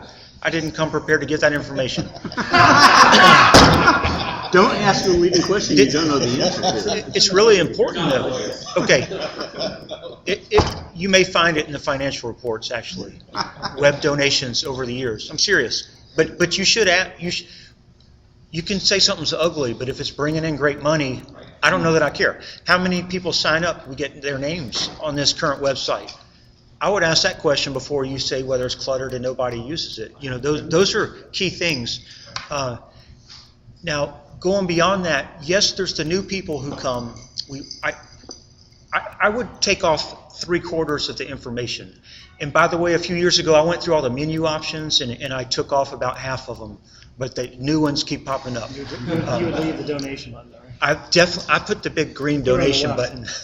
But anyway, a couple other things to keep in mind beyond the brand new people, which I think is most important. Come here, look, now give us $25 and then go away. But there's some important stuff here. State parties, candidates love when we do a blog about them. They love when they show up on there. It's really, they love it more than they should, because not many people look at those blogs, but they really like it. And so when we say, well, thank you, Bill Redpath did a great job petitioning in Virginia, he loves it. We're all like, why would he care? He likes it. There are people who end up donating $1,000, become life members after we post a blog about their campaign or something their state party did. It happens. So our people like to see themselves up there. They email you and complain. You're not giving this and such state enough coverage. You need to give us more coverage. We put a blog, they're happy. So don't forget about those people. We need to have that. The other thing is the state. A thing I really don't like about this website that makes it complicated, if you click on the states and then go to any state next, click on any state, Louisiana's good. There's some complicated programming that when you click on that state, it lists their candidates and it lists the campus organizations from that state, and it lists the elected libertarians from that state. That functionality that automatically takes it from one place and puts it in there is neat, but it also hampers a whole lot of stuff. It makes it so much harder for us to get our list of elected libertarians or libertarians up there now. And that's what I'm saying. We made that neat, and it's fascinating, but it took a lot of technical expertise, and so it's hard to fix and adjust it. So I don't think they could afford to do all that with a cheaper website. Make things as complicated, and I prefer a simple one. Yeah. I gotta bring up something because a member who isn't present is behind. Is whatever we end up doing, we have to have far more aggressive email capture, far more aggressive, far more simple, and annoying splash. Like overlay is probably the best way to do it. I want their email, or I want them to have to do something to make that annoying splash in your email go away. And Eric almost had a splash. X, but they have to click X. Yeah. And Eric almost had a splash page done for this website. I said, you know what, he's leaving, and let's just wait till after the election because it may piss off a lot of people once we implement that. But I consider that like fundraising. Well, we could even have, users could actually log into the website, like members, you log in, hey, now we know what this member is looking at. Keep track, oh, you're from this state, I'm not gonna, all the stuff you're gonna get first. Personalizing the website would probably get it more useful. And you could say, oh, are there any blogs about me? I mean, we could do there's a lot of technology that exists. But yeah, I mean, it's a website. Capture email, anything, any contact info, because if we don't have it, we can't use it. And I think people are pretty, I don't think there's a lot of resistance to giving someone an email address. Right, as long as they can click X. Yeah. Mr. Bittner. This is really a question for Wes. What do you get from the current website that you want to keep, and what do you get from the current website that you want to get rid of? And when I say get, I mean capturing information, your donation integration with Razor's Edge, etc. What do you get from the website that you want? yeah, I mean I don't know if I can. Maybe I'd have to think about that harder. But I mean, I need to keep getting. A lot of people join, and we get their money. I want to keep getting that. Yes. A lot of people give us their information. I want to keep getting that. And I need to be able to, and then they sign up on our forums. A lot of people will click the thing, I want to run for office. They give us all this info. We need to keep that. But with this website, those forms are a pain to change. Our form is so long, so I want to keep forms, but they need to be customizable so we can work on shrinking them when we need to. And other than that, I'm not too concerned about, I don't know if y'all want to keep the historical press releases and blog entries. There's 8 years of that stuff, and some people link to different articles. Do you want to destroy and lose all the press releases and all the blogs, or do you want to have to port that over to a new website? Could go either way on that. Wes, I got a question for you. When somebody joins or makes a donation on this website, does that automatically download to Razor's Edge, or is that a manual input for you guys? Semi-automatic. I mean, it actually goes into PayPal on most of it. And then from PayPal, I think we upload some. Well, Robert, actually answer. Well, there's several things. I mean, there's a lot in the back end. We do inquiries. It goes into an Excel spreadsheet that's partially formatted, and Casey just manipulates that a little bit and then works it into Razor's Edge. Our recurring gifts also come out into a CSV spreadsheet, and Casey manipulates that with data from PayPal and data out of Razor's Edge. So it's not really automated. There's no automated integration. There's a human that has to mess with it and waste time to do that, right? Okay. Well, yes and no. I mean, we originally, when this was designed, it was designed with the proper headers and that kind of thing, so that was pretty important. But we've upgraded Razor's Edge since then, and some of the headers have changed, and obviously, what we call certain categories of donors have changed. So some of it's not as automated as it used to be, but it's not like it takes a lot of time. But does it take 1 second of a human working on it? It takes a few minutes to format anything, let's face it, but it's not a huge deal. Okay, We're at the 10-minute warning. 10-minute warning. Anything else, Wes? Is there a commercial now? Are we gonna talk about the local? Can. Pardon? Yeah. Here's what I recommend as a way to get this done quickly and effectively. I say we put out a raise an email that says we're raising money for a logo. If we get over $800, and I believe that we will, I think we should use the website 99 Designs. I've used it, Eunice has recommended it, thousands of people use it, and allows every single designer in the world to basically compete. And I think we get that thing out there, the whole process takes about a week and a half.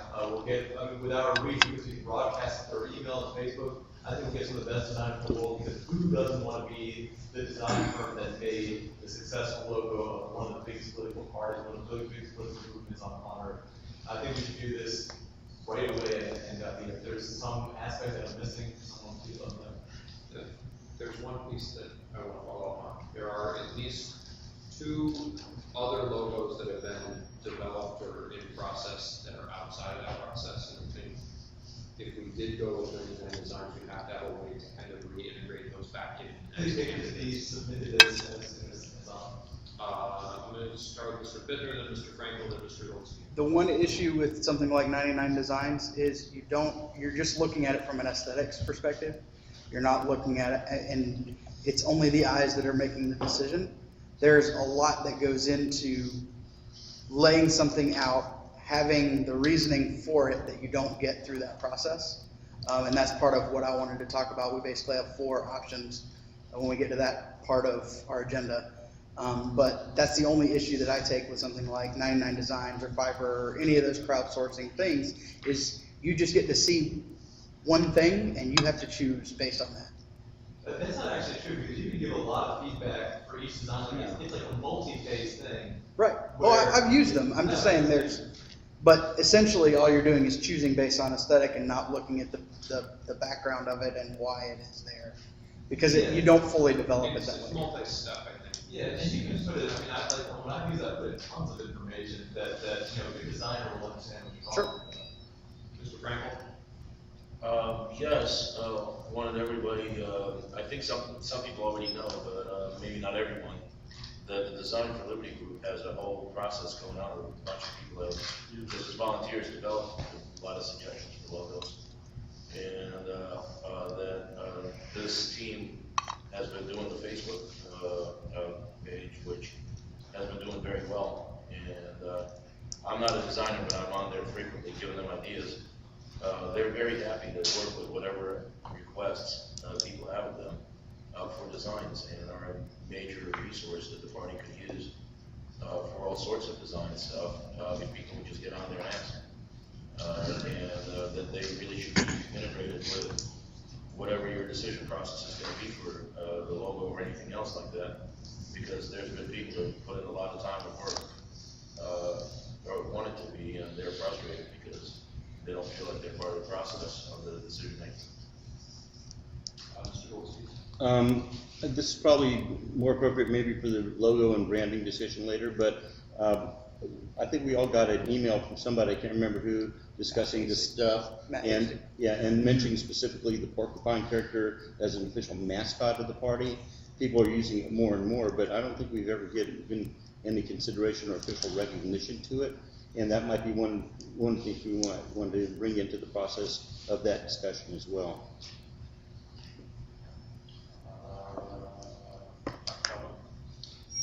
I think you have to kind of a little take it with a little grain of salt what the implications and power that these things have on.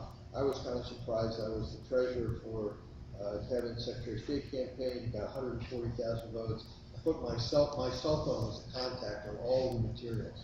Through the campaign, out of 140,000 votes, I got 5 phone calls. 3 were from media who wanted to know how to pronounce Nedler. One wanted to know his stand on abortion, and the other wanted to know his stand on Second Amendment, and that was it. So the idea that there's a lot of people out there looking for information that don't know where to go, that there's lots of ways, I was a little taken back around here. Well, somebody hears something about the Libertarian Party, they say, okay, I'm going to go to, LP.org and see what it's about. Well, how many people actually do that? I mean, that's a question. 300,000 a month. Well, no, they go to Google and say Libertarian, and then you pop up. Well, but I mean, that's a question. How many people are doing that, and why are they doing that? What are they really looking for? Who is it?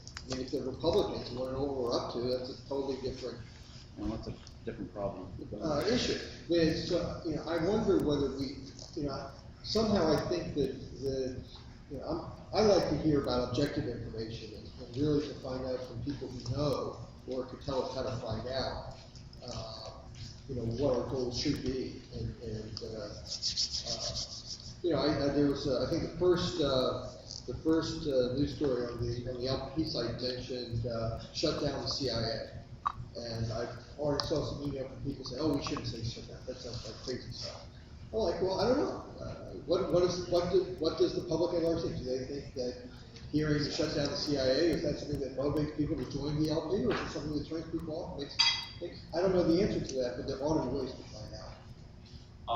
I'm going to terminate this discussion now because we are set for Zoom in about 3 minutes. I want to give everybody a minute to use the restroom or smoke or whatever it is that you like doing. At 10 after, we will resume the agenda. Thanks, everybody. We'll have it fixed Tuesday. It helps a little bit, I think. Didn't answer the question.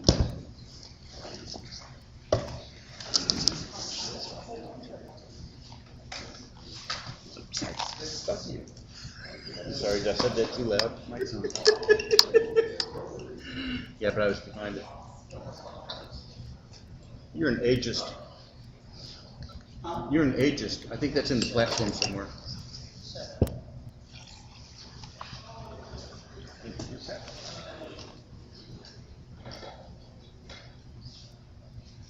Here's that picture, get her what's rid of us. All old timers? Like you probably walked over to how long it is from the way back.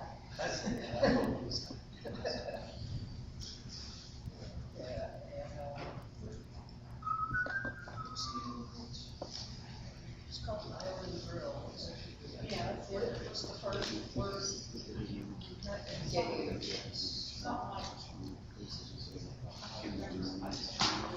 Tight. Something like that. Yeah, Somehow. Something like that.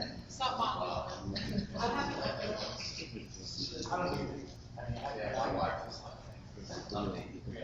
Indulge. Indulge.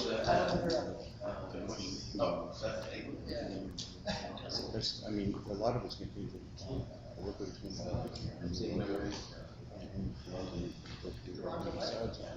once we get that, we can get out and of course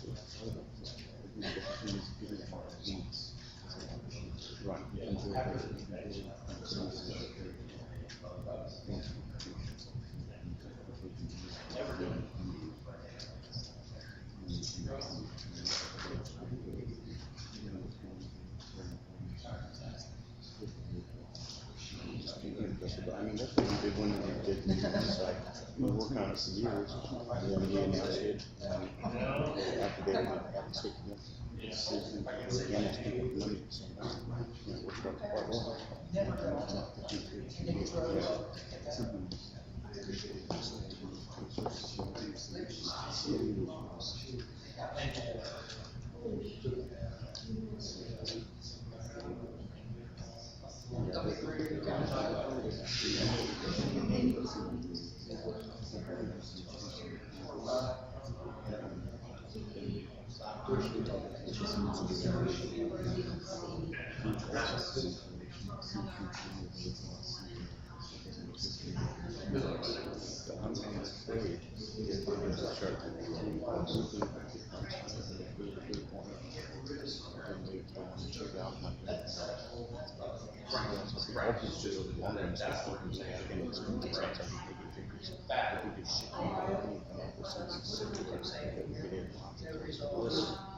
It's going to be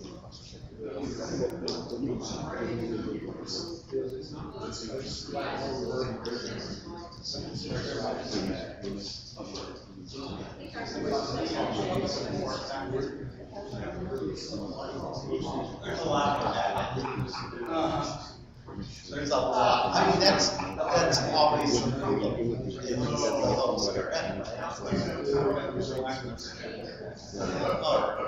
We're supposed to like music on our website, and click that button and I don't know what they have available. I think you raise your judge might have something that's for different types of websites.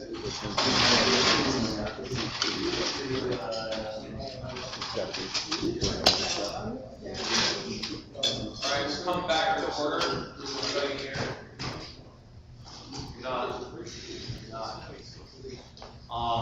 The next item on the agenda is reports of standing committees. The affiliate support committee. Mr. McClendon? Yes. You need to get the projector? Yes.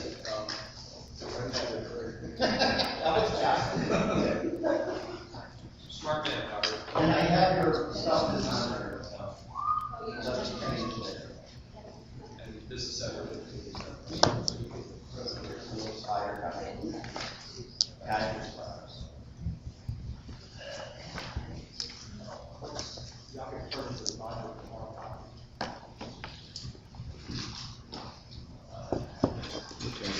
The first thing in the report is a list of policy manuals as far as what the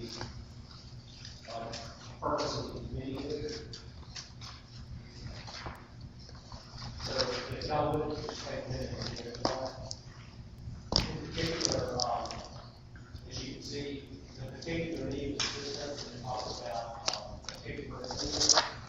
I feel like the report we have pretty much gives you most of the second section of core deliverables of the committee, except that there's a requirement for taking into account particular legal assistance. So I think that we probably have some sort of ongoing duties that remain contacted with the state affiliates. And beyond what we've done today on the committee, I think we need to kind of, stay in touch with the state affiliates and try to find out what particular legal assistance. I emailed to everybody a copy of the spreadsheet. There's a lot of good informational details. It's hard to categorize. One task I had was the effort of generalizing specific requests. So if you can, we'll go ahead and talk about all of it.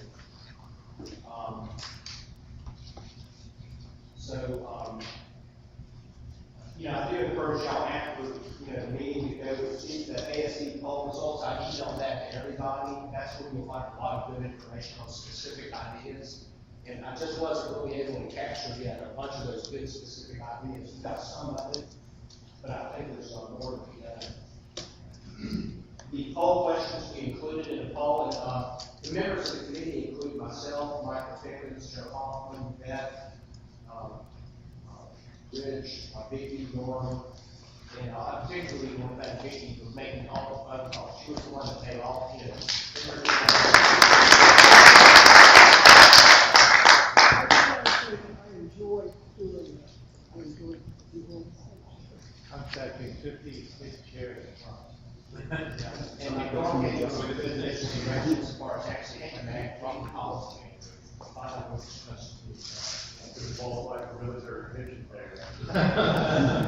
Yeah, so, I think, it may be that we can have more data for the next poll. I'll try to do this like on an annual basis. And everything is really important about this poll questions. In fact, I wish that we had included one word where we say what are the top 3 needs and interests of your state. I wish we had included the word internal needs. Because in the intent of that, like question 3 is pretty clear response that we got from them. They gave us the number 1 thing. What do you need from us to help us see? Because we got a lot of good feedback on question 3. Question 2 is a little bit muddy and it includes the word internal. I think that would make the data a little bit better, but I do believe we have usable data. And so as we go through here, we'll see some charts and tables and so forth that we provide for these questions. But these questions are basically the raw data that needs to substantiate both the charts and graphs and also our recommendations. So again, question 1, starting from the top. I did this for the purpose of metrics, because every year I want to ask the state chairs the same question. And my personal goal is that as the years go by, the state affiliates will have greater sense of customer satisfaction for adjusting the body. That's kind of a personal goal, it's not really specific to this one. But I have this ranking table, which we'll look at in a minute. That can see the big but again, number 1, the rank list, the top 3 needs and interests. Your number 1 need for the LNC. What would be your number 1 topic for an LNC sponsored training seminar? And number 5 is something that Rich asked us to put in the memory service. That basically is something that the IT committee can use. I don't have any tables or anything, but if you go to your spreadsheet, you can actually find those links. There's a lot of links there to capture. And also, I think it was Norman that wanted question 6, who shares your state's annual cash flow now. There's a lot of good data that we can gather. So you see the list of tables, we'll talk to you in a second.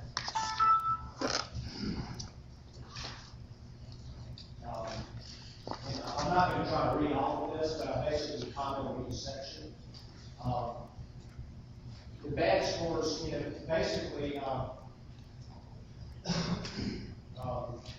the bad scores here. Probably have $2. Yeah, so they rank as bad to good, on a 5-to-1 basis. So, for improvement. That's the good news. And we have some measures to measure our progress going forward.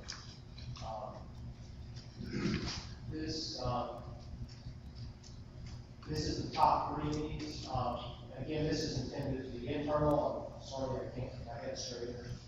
But obviously, fundraising, membership recruitment, candidate recruitment,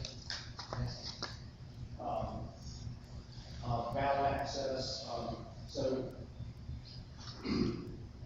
But anyway, so that's covered there. Let me get back to if y'all would, I'm going to have trouble with the charts. Does everybody have the charts?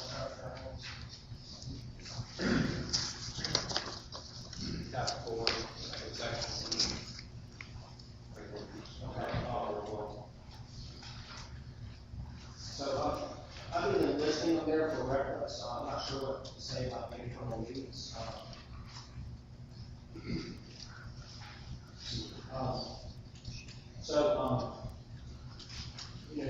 A lot of this may, it's not funding that necessarily the affiliate support community needs, but it may need fixed data or whatever, like ballot access and so forth. Obviously, that's a critical thing. So anyway, that struck me is that on the training fees, they didn't really, I'm sorry, I'm kind of bad. It's like in our budget recommendation for 30,000, that's intended to be, like over a 2-year period, to be able to allow one visit for each state affiliate, and have one person go to the different state affiliates, mainly for the purpose of training, but also to provide IT and database support. So, so anyway, that's anyway,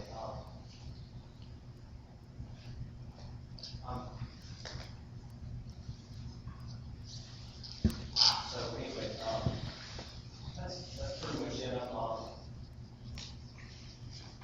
One interesting thing, looking at the cash flow analysis,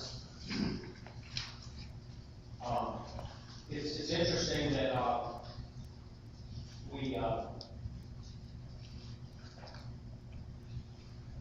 if you look at the cash flow, a lot of states, there's this right cash flow.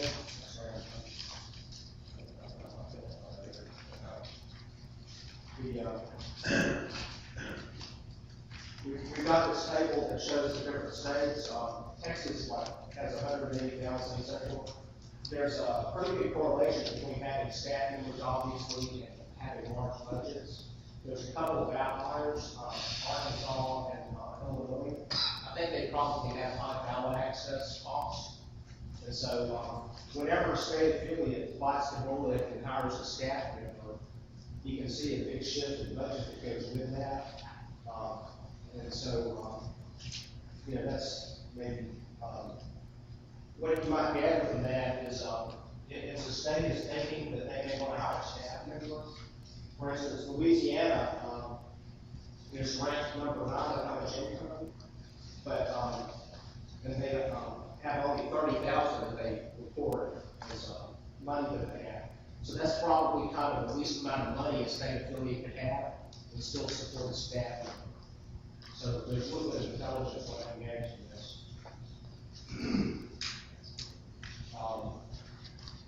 The California not answering. That's true. There were about a half dozen or so states that, for one reason or another, declined to provide that information. So I'm here to serve. So. Anyway, our recommendations on the IT funding. We discussed that. What was the area that suggested?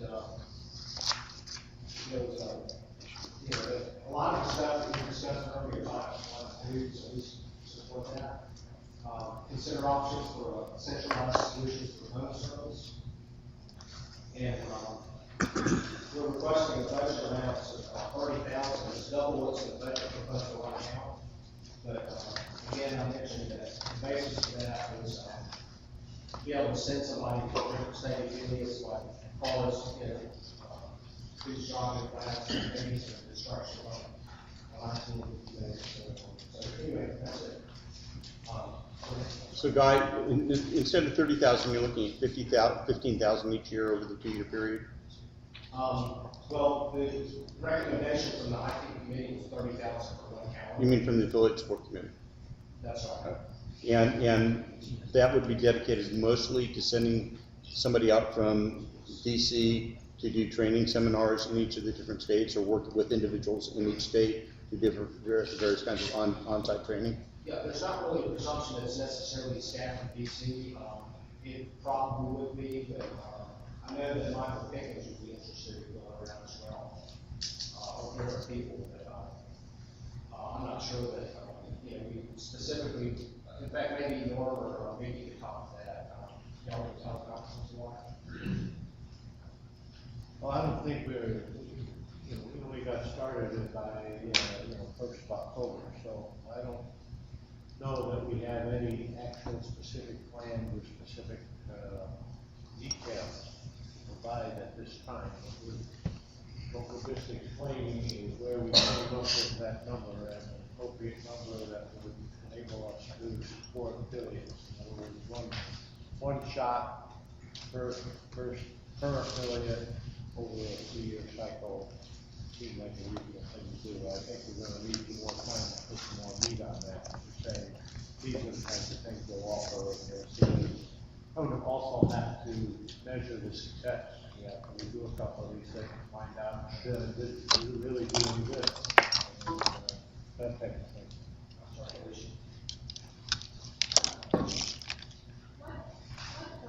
Especially when we're talking about really large piles of money, is to have some kind of specific plan for what exactly it's going to be used for, break down about this much for this subcategory, for that subcategory.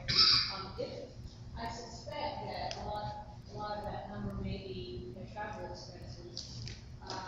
So if you perceive that number could be significantly reduced, if we get the connect account, and perhaps do some of the training remotely with that kind of tool. Well, certainly a big chunk of that is travel costs. When I first was preparing my initial thoughts, I was thinking of sending trips for like Carla or somebody, and I was really coming up with a budget on more like 15,000, and that was primarily for traveling, whoever,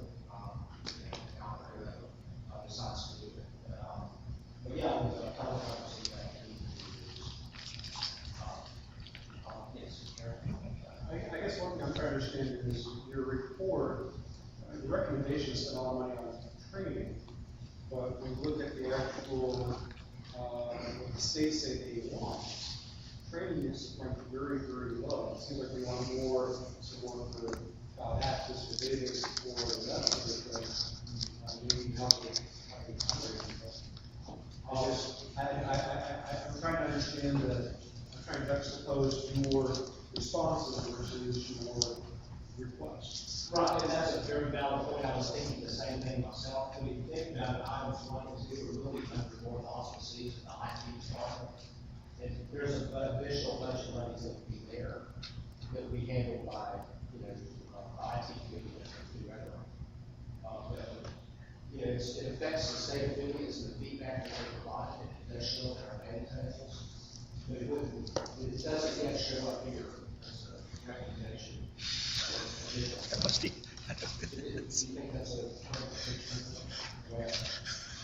I agree. The result, the raw data needs to substantiate our recommendations. Right, it just seems to be a way. I didn't see it before. That's a legitimate point. I have the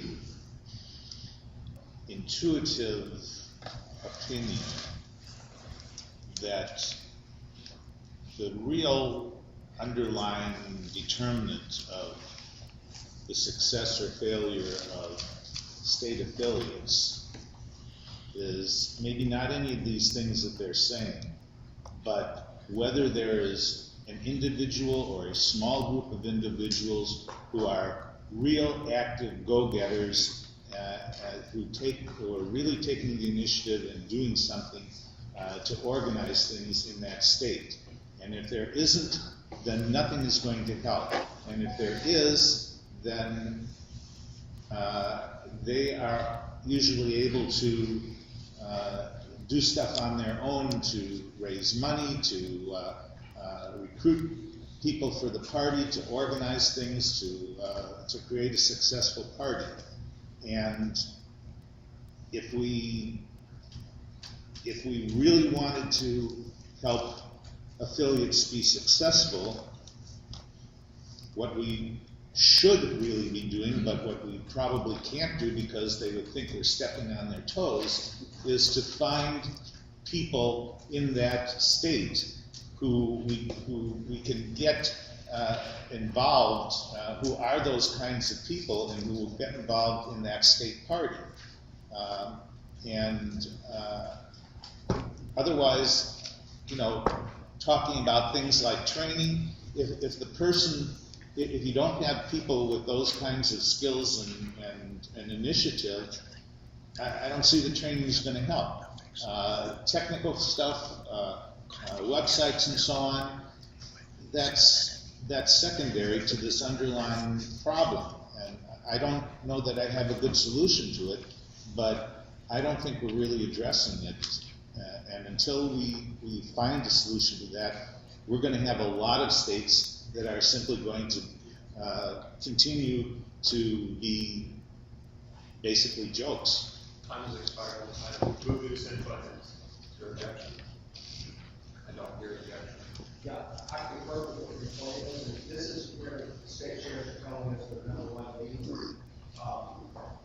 You know, obviously ballot access takes a big chunk of our budget. If you add rebate support and IT support together, well, actually outweigh ballot access.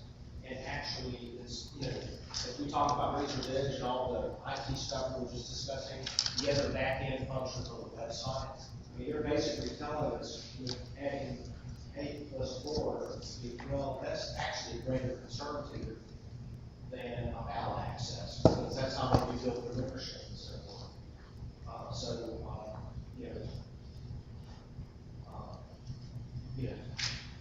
I think the data goes with what you're saying. Mr. Tomaso, then Ms. Kirkland, then Mr. Wilson. What Mr. Wiener just mentioned sound very similar when we're doing the regional reports of it's the development aspect. You know, like I said, yeah, you're right. You could give someone a $10,000 website, but there's no one there to maintain it.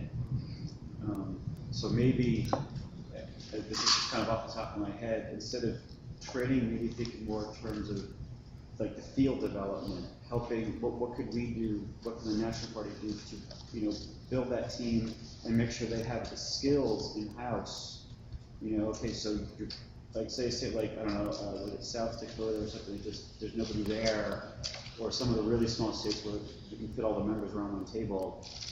Okay, what do they specifically need to get them functioning, and then give them, make sure we're there at follow-up, rather than necessarily sending them to a class, or sending Carla or Wes or someone of us down there, maybe as a first thing, but maybe it's not all 50 states. Maybe that money is allocated to, like, say, the 10 states that need the most help. Get them sort of up to average, and we work on the next round. Maybe that's a better way to be thinking about it, as opposed to, you know, building everybody a website.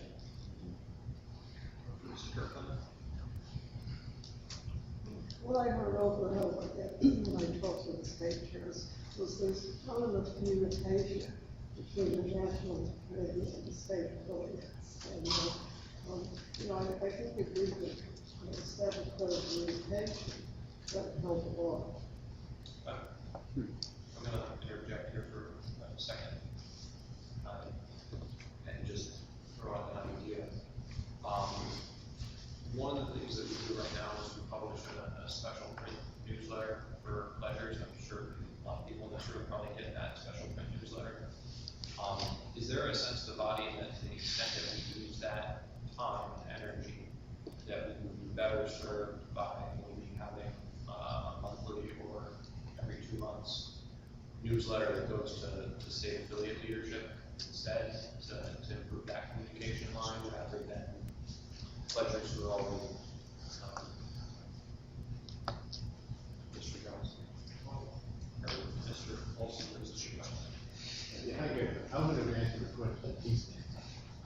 I just want to draw your attention to the next chart, and I just tumbled in some numbers here, and what I get is that if you combine things like team building, fundraising, organization development, whatever, you come up with 22 or about that percent.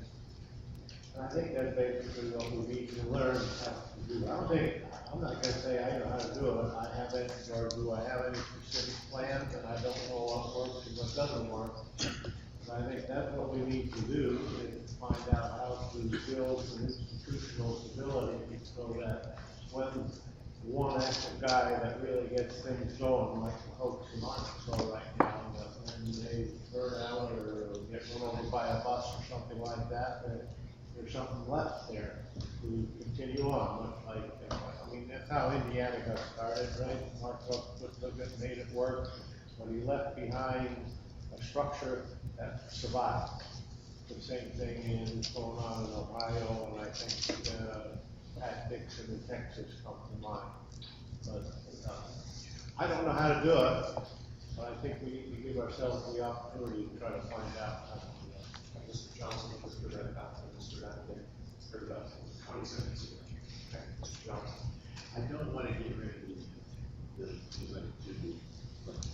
but I do think that there should be more communication.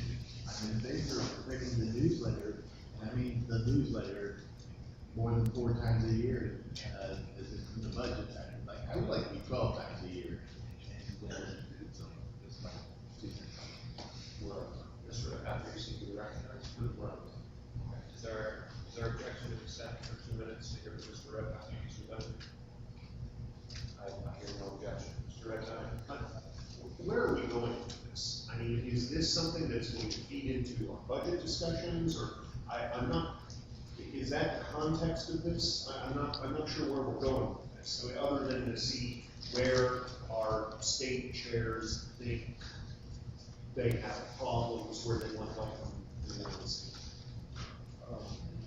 Right, well, I mean, there is that budget of, recommendations. It was based on really travel expenses. That being said, the data shows that, training isn't necessarily what the state president is going to do. Well, we're doing a policy then, it says, survey, try to figure out the needs and the recommendations.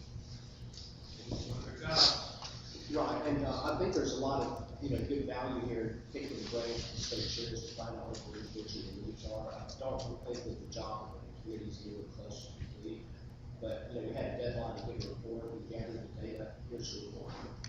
Now, with that being said, I think there's a lot more good things that can be done under the We had about 40 days. Mr. Bennett? And just real quick, if I could provide what I want, if I could hire someone and their focus was affiliate support, what I would like them to be able to do, and I'm not saying we're going to be able to do this, but I would like them to learn the constant contact email system. Just learn one system. They're good at it. Every state doesn't have to use it, but when there's a new state chair, they're not doing anything, that person can step the new state chair through using the email service, Constant Contact. They can tell them, get a list from Robert, load it up there, send it. If you have a problem, I'll help you send your first one.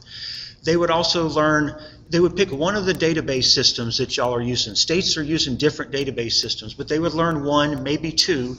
And again, when there's a new state chair, or if they don't like their own database services, they would kind of handhold them through that process. Obviously, they could learn how to write a fundraising letter and that kind of thing, but a person who could help each state with some of those basics would be very nice. And that's different from just doing a one-day training thing and then now you're on your own. And I'm not proposing we can do that. Affiliate service. There would be an affiliate service representative, or if an affiliate called and said, health, I need to write a fundraising letter with your broke. There would be somebody who would take that call. Yeah. It's their job to make sure that help happens. And beyond just responding to requests for help, put together a basic package of here's some basic tools you can use, just like the campaign signs and stuff. But it's like, we'll help you with Constant Contact, we'll help you get a simple website up, whether it's WordPress, Nation Builder, Weebly, whatever. That would be nice. We're not providing that, and I'm not saying we're going to be capable of it, but I'm just contributing to the discussion. It does show that there are a number of state chairs who would like us to provide that. I would bet there were. Yeah, okay, and shared services like phone banking, phone services, like they don't have telephones and, it's a database management, centralized services where we can basically lump it all together and get it to them at low cost. We're out of time. We'll now move, thank you. We'll now move to the appointment of the audit committee. Are there nominations for that committee?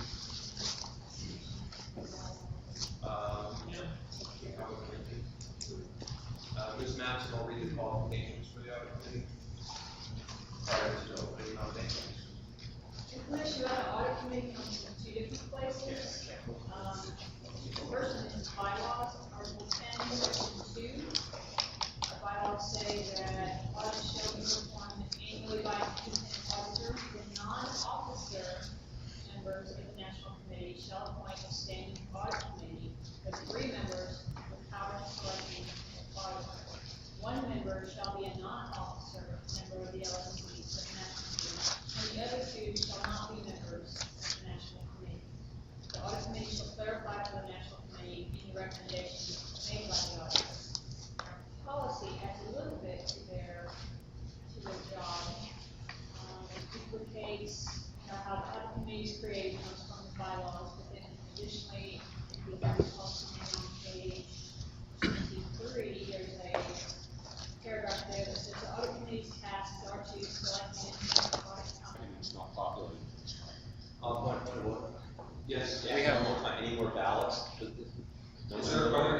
LNC members who are not officers who have not voted in this audit committee election that want to?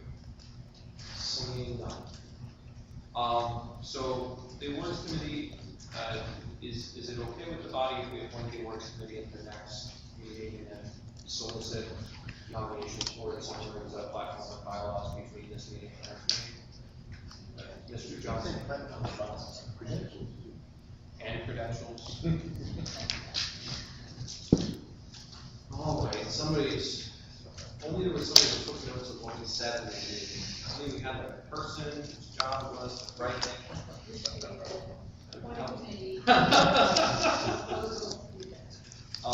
so then we'll move to the appointment of the Convention Oversight Committee. As everyone recalls, we kind of, at the last meeting, reduced the policy manual down from 3 different convention committees that were sort of interlocking, interrelated, back to a single convention oversight committee. Actually, to go back to the policy manual. Page. It's page, 24. 24 talks, page 24 and 25 talk about what the committee does. Making recommendations for convention sites, conveying requirements to the planners, ensuring the convention meets the party's needs, reviewing and approving the time matter major elements such as contracts, and they have to periodically report to the LNC. And then the structure thereof is on page 14 of the policy manual. It is composed of 4 LNC members or alternates to serve, plus 3 non-LNC members who are recommended by the convention oversight committee. So basically, what would happen is we would get nominations of the 4 LNC members or alternates who would be on the committee. They would then recommend to the chair who the other 3 members should be, and then I would pick the other 3 members as well as decide who is going to be chair of that committee. That's where we're at. Am I right? Okay. It's super simple process. It's probably the simplest one we've got.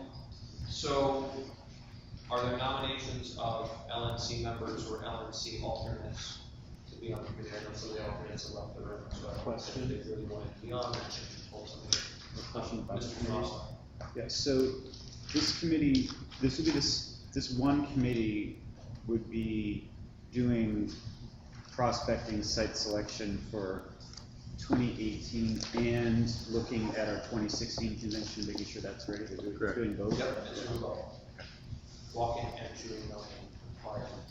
Mr. Goldsby. I nominate Vicky Kirkland. Ms. Kirkland, you accept?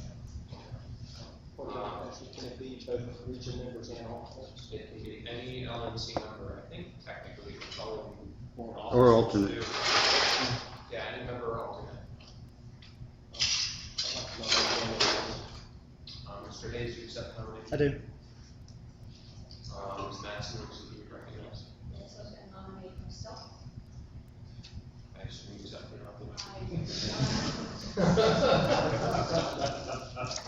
Constitutional practice.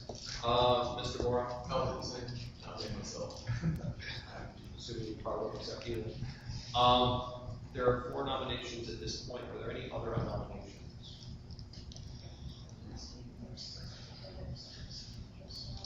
Do you guys know what to see? Does anyone remember expressing interest at the last meeting? Did you express interest today? I believe my counterpart, so I'll nominate Jay Estrada. I believe he did too. Mr. Estrada is nominated. I wonder if this Could it be Brett or, might have been Brett. Ms. Madson's looking it up. Scott? I bet I do too.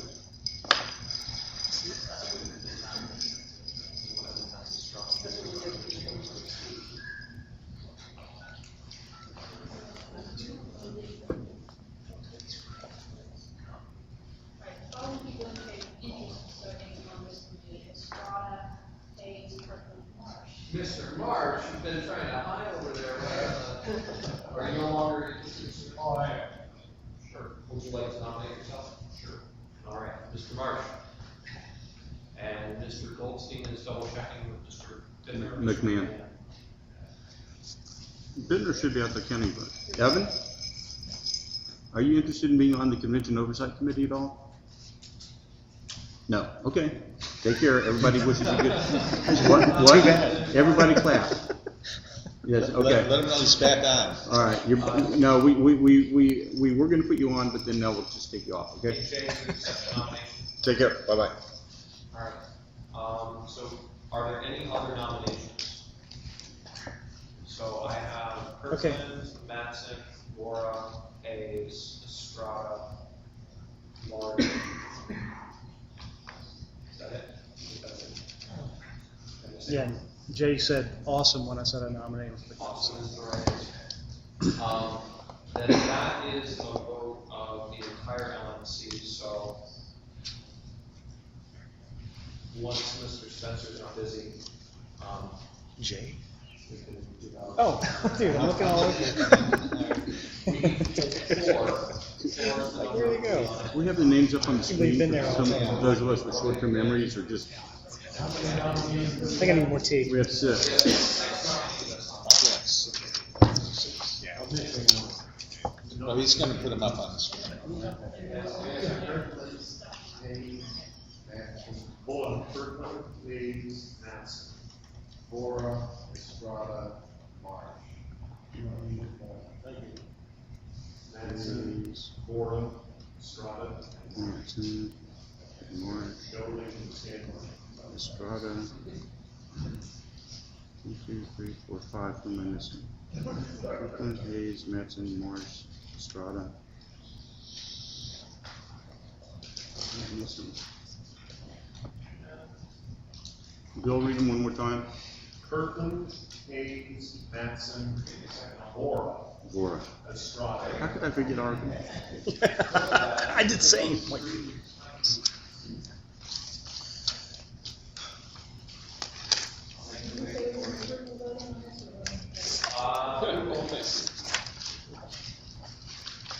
what's next? There you go. I missed any more time.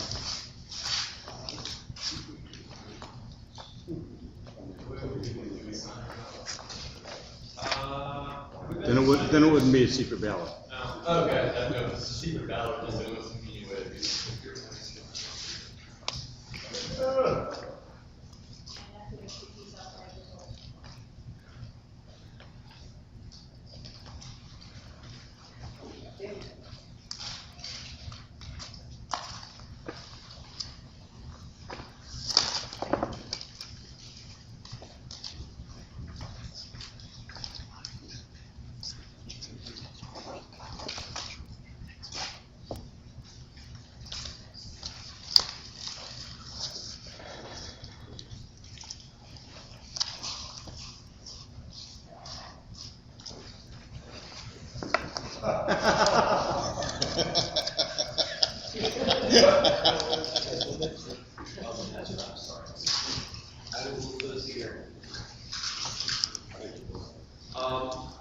While the balloting is being done, Ms. Mattson has the results of the audit committee balloting.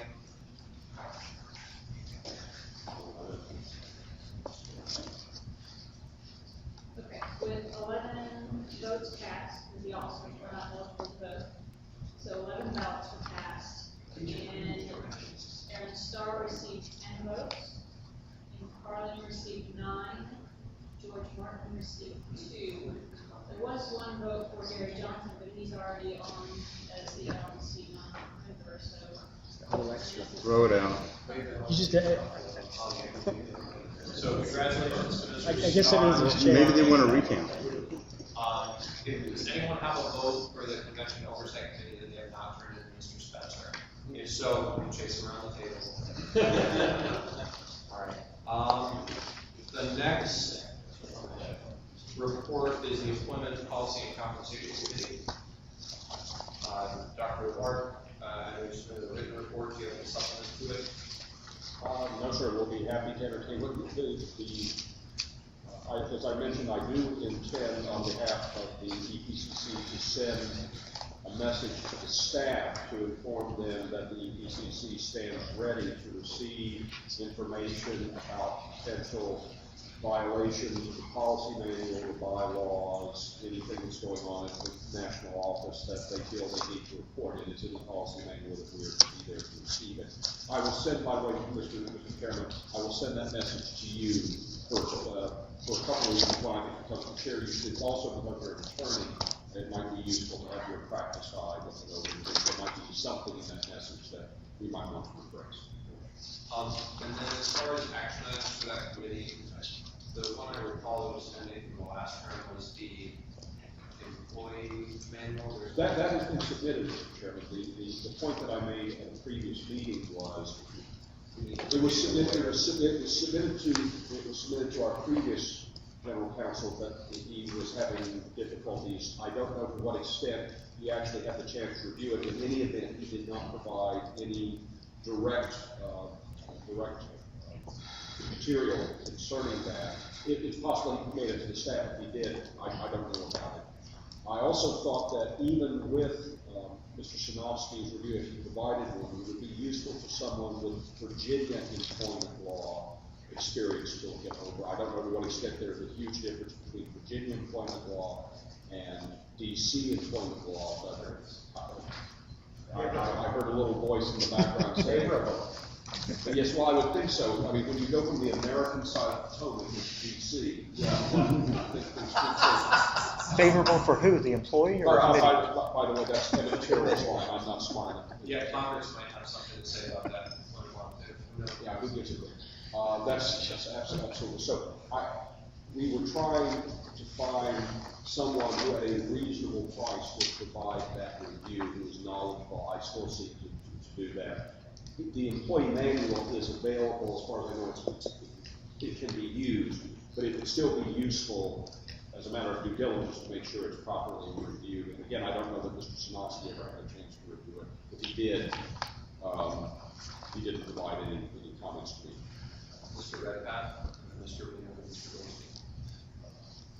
No, Mr. Redpath. Mr. Leary. I seem to recall that there had been an auditor's recommendation for a whistleblower policy. Did that get implemented?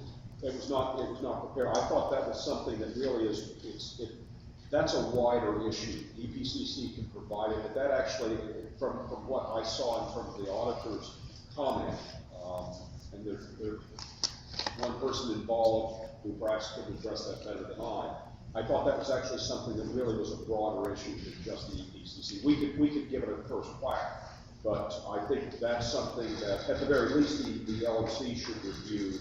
And it may be that it's something, again, my opinion is that that's actually part of this.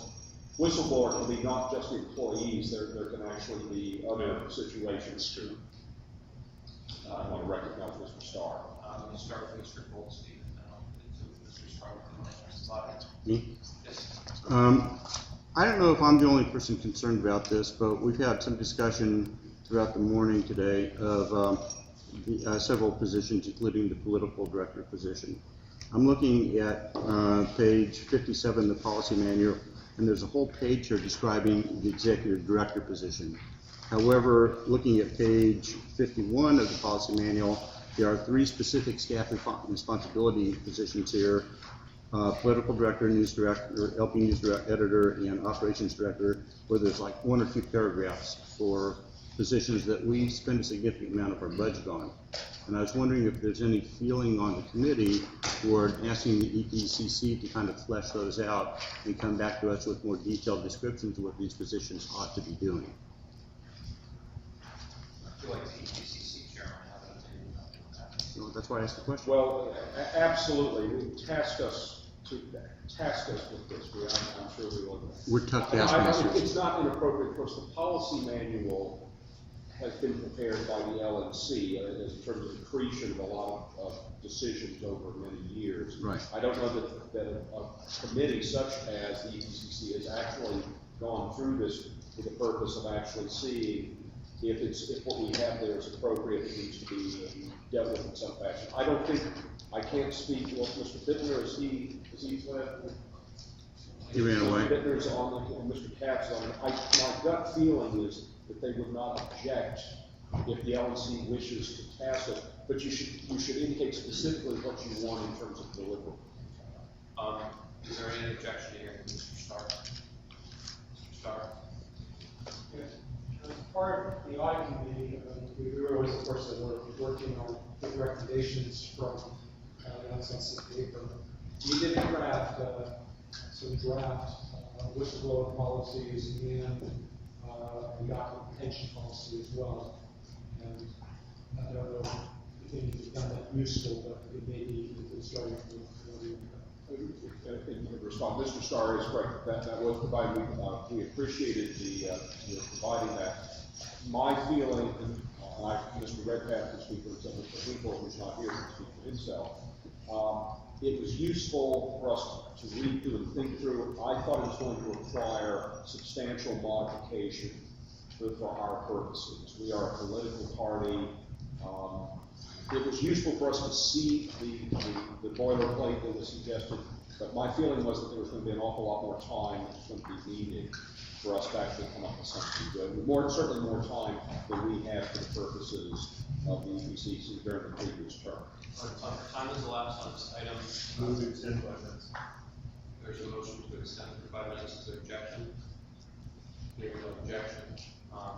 Is anyone seeking to be recognized? Too fast. I would suggest that to the extent that there's a desire amongst the body to refer a task to the EPCC, that be brought up in a form of a motion during the business without previous notice. All right.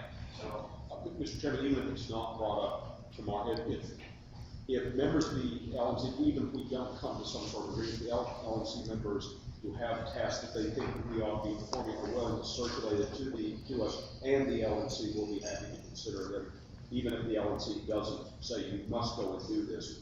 If it's something that we feel that we can address, we have the opportunity. We'll see what we can do.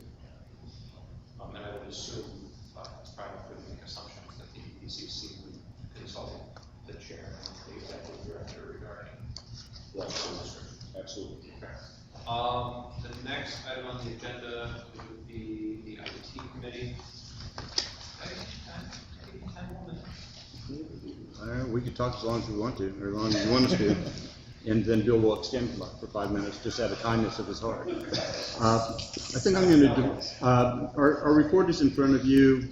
We've had a couple meetings now. We did experiment with a truncated version of the committee with Elise's meeting software the other night, and it seemed to work quite well, as long as she was on the line coaching us through how to use it. We do have an opening on the committee since Laura Delholm from Virginia has resigned. Rich and I, she was the person that was going to take the lead on website development and website options. And since she's resigned, we kind of deferred until the discussion that we just had to look through our stack of resumes that we've had from last summer and other contacts, and to make another recommendation to Nick to fill that position with somebody else. And we'll probably do that over the next couple of weeks or so. We have not taken any concrete actions yet because a lot of what we were looking at was kind of contingent on this meeting and the results of other discussions. But from what I've heard is that, and from what the Affiliate Support Committee's report said, is that we probably need to focus on two things: the website, and doing something about the website, and also the database, and doing something about the database. And we've had discussions with Wes, and Stuart Flood has been attempting to get a hold of people at BlockBot to find out about what additional modules are available for Razor's Edge, what the cost factors would be, and he's having some communication problems with them.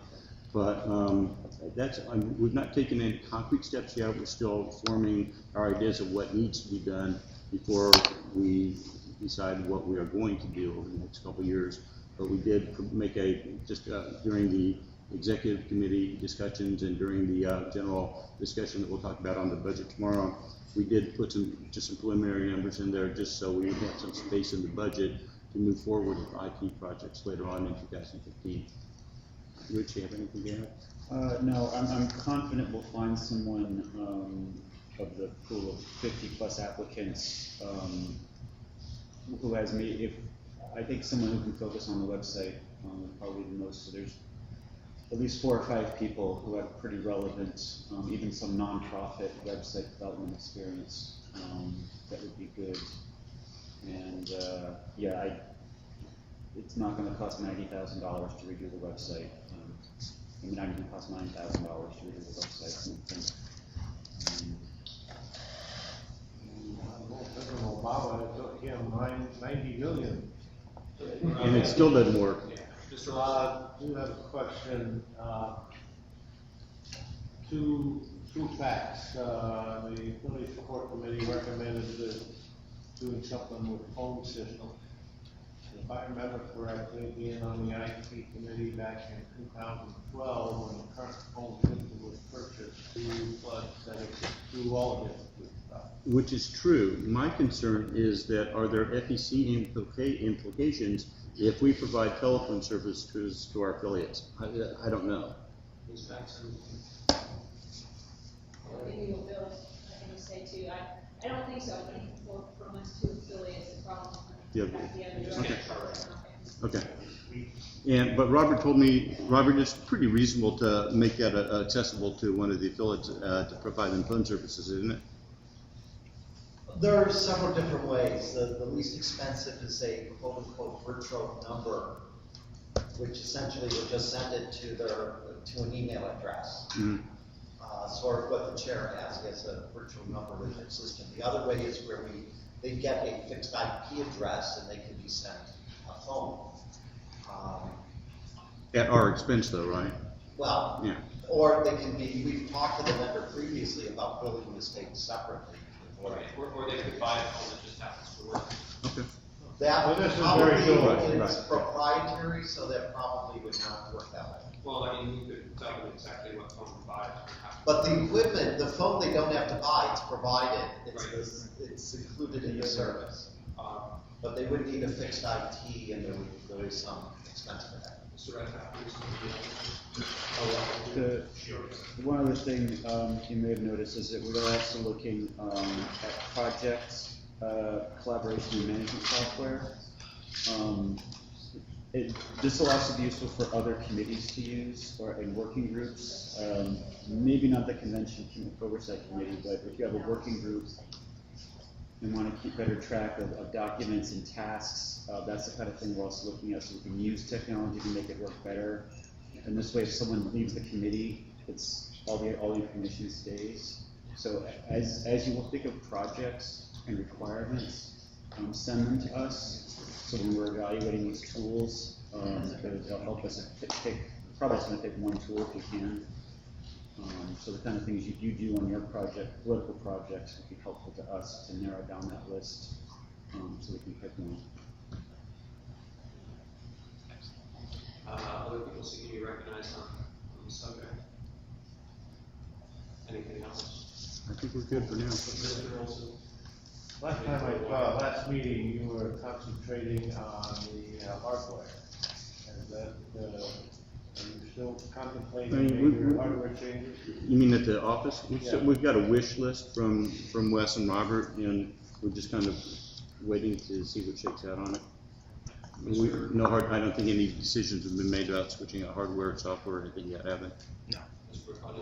Yeah, one of the things from the affiliate support committee, so far as the state affiliate, could we provide a facility for them to go in and manage their own database so that That's, I think, one of the modules that we're taking a look at, if that's even possible, for them to go in and access their part of Razor's Edge and make appropriate changes to it.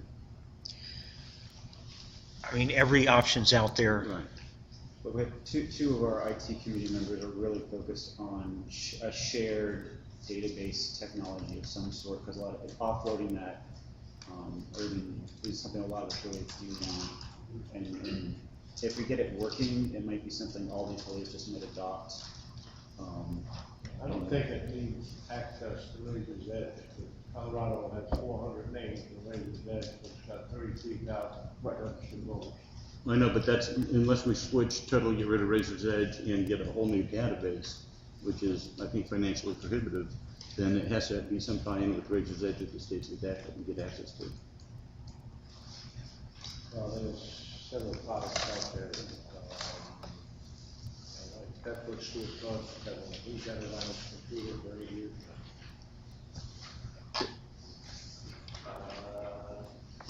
Do you see no one else to be recognized on this? We'll move to reports of special meetings. Oh, yeah. Do we have the results of the convention oversight committee? The results are available in the tellers with 14 ballots cast. The votes are as follows: Maxon 12, Kirkland 11, Hayes 11, Estrada 9, Marsh 7, Flores 6. So that gives us 4 people that have majority of the votes, 80 votes to be elected. So the board elected would be Maxon, Kirkland, Hayes, and Estrada. Congratulations. Good luck. Congratulations and condolences. Now we move to reports. Actually, I'm going to pause here for a second. It's about 3:15. Does anyone feel like we should take a 5-minute recess? We didn't have any recesses built into the afternoon session. I second that. 10-minute recess. Very long. So we will reconvene. I'm going to give you 11. We'll reconvene at, I have 3:14. So we'll change it 1 hour to the budget. 25.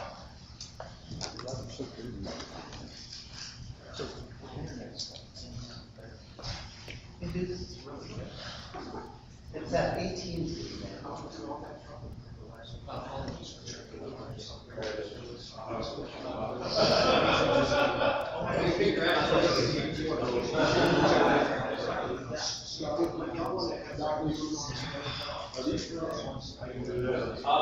one who's not going to do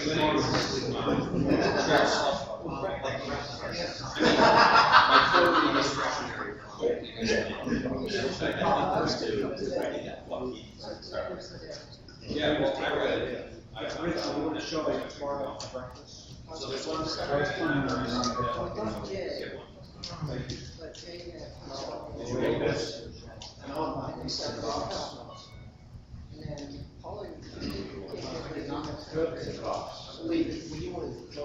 Yeah, they've got it. Make sure everybody's.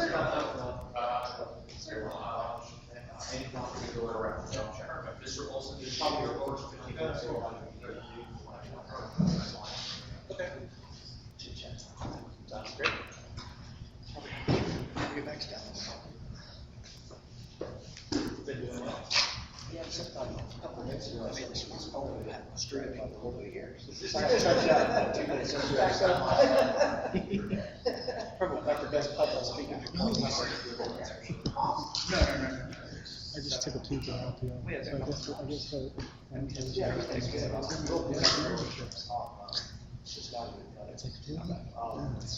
Starting like a month ago, I'll probably have to get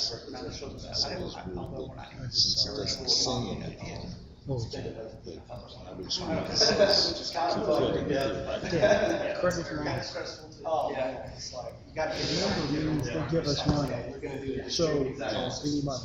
Why are we gonna tell people I'm not taking money?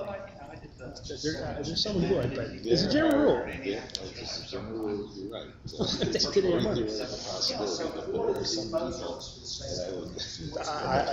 I know, there's a thing. But of course, the problem is, we don't like is I know in California, private stations do have. You've done so. Basically, this is really good products. Now you got to come with the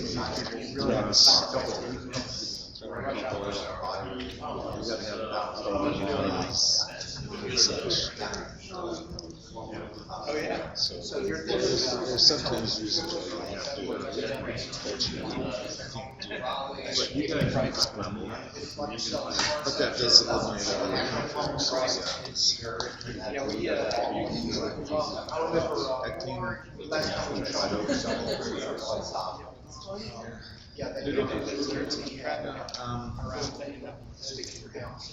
Why not just use one? That was the default. They can't expand the revenue. Usually, it's too much. Why not? Instead of going to us, exactly. Now, in terms of what we can do is we can have, for a low expense, a virtual expense. So each state, you could have about plug your state, press 5, and then our city, or Alabama, press 301. This state, press 302. And have voice messages. Yeah, and it'll be a virtual extension, they'll go to the meeting.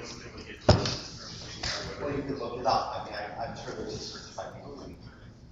So we looked at that, and there is some expense that's not,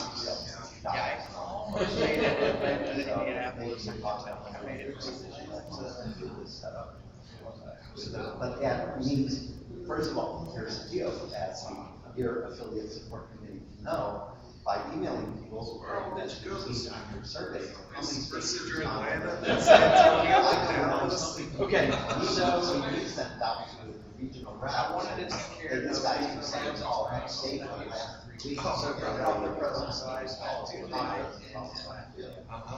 first thing was just for it's one of the right the state, even the amendments gone, never change your flights. Right. So you'll start to see the results here. They can also influence their businesses. So they make them keep them quit flights. Yeah, because they can give people off. But here's the deal. Somebody really can answer their cell phone.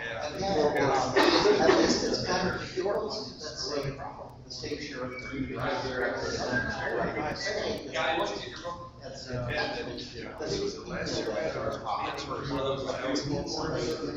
And here in Southwest, you're not going to stuff, but won't be returned to currently or the state.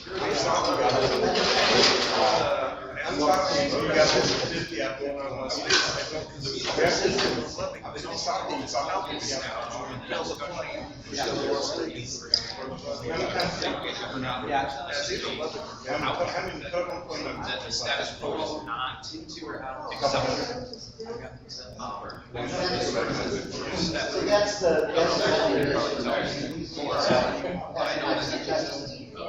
website discussion. What we do now is what we call.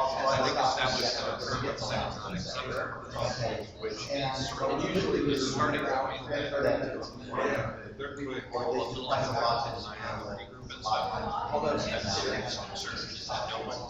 Serious about fixing anything.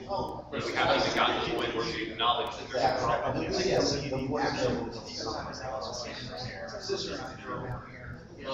Now we just establish we know. Whether we can get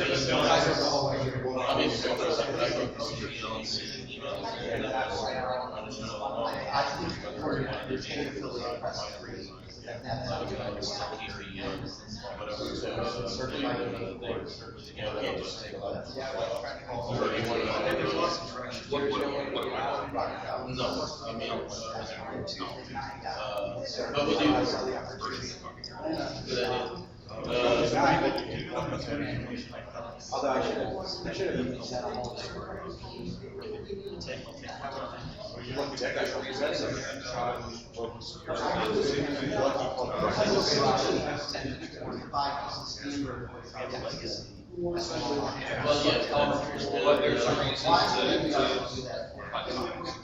because right now we still have time. But if we need something and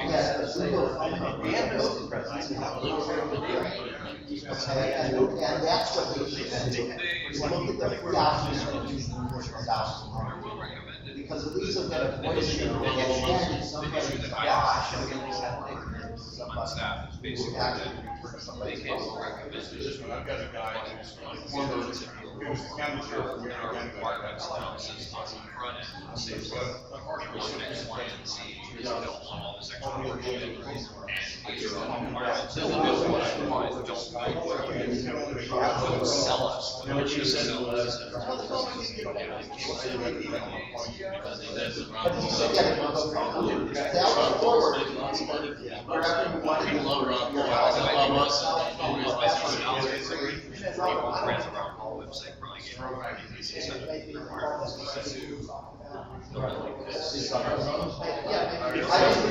Spend money buying phone service. The ability to send phone service, I don't know what the answer is. The ones like Indiana, the ones like us. And I think that's which is the opposite of philosophy. If I think that there's at least one contractor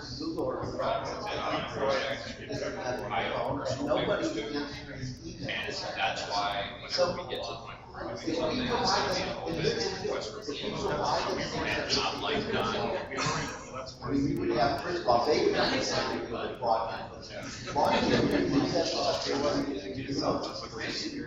They went hard to like $1,000. So it's like, we don't want to have responsibility. No one's got one. But yeah, it has to be. You know, they have to sign the paperwork, pay the member's charge, so they're responsible. So somebody feels responsible. Right, and then the person who can file a favor, I can say, hey, look here, there's the RFP bid. Right.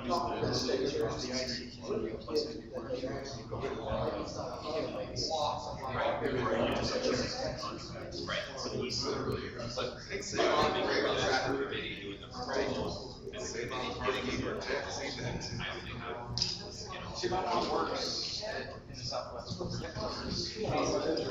mean, not that it doesn't affect my decision, whether or not I know somebody does, but if most of the process happens without me, then there's at least. No one can say what you're doing. Right. Some level of clean hands. Which I think is very important. With this. And I really want to. I know about that.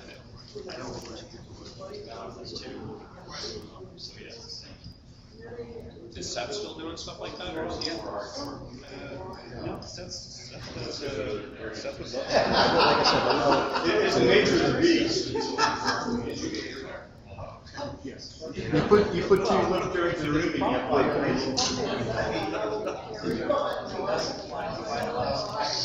yeah, I know. You're a little bit more mature than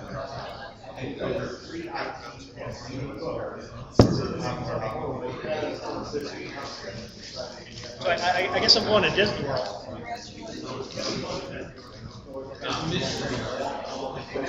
Mr. Sunshine, that was so funny. We're gonna come back to where it's take your seats.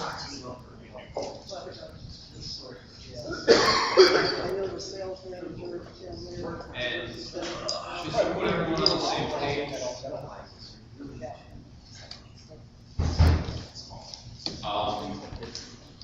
By my count, I've got about 100 minutes left, which is going to take us to, was it 3:30 now? We'll be a little after 5. 5:05. Is that acceptable? Good. Yeah. All right. So, we move to reports of special committees, the electronic meeting rules drafting committee.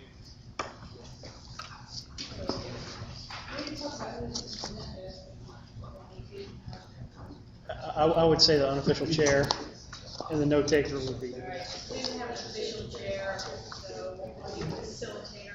All right, so our report is submitted in writing, signed it here in the binder. It's a back of tab 4. I assumed it. It is the back of tab 4. So, when you read the report, that kind of addressed the process, I'm hoping not spend our time on that, I'd rather spend our time here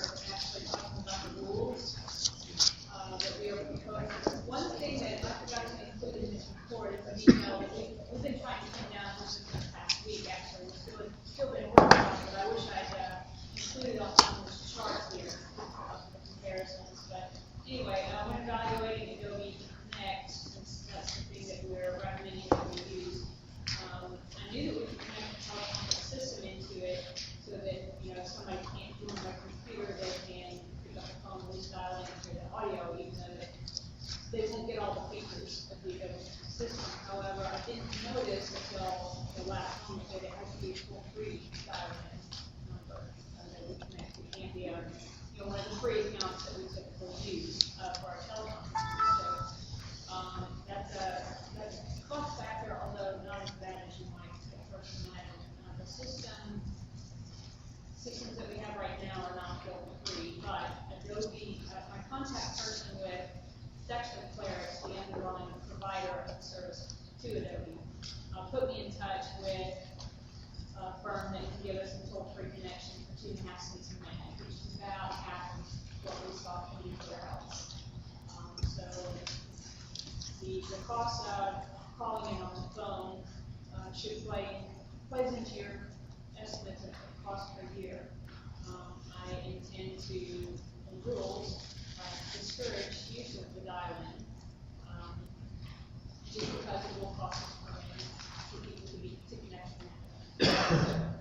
We'll get to that when we get to the rules. Let's see. What I would like to do at this point is just actually read through our proposed rules and kind of along the way explain why certain things are important.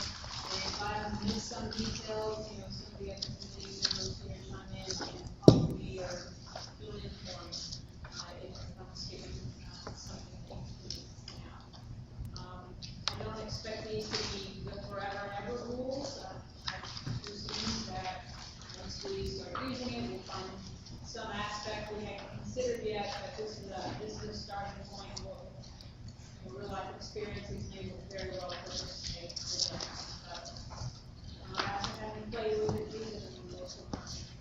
First of all, let's do the easy one. You can see there we're proposing that out of the policy manual, section 1.2, subsection 6 regarding meeting minutes. It specifically lays out the policy for face-to-face meetings, and so we can just have it for electronic meetings just to make sure that you use the same procedure for 30 minutes for both. That's it. And then we're proposing that we add an entirely new subsection 7. And so, first one you'll see, all electronic meetings will be conducted via the Adobe Connect/Citrix services. This is the underlying provider to Adobe. I'm not sure at this point if we would buy directly from Adobe or Citrix. Adobe provides up to 25 people per meeting. Citrix can give us even above 25. So we'll sort that out. Second rule, part B, each usage of the term committee within these electronic meeting rules should be construed to include both the LNC as the board of the Libertarian Party as well as committee. I didn't want to, as we were going through here, have to keep writing board or committee, because we're the only board that this can apply to. It doesn't apply to state affiliates, so this is just for convenience for the rest of the secretaries. Part C, each committee member calling for an electronic meeting must do so by emailing the entire committee and specifying the date of the meeting, time of the meeting, and topics to be addressed. Meetings must be so called no fewer than 2 days in advance for committees with fewer than 10 members, or 7 days in advance for committees with 10 or more members. These time limits do not apply to the LNC's executive committee, the LNC's advertising and publication review committee, and the judicial committee. We noticed that even as we were drafting these rules, when we have working committees from the LNC, sometimes, especially right before a meeting, you're kind of in a rush to get your last details down. I wanted to make sure that these committees work relatively tight time frames. So we gave small committees a requirement of 2-day notice for the meetings, but we felt that large committees like the LNC, the bylaws committee, the platform committee, they do not have this timeliness aspect so much, and they have many more people to get wrangled into a meeting. So longer notice for the meeting. Alicia, is there a reason why it says each committee member instead of chair calling for a meeting? Each committee member said what? Instead of chair? This infers that committee members could call for meetings as well. The next rule D allows you to chair or a certain number of members of the committee. Oh, I see, okay. We exempted the executive committee. Obviously, there have been instances where the executive committee had to act on even shorter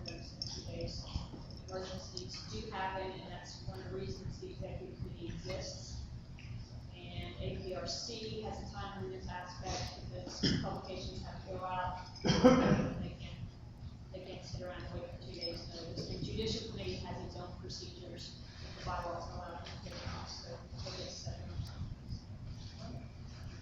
Well, in my statement now, we have currently a committee with just 4 or 5 people who do our own thing, the way we want.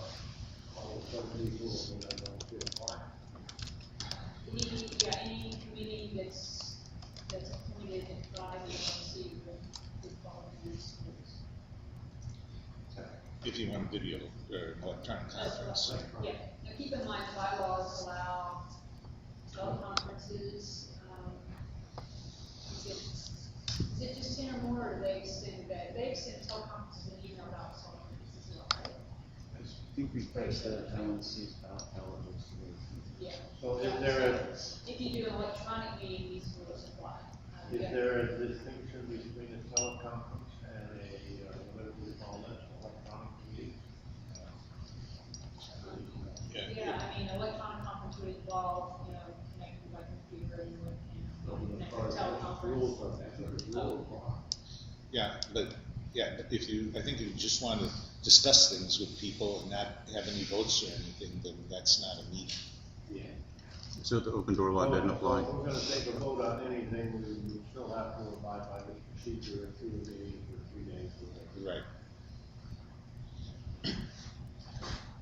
So like the affiliates program, we have 7 members, can I just have a freeconferencecall.com and give them 3 days notice and put together a call?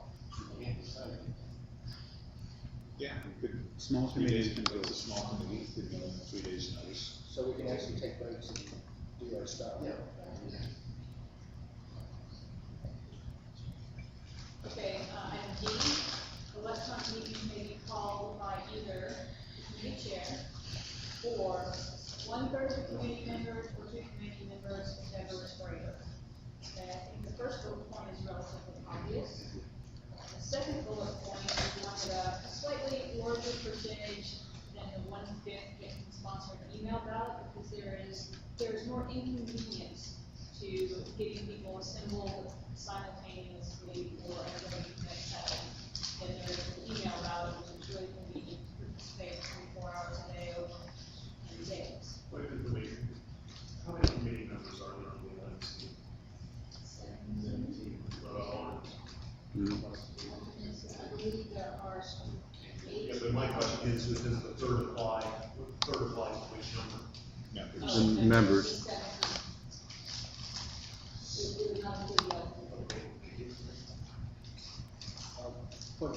So if this passes, under item 7A, would I be able to use freeconferencecalls.com, or do I have to use a Adobe Connect?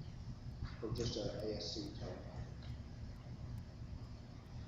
I'm going to go take a peek at the final lines real quick. I think you could still use.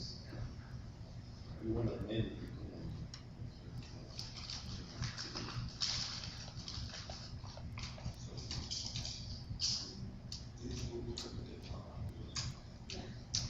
The bylaw specifically not. So these. So this is the alternative. So this is the alternative procedure to the teleconference. That says all electronic. I know, I mean, the telephone uses electricity. Unless you're just gonna wire up cans and, cans and. So that's a point you might want to. Shouldn't call it This is important. It's called video meetings or something. Because if there is a parallel process whereby you can have a teleconference versus a process where you can have a more fully formed electronic meeting, then that's one thing. But if adopting these rules would eliminate the option of teleconferences, then it just think we should be clear that that's what we're doing. Yeah, we can't eliminate the option of teleconference because the bylaws, this is Article 13 of the bylaws, which reads, boards and committees may conduct business by teleconference or video conference. The national committee shall have power to adopt special rules of order and standing rules to facilitate the conduct of business by teleconference or video conference. So most aspects of this would apply to the teleconference as well. I think you ought to change the name of this to video conference meetings. I agree. to avoid any confusion. Replace Mr. Johnson. I was gonna say, when they should get to the end of it, describing it, and I do believe that we might want to revisit another meeting after that. Yeah, the video. The other aspect I wanted to point out in section 4.0 D is we wanted to put a floor of 2 members. Talking about a larger committee, if there's reasonable, when you get down to a committee and there's 2, you could have 1 person who potentially tested the other person in the meetings. And mind you, the other doesn't show up, there's not a quorum, but you know, how much power should just a single committee member have? So we put a floor of 2 committee members, which will mostly be accurate. Okay, so item E for electronic LNC meetings, does not apply to anyone except LNC. Okay, for LNC meetings, messages calling or vetoing meetings must be sent on the LNC business email list. I think I failed to read the part after the bullet points in D. Notice there, under the bullet points in section D, it says how you can call a meeting. However, to call an electronic meeting can be canceled if the majority of the committee members email a cancellation request to the entire committee prior to the scheduled time of the meeting. So small numbers will call a meeting, but the rest of the majority of members of that committee can say, no, we're not going to meet. All right, so then E makes a little more sense because it talks about veto. Right, for electronic meetings, for the LNC, the calling for veto must be on the LNC business email. Item F, when a sufficient number of people have issued a call for a meeting, the committee chair or secretary, so your subcommittees don't necessarily have secretaries, so chair or secretary shall issue a notice of the meeting to each member and alternate in the committee. In addition to the standard notice content, which is provided by Robert's title, in addition to the standard notice content, the meeting notice shall describe how to participate in the meeting. Tell them not to do it, or something, etc. Item G, each participant must provide his own equipment and activities, including but not limited to a computer, internet access, webcam, a microphone, earphones, or telephone. Participants have the right to participate in electronic meetings by telephone. However, they should use a computer connection as feasible so as to be able to more fully use the ability of computers. The organization is not responsible for providing a central location for physical attendance in an electronic meeting. Face-to-face meetings, electronic participation is not allowed. So it's all or none. You're either getting together in a single room or not. And you provide your own equipment, and the phone system is intended to be a backup. If you dial in by phone, once you see how Adobe Connect works, there are methods for raising your hand to seek recognition and display emotions on the screen so everybody can take a look at them. So anybody that's dialing in is not going to be able to see what's on the screen. If you click the button to raise their hand, they can't cast their vote via several mechanisms that can be used in this and that. So if you dial in by telephone and you're a voting member, it's going to take extra time and you're going to have to make accommodations. So we want to discourage it, but there may be times that it's necessary. You're in the next round. Item H, each participant must accurately identify himself by name when joining the meeting. When you join, it asks what's your name, it displays on the screen. Obviously, we want to know who is there, anonymity in terms of who's in the room in the meeting. Item I, electronic meeting participants must try to eliminate as much as possible background noise, echoes, and call waiting interruptions. Participants shall not place the telephone connection on hold if the system has music or messages played while in the mode. Preventing excess noise is a key thing for all communities. You're sitting in your house, your dogs are there. For those who have kids, your kids are there. Whatever. Echoes happen if you're just using your speakers on your computer. Sound comes out of that and feeds back into your microphone. So if there's an echo, most of you will need to use earbuds or headsets of some sort. So there going to have to be quite a bit of attention paid to what environment am I in, what do I have to think realistically, when we're in these meetings, most everybody will have their microphones muted most of the time. And then turn on when you talk, and turn it off. Item J was added for, just for legal coverage. It said all participants legally consent to having the meetings recorded should the committee opt to do so. It doesn't necessarily mean that the committee will record, but we have a feature, the host and push buttons, say record this meeting, it records the video, it records the audio, it records the things that are on the screen. Committee is not required to do that, but if the committee wishes to do it, we got people that would be in multiple states, and the laws for consent to recording those kinds of communications vary, so we just put that there for legal coverage.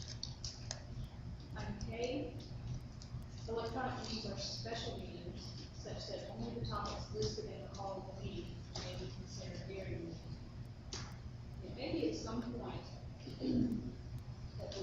that we expand these to have broader use, but there are definitions, there are special parliamentary definitions for special meetings versus regular meetings. And if you look in our bylaws, it says, well, first of all, special meetings, you call it for one or two topics, that's all you're talking about. You cannot talk about anything. You just open it up, anything goes once we get there. Regular meetings are kind of like what we're doing today. Technically, there's all persons supposed to be on a fixed schedule, but we'll do it approximately quarterly. And once we get here, we can put anything on the agenda, we can add things to the agenda, that's not the case with special meetings. Also notice that in the bylaws, it says that if you fail to attend to consecutive regular meetings of the LNC, that you automatically vacate your seat. And these electronic meetings may be more frequent, it may be just one topic, and we want a one-topic meeting on the internet to pop somebody off their position. So we specify that these are special meetings and it distinguishes from the regular meetings in the bylaws, as well as has implications on what we can. And then item L, and I'm going to have Dan shortly read adjustments that we agree to, but it's not. Item L for original main motions. Now, we'll define that in a second. The committee chair or secretary shall document the time in which the vote tally was announced. The participant with voting rights who is present during the debate of the motion, but who lost his connection during said two meetings, may still reconnect to the meeting and cast his vote on the motion no more than 5 minutes after the announcement of the vote tally. I don't know how often this is going to happen, but I've been in a few of these sessions and people pop off time, it happens. And the main concern here is if you have a particularly controversial subject that has a really close vote, you don't want just an accident to keep somebody from having a chance to cast a vote. Oops, my internet picked up at that moment. And kind of I use the committee to note that during my service as national chair, there was a discussion about some problems that had occurred in the Brown presidential campaign in 2000.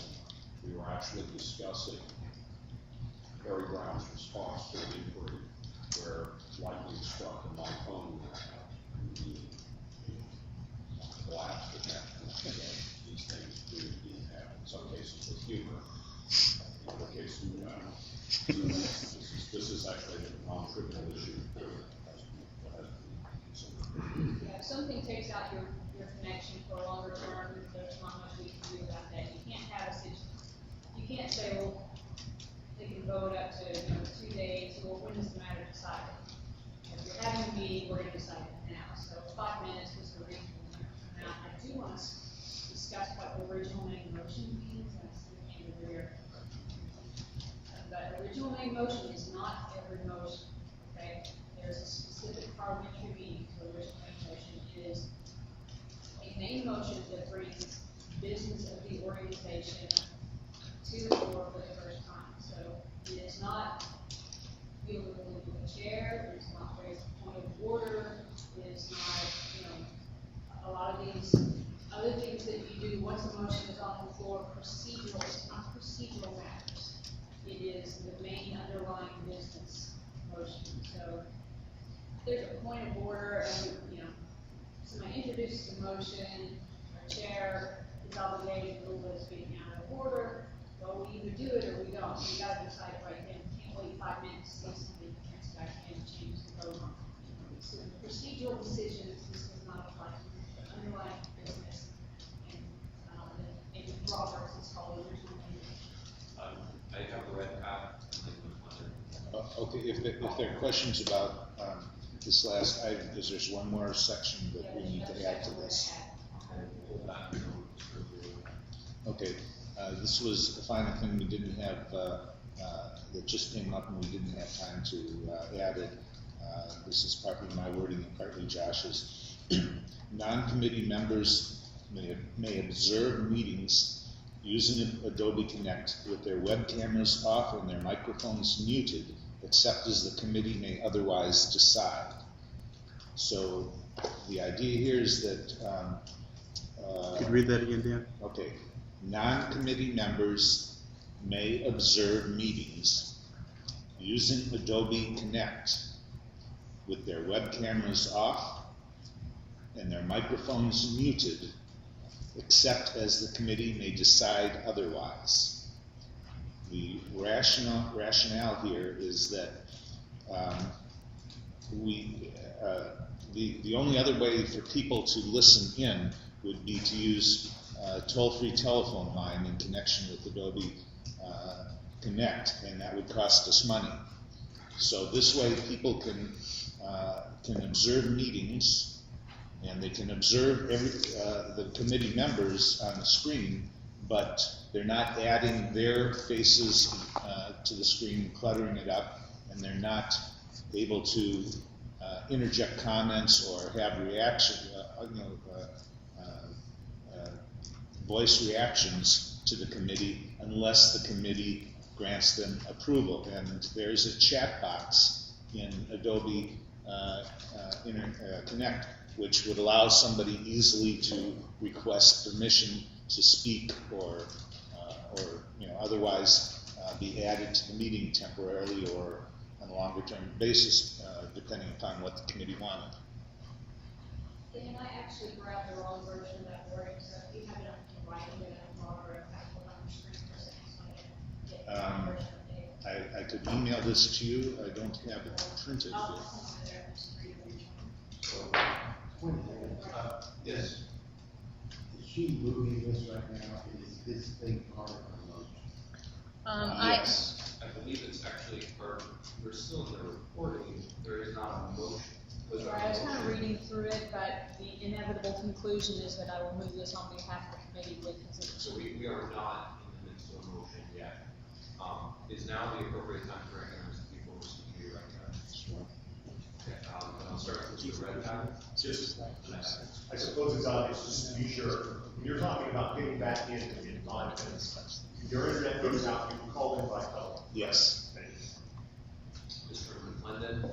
I guess it's not yet over. I was going to motion to change the word electronic to video. Could we maybe just make that part of the motion? Well, that's something that we should discuss, and that could be part of the main motion. And it may be we decide, let us tweak that wording, because there may be multiple places in here, tweak it overnight and do the final vote tomorrow, maybe? Yeah, under item G, I was going to suggest where it says for face-to-face meetings, instead of just the simple swap out. I think, I glanced through it, I think a simple swap out generally would fix everything, but that one sentence should say, for face-to-face meetings, video or teleconference participation is not acceptable. That's probably a good point. Mr. Olson, and then Mr. Marshall, and Mr. Johnson, and Mr. Wilson.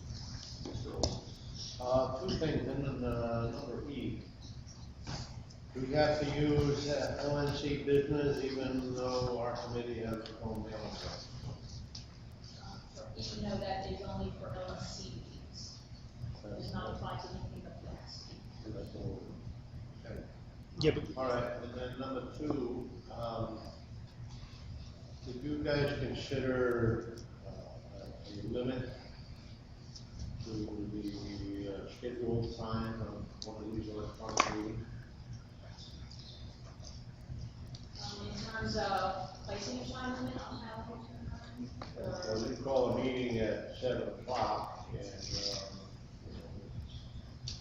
my time zone is 9 o'clock. I want to be comfortable that I'm going to go right before midnight. Right. We didn't really consider that aspect of it. I think you have the same situation even without these rules. Anytime you have a committee and you're kind of relying on the people to be reasonable, and I think any say platform committee were to call a meeting at 3 in the morning, if that's when she likes to work, I think the rest of the committee will rebel and take care of that problem themselves. So, I think to some degree, we have to depend on the reasonableness of people.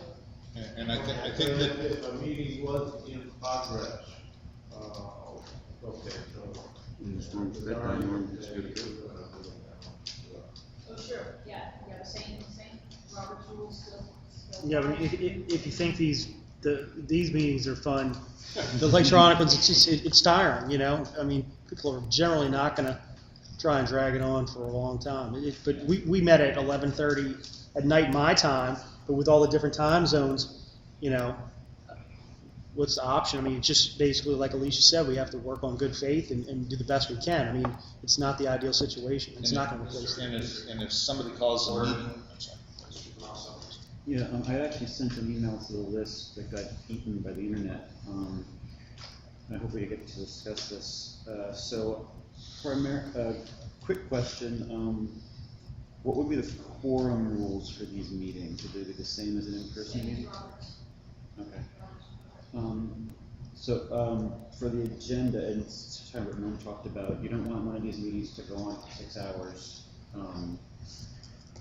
So in the agenda, it's number K, where only the specific topics listed, so does that mean the agenda has to be posted before the meeting and only those original It's over here. motions? Yeah, when you call the meeting, which is in item D, when you call the meeting, you have to specify, right, C, you have to specify the topics to be addressed. Okay. Basically, the agenda is set by the people calling the Okay, meeting. well the topics is different from the motion. Right, it doesn't specify motion, it specifies topic, so as long as you stay within the topic, you can have different motions on it, but you can't leave the subject. So this would allow, original motions could be drafted in the meeting. Yes. Okay, would they, in the same rules, would apply as an in-person meeting for those motions, the votes? And I do have one more technical question. We're talking about if someone drops out of a call, they can jump back in to vote within 5 minutes. What if they are not on the call, the meeting, when the vote starts, and then they join? Are they allowed to vote? Says they must be persevered in the way of that motion. So they can't just pop in the middle of the meeting and say, I can vote on something that did 10 minutes ago when I didn't bother to show up. Mr. Chairman, time, and I know this is Monson, you know, here in Sunday. Move to extend by 15 minutes. Second. It's been moved and seconded, is there objection to extending by 15 minutes, understanding? Yes. 15 minutes out. 10 minutes? 10 minutes. Is there objection to 10? No, your objection to 10. So we'll have about 10 minutes later than before. On my list, I have Mr. Johnson next, and Mr. Goldstein, and Mr. Lodge, and Mr. McClellan. Mr. Starr asked me to put him on the list. Get recognized. Okay. So Mr. Johnson. So actually, I was just going to suggest a slightly different, wording in here, we discussed this first census A, about how specific we wanted to be. We do want to say that the LNC meetings will be by Adobe Connect. So I would suggest all electronic meetings of committees of 10 or more members to be conducted by Adobe Connect, and then allow smaller committees to come to that. Or we got also to change G, to put Adobe Connect in there. That's all. Mr. Goldstein. I've got a technical question. There are 17 members on the LNC. There are another 5 or 6 alternates, 3 or 4 staff members. In many cases, for an LNC meeting, we're going to have more than 25 participants. How does that affect the numbers that are on the chart here, which says 25 participants? Does that mean we have to pay extra money for that, or the people who last on get booted? And then how does that also involve people that are in the just observers? Does that count against that number? Anyone who, yes, the observers should count as a number. The number at the top, let's see, in column 4, everything is in column 1 space.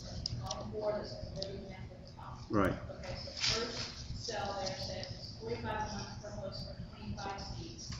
And there's another option that we can go for clerics and get 100 seats. And it was strange to me when I called him and got this pricing because the $500 a year is actually less than the $45 times 12. So actually I can get more seats for a little bit less money than the option just for the top is it just where really easy and send it to their underlying top. And that's why we have the /Citrix. Exactly the same software though, right? Yeah. Now I'd like to ask, have Aaron add it to this. Great points.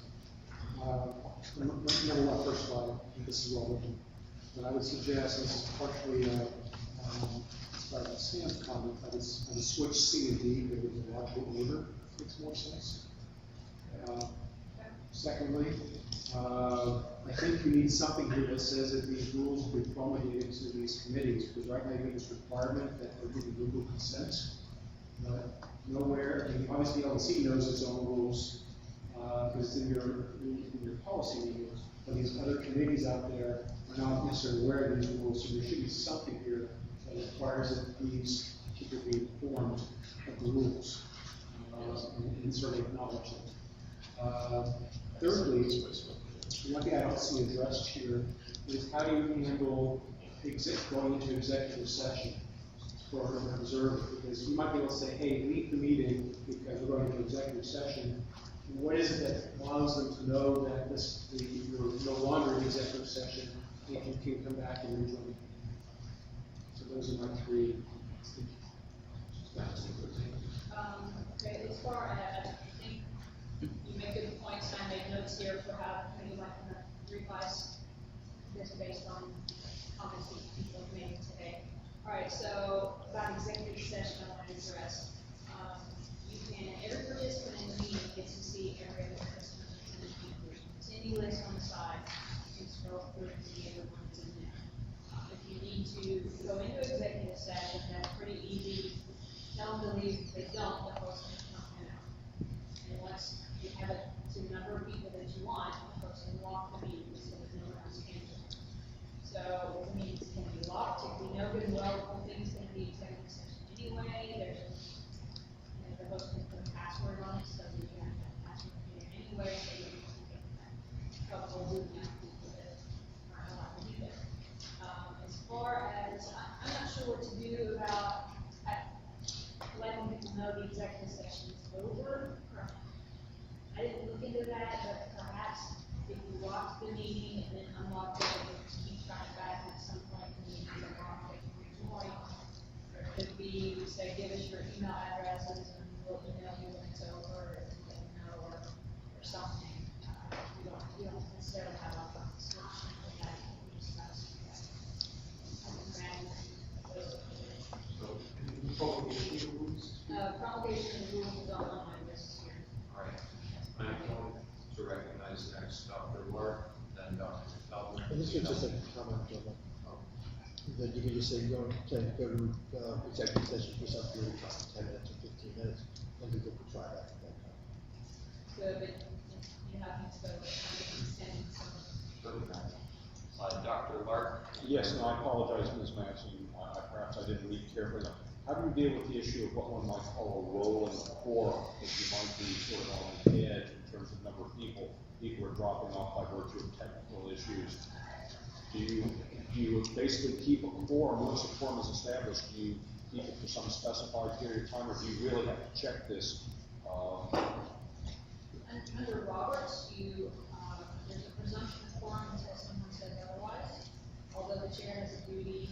notices that there is non-quorum, and remember those too. That's fine. So, Thank you.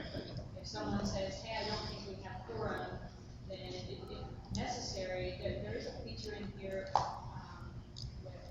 in Adobe, where you can set different statuses, and you can say, I stepped away, and because I'm a real icon, so we know if someone's back to the It's possible, pardon me, it's possible you could actually have a vote without a quorum.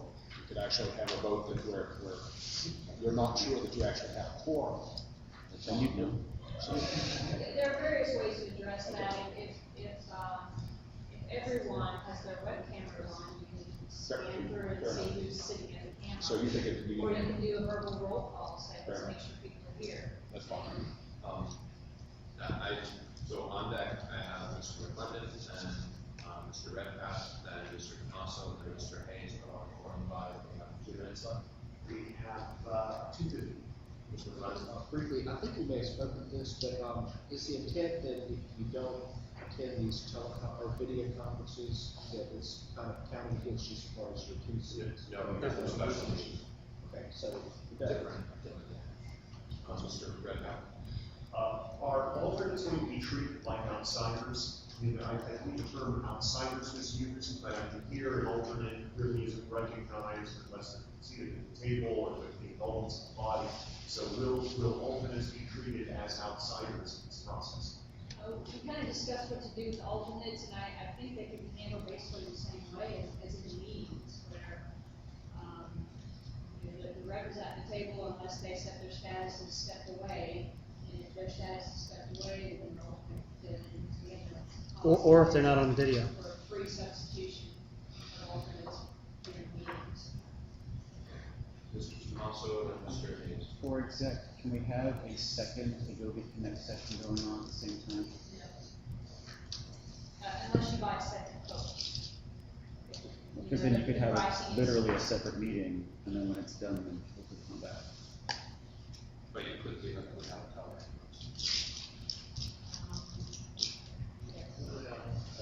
But it's not going to be printed in the Let me add just one thing. If you had a couple of committees trying to have simultaneous meetings, which would be pretty rare, it is possible to get a 30-day free trial from Adobe for any particular email address. So it would be pretty easy to handle that. Just one little point I wanted to get the committee to understand is that we should be able to have the ability, if we don't find certain features and functionality in here as we use this, to affect the service. I mean, we should be a pretty desirous group that Citrix and Adobe would want to cater to, with being the LNC and potentially having 50 affiliates. They would probably want to listen to us, so we should be able to affect, if there's features there that we don't have that we'd like to see, we could probably get them to accommodate us. Time has expired. Your motion to extend, I anticipate will be short motion tomorrow morning, or maybe this time. So should perhaps we postpone this agenda item to tomorrow, let the committee kind of make tweaks based on the feedback we got tonight, and then, give it maybe 15 minutes to final adoption tomorrow on the agenda? I would suggest that after those tweaks are made, that it be disseminated, and then there's a motion to add it into the business, I think there's still time. Well, I would just postpone this agenda item, we need to take it out, so. Postpone this agenda item, for 15 minutes, or, sorry, talking and trying to put things to the same place. Okay, so, we're in position on the agenda.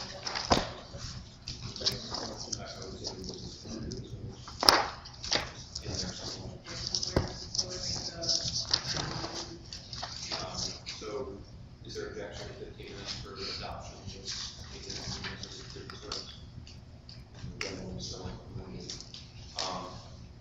The next item of business, Dr. Lieberman, is that we'll have a 5-minute impromptu recess. Apparently, there are cookies in the lobby. Cookies take precedence over business. So, Could we have public comments while we're on recess? They go quickly, so you better get over there quickly if you want The other So building? we will reconvene at 14 after the hour. 1:50. We're gonna do that big spread. Yeah. Pretty big lunch. Yeah.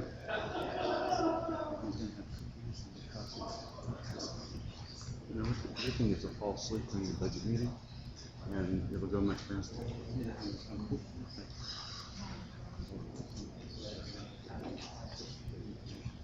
I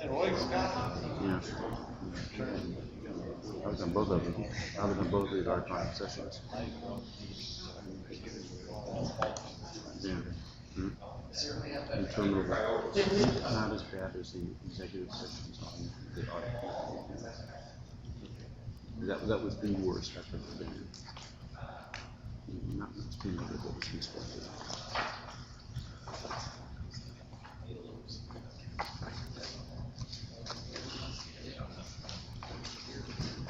The chair was the first one out the door, I think, wasn't it?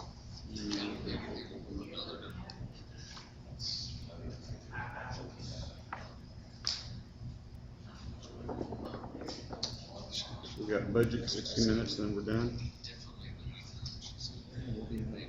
I think the party starts at 7.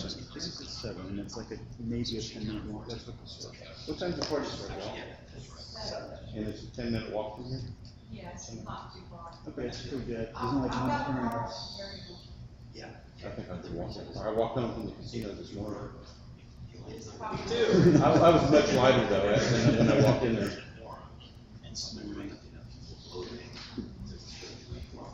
Yeah, I came back, I got back in the room about 2 o'clock my time, so about 1 o'clock here. Well, that was this morning. Yeah, he's right.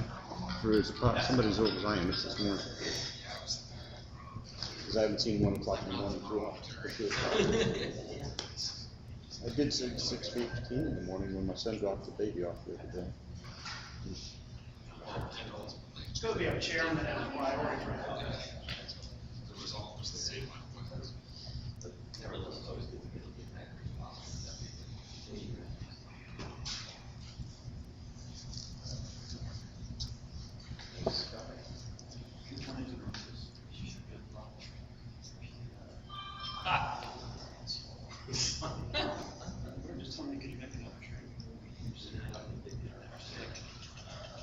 The reason I did it was just conversion because the high school kids they just did so I gotta get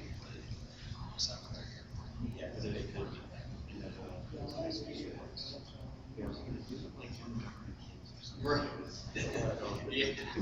Oh my God.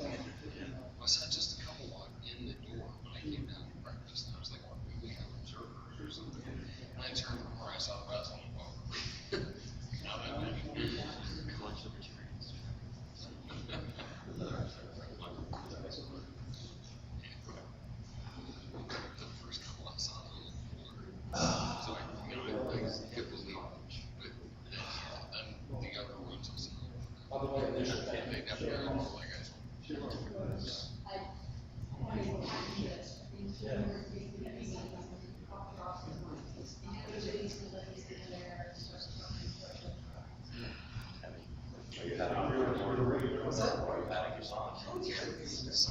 The party was at 7.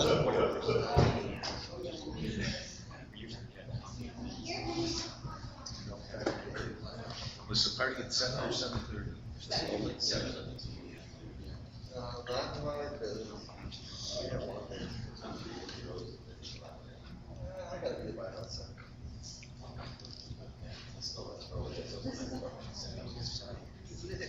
People try to have meetings. What's the address of the? 845 Pond Left. 845. Rolanda Let. Oh, it's mandatory? I was gonna go there.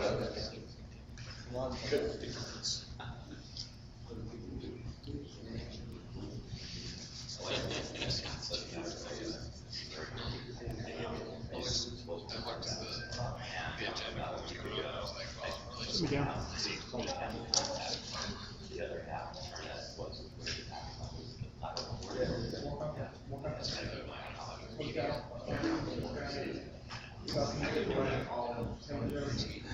Yeah, they come out eventually. It's near the intersection of St. Joseph and Plum.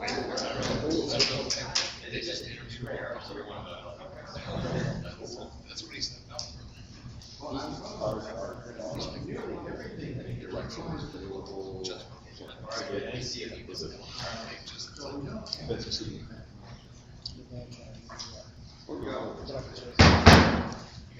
Problem coming along. We will return to the agenda. We'll have a 10-minute opportunity for public comment with regard to the 2015 budget. For anyone from the gallery that has comments about the budget, proposed budget, ideas, should know, consider during the budget discussion. Mr. Starr.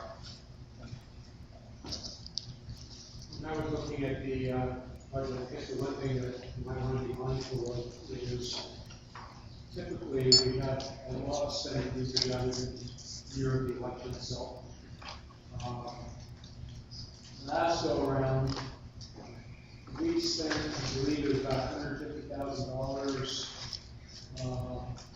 more than we did about $100,000 in our reserve during 2012 because of not access to the funds. And my concern is that while at the end of 2011 we had a substantial reserve which to draw from, where we can afford to lose on, to spend $150,000 more than we took in. 2016 doesn't look like we've got the same situation. If you're basically break even today, roughly, if you wind up having a budget where you spend about as much as you've taken in for 2015, you will go into 2016 without sufficient amount of reserves to pay for access.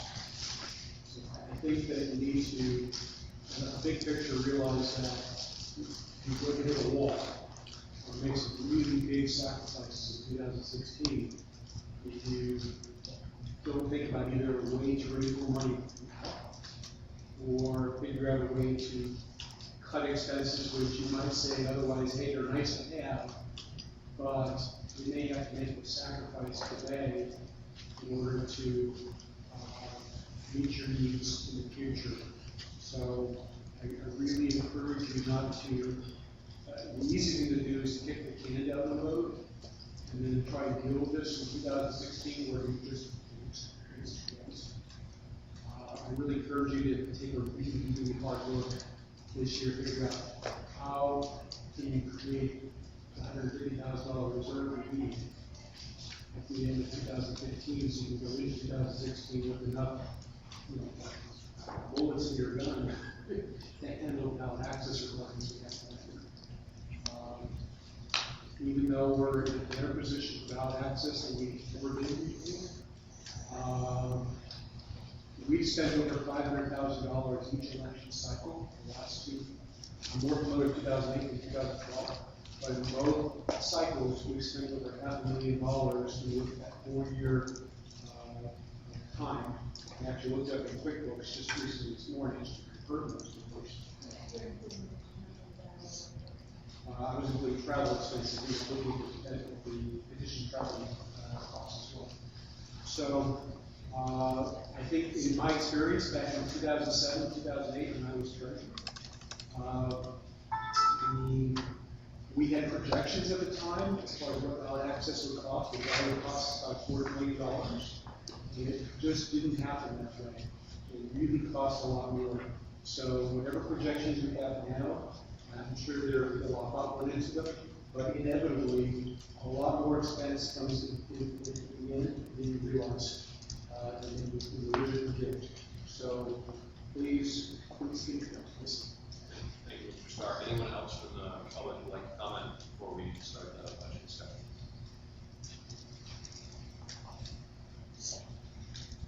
And no.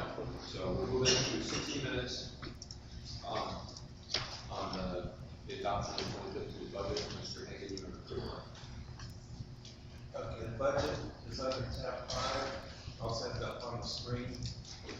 Didn't do any changes since teleconference, such as, extra money for the child access and for the affiliate coordinate things which came in after our teleconference, like, didn't do any changes, figure out what was decided at this meeting. We're gonna put, the first page, this is the budget we're actually be approving.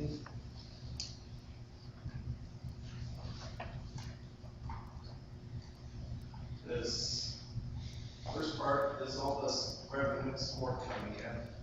Most of those numbers are either looking at this year, how much we brought in, or the average of 2011 and 2012. And one thing that did change was the major donor award solicitation. Expected for next year, expecting the executive director and chair to raise 20,000, and the rest of the LNC raise 20,000. That is more than was done before.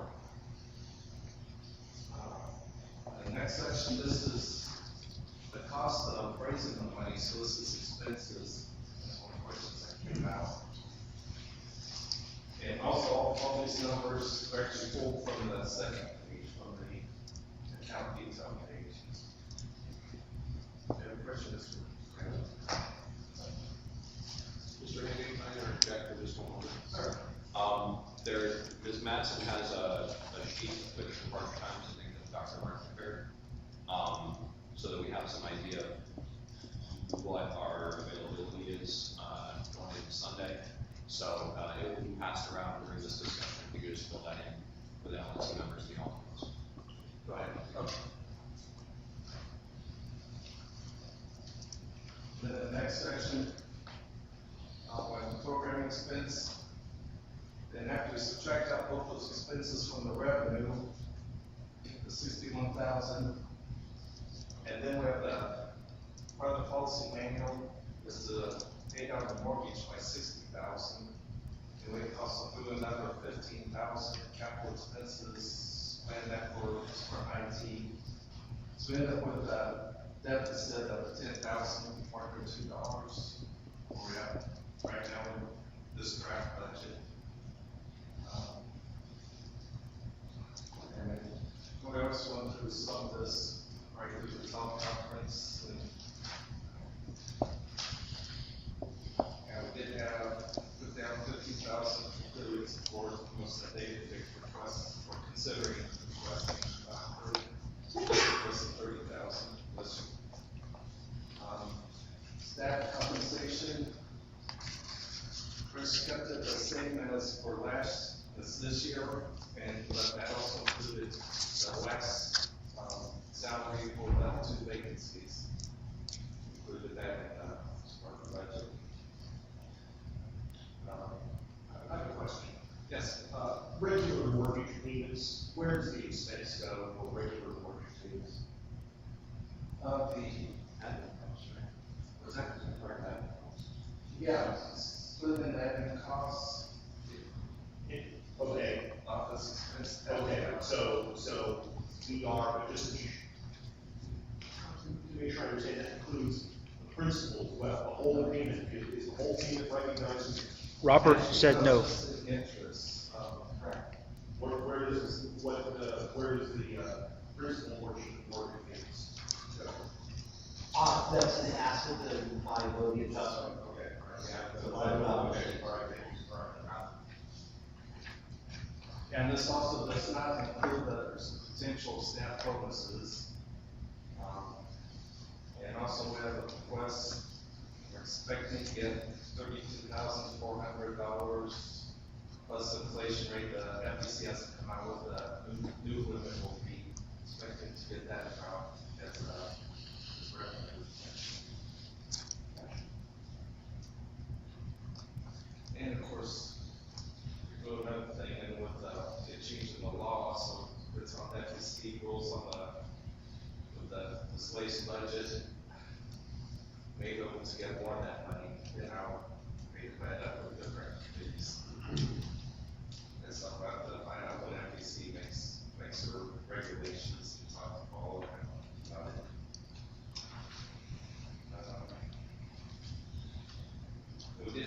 here we have $3,287 in the campus support restricted fund. So included 3,000, next year out of that fund. Taxpayers. It's actually a $3,000 difference between subtracting these, and that's because that campus support restricted fund, where we have that fund. Oh, and another thing that did change was we're down to 4 issues of LNCs for next year. This year we did 6. Years before, we're not how far we're at than 4. And those are $8,600 per issue. One monthly expenses, 6 or monthly, like he already wants to do. Although they do bring in some money, because they always include envelope in there for people to send donations back.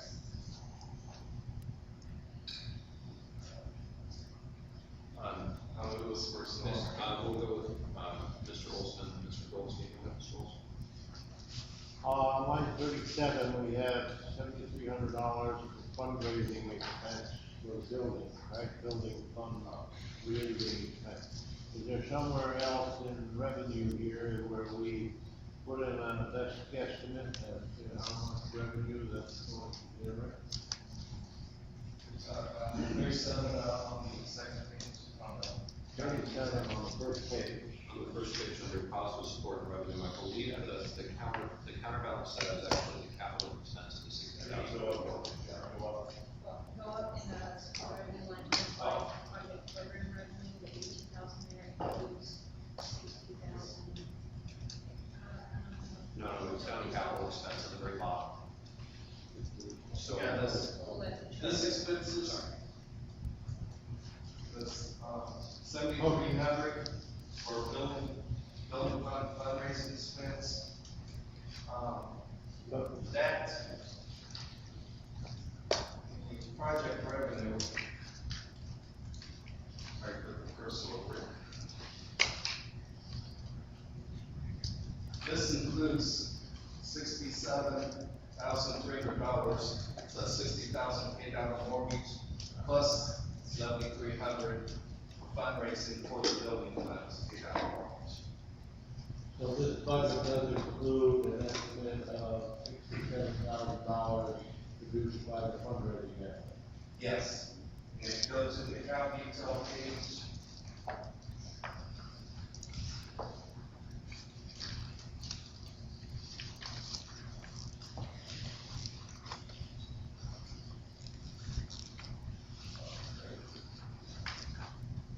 Slide 4108, building fund. So it's expected to be 67,300. The 7,300 spent for raising that fund to 60,000. Mr. Olson. It is. It's in the account detail page on the next page, it's line 4108.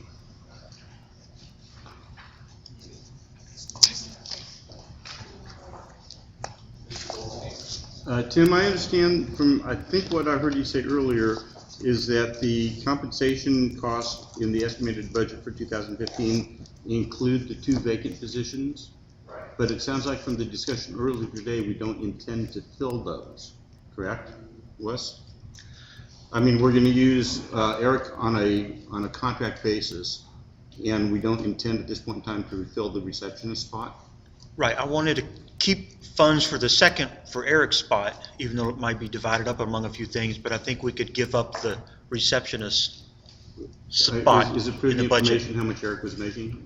Is that executive session stuff? Yeah. Okay. Can you tell us about how much you think Eric will make on a contract basis? What your estimated cost for him would be in 2015, just on a contract basis? That's not executive, just executive. Is that all he's doing? It sounds like he's doing more than that, though. He'll do some web work.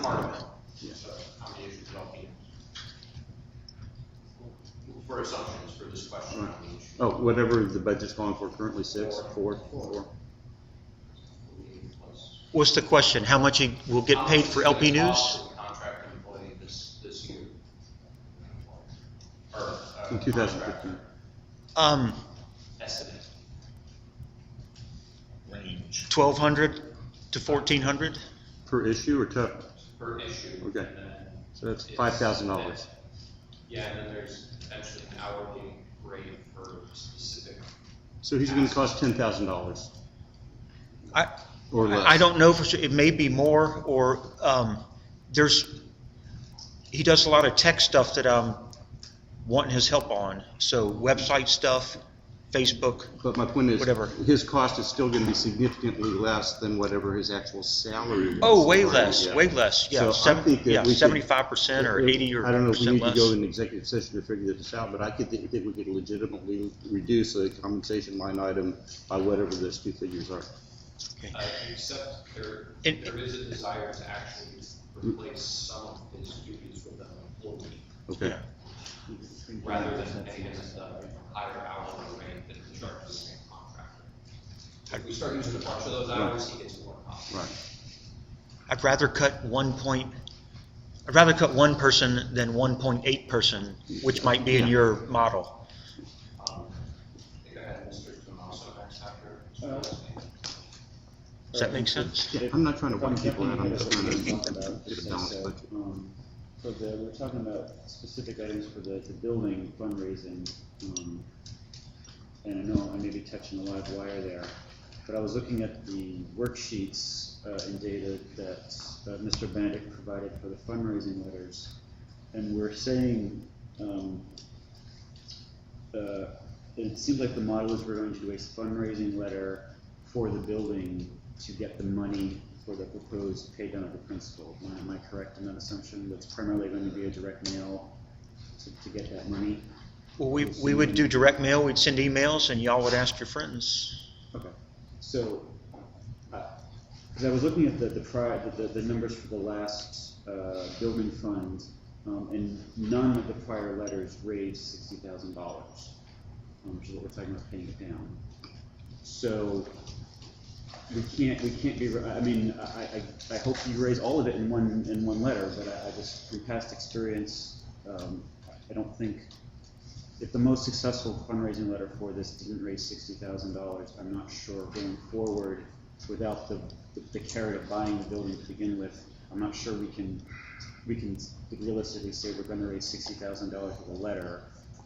Now, I guess one letter probably raised 30,000. Okay, that seems to me offhand a more realistic expectation. So we either adjust that number or we say it's 30,000 plus 30,000 from some other means. So this line item, I think, either needs to get broken out a little bit or maybe adjusted based on a little more reality. I think the reason that there's only a line item for one mailing, that's the only piece of building fundraising that costs us money. Okay. The emails or hearings page or all that stuff, all kind of gets in the wash with normal staff time. It doesn't, there's not an contingent cost of fundraising, is that correct, Wes? For Right. building fundraising, only the mail piece is going to cost us. Right. 'Cause we stuck inserts in LP News last year. I mean, we raised 300. How much did we raise for the building? 300 something. Only a couple of house letters went out. You know, it was. So I guess it looked like we were relying, and obviously I know the chair would make calls, and perhaps Mr. Winkler, Mr. Neal, and Mr. Blau, who are pushing this project, would make calls. But I just want to get a better sense of this is a pretty big line item, and there's some questions about how much we want to do. So I wanted to get a better sense of what the expectation was going into next year, how we would raise the money, and if we need to adjust some line items for a more realistic expectation of where that money is going to be coming from. Mr. Weir? Well, aside from the fact that we'll be trying some other things, we don't have any experience yet as to what it's going to require. Remember, we're saying $60,000 every other year, and maybe by the end of this year we'll discover that we were able to raise more or less, or what things work and what things don't. We may have to adjust things towards the end of the year, but we just, right now it's just speculation. I don't think we can do more budget-wise as far as putting things into the budget. We're just gonna have to see how it goes. Now, I think this is basically I'm saying I think this is reasonable to put into the budget as a placeholder and see how effective that is along with everything else. And the more important line to get right in the budget is how much we have to spend to raise the money. If we don't meet the goal under the policy manual, I think we just give ourselves all a slap on the hand. Well, we say that was a bad goal. We could change that. I mean, from what, sorry if I'm talking out of turn, but if what Wes said is true, and 30,000 is a more realistic number, okay, I mean, great. If we can pay the mortgage off in 1 year, I'm not saying you shouldn't. But right now, we're saying is we're gonna take $60,000 out of the core budget to pay this down unless we change it. Even if the fundraising never brings in no money, because that's what they say we're gonna do. Well, no, we're saying that we're going to try to raise 67,300, of which 7,300 will be used, for the expense. If we only raise 47,300 and we're 20,000 short, then towards the end of the year we got to decide what to do. Do we want to try to increase the amount that we spend for fundraising? Do we want to change the policy manual? But I don't think that's a decision to be making right now. I have a question for the treasurer. The line 25 on the high-level budget, the project program revenue is significantly smaller than any of the past years, except for this year extrapolated. Is there a reason that number has been so big in the other years other than this year? Building funds. Okay. And that's the only. Pretty much. Okay. So we're just assuming that will allow us to put in the fund. Right. Activity. There was a huge push, raise money to move into the office. Mr. Hagan, are you still going through it, or? I was kind of looking at the assumption everybody made. Right. Kind of hoping that, but you never know. So. Is there anyone else seeking to be recognized on the budget, or is it particular concerns or questions? I got a comment about appreciation.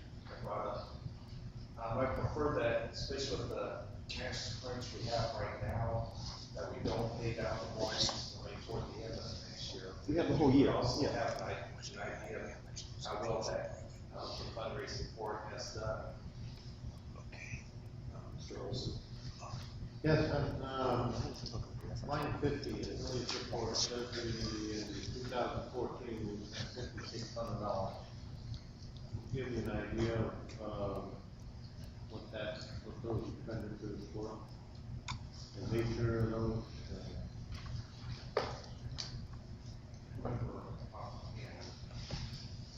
They were, I can answer. Okay, Mr. They were mostly travel. Oh, that's right. They were what? Travel to like state events, training. Is that so? Staff and chair travel to speak at a state convention, and also other affiliate sports. Right, or doing training. And also the chair will speak at a state convention. Right. We did that. Yeah, that's Dr. Mark. I think it's useful every now and then to remind ourselves that the way we classify these things can be very misleading. I think that when you talk about the massive amounts of money that really provide ballot access, these also, I mean, we are trying to help out the state affiliates, it's just the way they're classified in some cases. So we spend a massive amount of money trying to help our state affiliates ballot access. And this number also does not include the labor, staff labor time. It's helping out with which is by charity. You're cheap. Great. Anyone else seeking to be recognized at this point? I'm not hearing anyone else seeking to be recognized. So logistically, here's where we're at. We are at 4:40 local time. What do we have left for time, Bill? This item ends at 5:19. Okay, so this item ends at 5:19. I have been informed that traditionally there is some period of executive session related to the budget discussion. To discuss actual salaries of people instead of just a big compensation number. I would suggest that it is easiest to do an executive session at the end of the day, because you can kick everyone out and see the and then we're sort of half wrapped up. Is there a sense from the body how long that specific staff compensation discussion, this is an executive session related to the budget, it's not related to any litigation or anything else, how long we should allow for that and to be reasonable? Dr. Mark? Chairman, given that we are looking at the possibility of placing or bringing people in, I probably be better to say a little more rather than a little less. Okay. Mr. McLennan? Yeah. When you can, if you drop one, I want to talk about the litigation budget. Okay, that one is, can be an open session. Although, if there are specific projects you want to hit, that makes it separate. Mr. Redpath? I don't know, my sense is an hour. Discussion.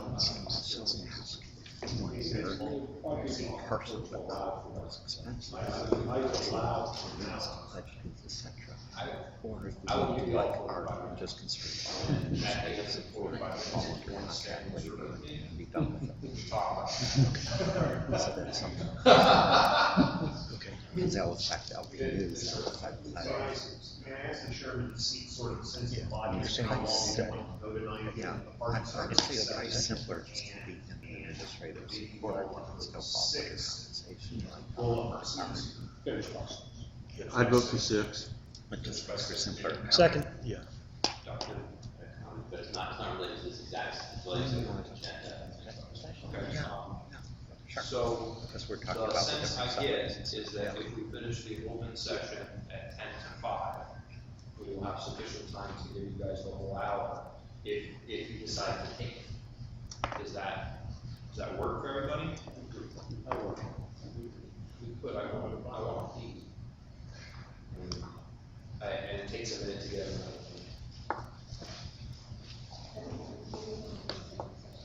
Pardon me, Ms. Jackson, could you speak up? It's supposed to be actually- a private conversation. Yeah, go ahead. All right, so before we go into executive session tonight, we should specify what time we're coming back tomorrow, so people that are departing know when to show up tomorrow. I believe it's at 9 a.m., although Dr. Lieberman, was your question about the agenda affect that? It was a question about how to handle what we do between now and executive session today. I would. We got about 5 minutes. Well, we don't have much I time. can just make a suggestion. Yeah, go ahead. I was going to suggest whatever you guys do that, before you go into executive session today, that you handle the first 2 new business with previous notice items. Yes, and those will not, probably be done in 10 minutes. So, yeah. All right, so without objection, we'll do that right now. So the first 2 items for new business with previous notice, the first one is amend the policy manual to have the convention oversight committee maintain the convention archive. The second is modify the awards committee structure and appointment. Those are, Why are we, sorry, why are we? Just get them out of the way. Why are we changing the agenda? because we only have 10 minutes. I mean, we could do it tomorrow too, but There was someone had a question on that. right? We have budget stuff. Okay.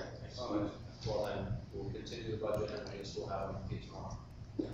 Mr. Clement. I had in mind starting some board solicitations in this next quarter coming up. And I had in mind including in my talking script, raising money for not only the general fund, but also the offensive litigation. Is that okay? That I include that in my talking script? It's okay with me. So, let's say for instance, I'm successful to get $20,000 or $30,000, that some large donor basically makes it a targeted donation.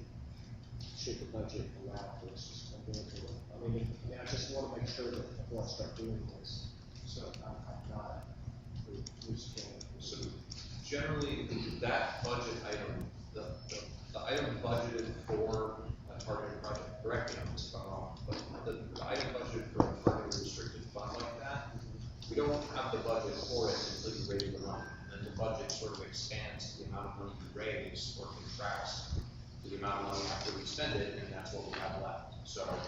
So you don't have to modify the budget to put a bucket for that money. If you get that money, we'll find a way to spend it. Okay. But I don't totally understand that, because I sometimes have the same issues. It's like, if I go talk to some guy and say, if you'll give me $32,400 for legal attacks, we're going to do this big legal offense move, I can't promise him that because we don't have authority in the budget to spend $32,400. So he's going to promise it.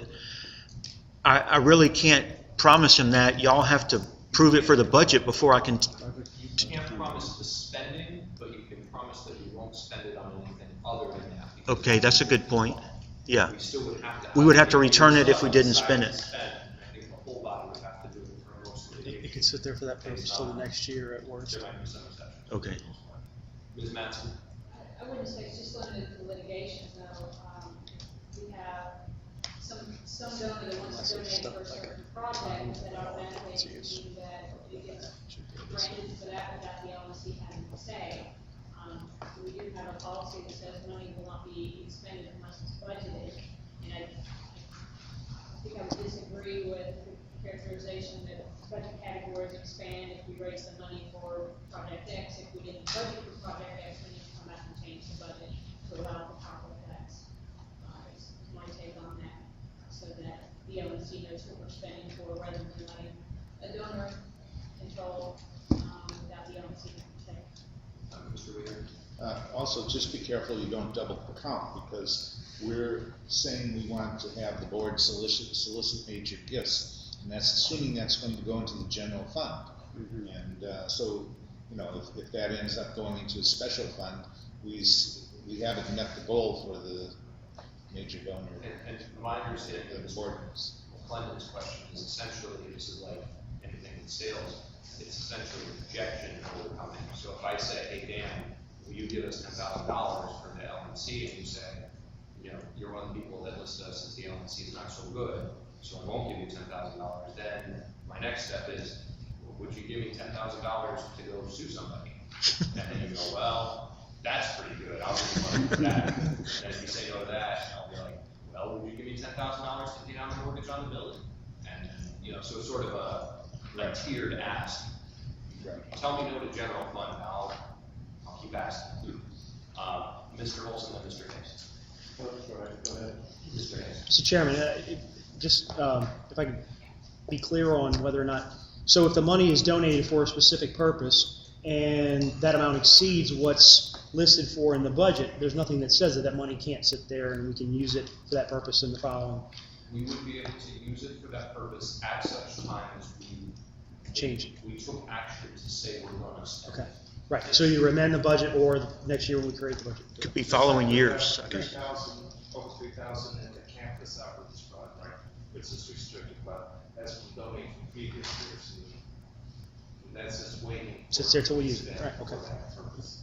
I hope we can agree that it's one thing to say, well, we're going to do ballot access, but funds aren't restricted, in my opinion, unless there is a specific deal with the donor that says that funds are only going to be used for this. And why we would solicit funds and put handcuffs on ourselves regarding this. It's one thing to say, well, you can emphasize something, but you can emphasize something in fundraising without declaring, oh, your money's only going to be spent on that. Let's avoid that, please. Let's not tie our hands here when we really, unless we have to, get the money in the door. Right. I think this is the sort of thing that, my understanding of Mr. Clinton, this is the sort of thing that gets used with a recalcitrant donor who says, I frankly don't trust you to put it in the general fund. In which case we say, well, let's make an arrangement where you put it in a place that you trust me to have it. And so it wouldn't be our goal until we get to the point where someone's saying, you can have it under these conditions or you can't have it, in which case there are a lot of conditions I'll accept. to get in the door, just revenue to go on there. Okay. Definitely him. Mr. McClellan. Yeah, that's not, I mean, when you have something, if you're trying to raise money for it and it sounds sexy, it's just easier to raise the money. I mean, it's, what my intention is I start these solicitations, and yes, I'm gonna try to capture the general revenue, but I've kind of had in mind focusing on offensive litigation because, you know, if we really want to go there, we need a pretty big chunk of money to go there. And it's kind of sexy. I think I'd be able to be effective in raising money. That's part of my rationale. I'm going to go to Mr. Tomaso, then Mr. Hayes, then back to Mr. Rowe. I had a very similar question to this on the mailing list. I don't remember seeing an answer. So the board solicitation, which yes, it is our responsibility as board members to help. So about the double counting. So say if you mentioned earlier about board members, say, helping with membership renewals or getting more pledgers, would that count on the line item for board solicitation? So say I helped you get a whole bunch of new members, would that go into the membership column or board solicitation? Membership. Okay. So this is just, hey, send us a check, nothing else associated with it, doesn't go into a project, doesn't go into membership. Because like a board member got $32,000 for the building fund. There was no credit shown on the board member fundraising. That all was on the building fund line. Just one little point. But we do appreciate addressing Mr. Redpath's concerns. In Louisiana, we've got donors or potential donors that, you know, they don't want to donate to the general fund, and so we have implemented the possibility of restricted funds with the intent of getting some people that don't want to donate to certain things or to the general fund to start donating again. So having that available, it's another tool to try and raise money. I mean, people that are going to give money, they're going to give money, but like Mr. McClendon was saying, having something sexy, you know, getting people motivated, getting them the goal as opposed to just give us money, it depends, you know, there's no right answer, and it's just trying to find the right path to do it. Mr. Redpath and Mr. Hayden and Mr. Bennett. Yes, and I don't mean this in a negative sense. You got to finesse it. Okay, I mean, it's, first of all, with respect to legal offense, okay, exactly what are we going to sue over? Hell do I know. I mean, seriously, these things come up. I mean, yes, these things just sort of happen to come up from time to time. And the thing, you know, yeah, okay, we're going to sue, but over what? I mean, that's going to be decided in the future. And we don't have we aren't segregating, even in the general ledger, correct me if I'm wrong. We are not segregating cash into a separate general ledger account. We are. That's a restricted fund. That's a restricted fund. All right. I'm wrong then. Which one was restricted? But I guess I just wonder about doing that. There may not be any, but it's still what's coming down the line. Yeah, I forget. Mr. Hagan and Mr. Benedict and everyone's adjourned.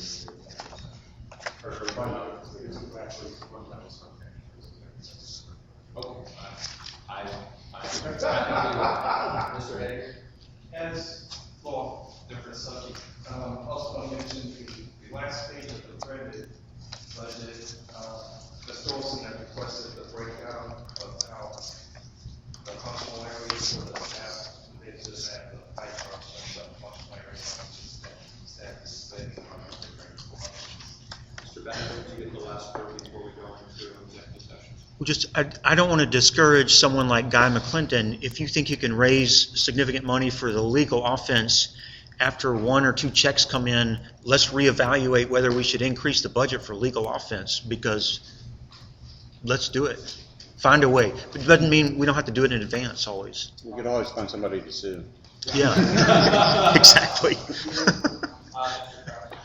Yeah, just so you all know, I do mark the gifts you raise as you as the solicitor. So even if you raise it for legal offense, you raise it for the building, I know who raised those funds, and I can tell you, thank you very much, and I can produce a report that says this is what you raised, and here is what you raised it for. So no worries, you will get credit for the Brownie point. Okay. Then with that, we will, I always forget the formal. Because Guy actually raised raises money. He doesn't. I'll entertain a motion to go into executive. Mr. Chairman, I move that we go into executive session. Second. So moved by Mr. Hayes and seconded by Mr. Don't we have to express a reason? For the Or, purpose of, I move that we go into executive session for the purpose of discussing the budget. No, employee For discussing. Budget discussion related to compensation. Yeah. And, rigorously towards that purpose. Is there objection to that? There is. Point of information, we're gonna re-adjourn at 9 AM tomorrow? We will reconvene at 9 AM in this room. Information today, are we done with the 60-minute agenda item? We're not coming back to it, even though we have 25 minutes left in this item. I take it, it's complete. That is sort of my interpretation right now, is that we still have 60 minutes tomorrow. But this item is done for today, because I don't want to create a debit against tomorrow's time balance. Mr. Chairman, I think the LNC should thank the members of the party who came out and attended our meeting today. Thank you. Through the room, if anyone not on the LNC or alternates, or, which staff? Nobody right now. For Up to this, you. including and all recording devices need to be turned off and we'll be on that stream, so if I And got. for the benefit of those leaving, is it accurate we're coming back at 9 tomorrow? It is accurate that we're coming back at 9 in the morning. Have me in this mic room. play. Any LNC member or alternate who did not get a copy. Turn this off, save some battery. Yeah, we're 5-minute break.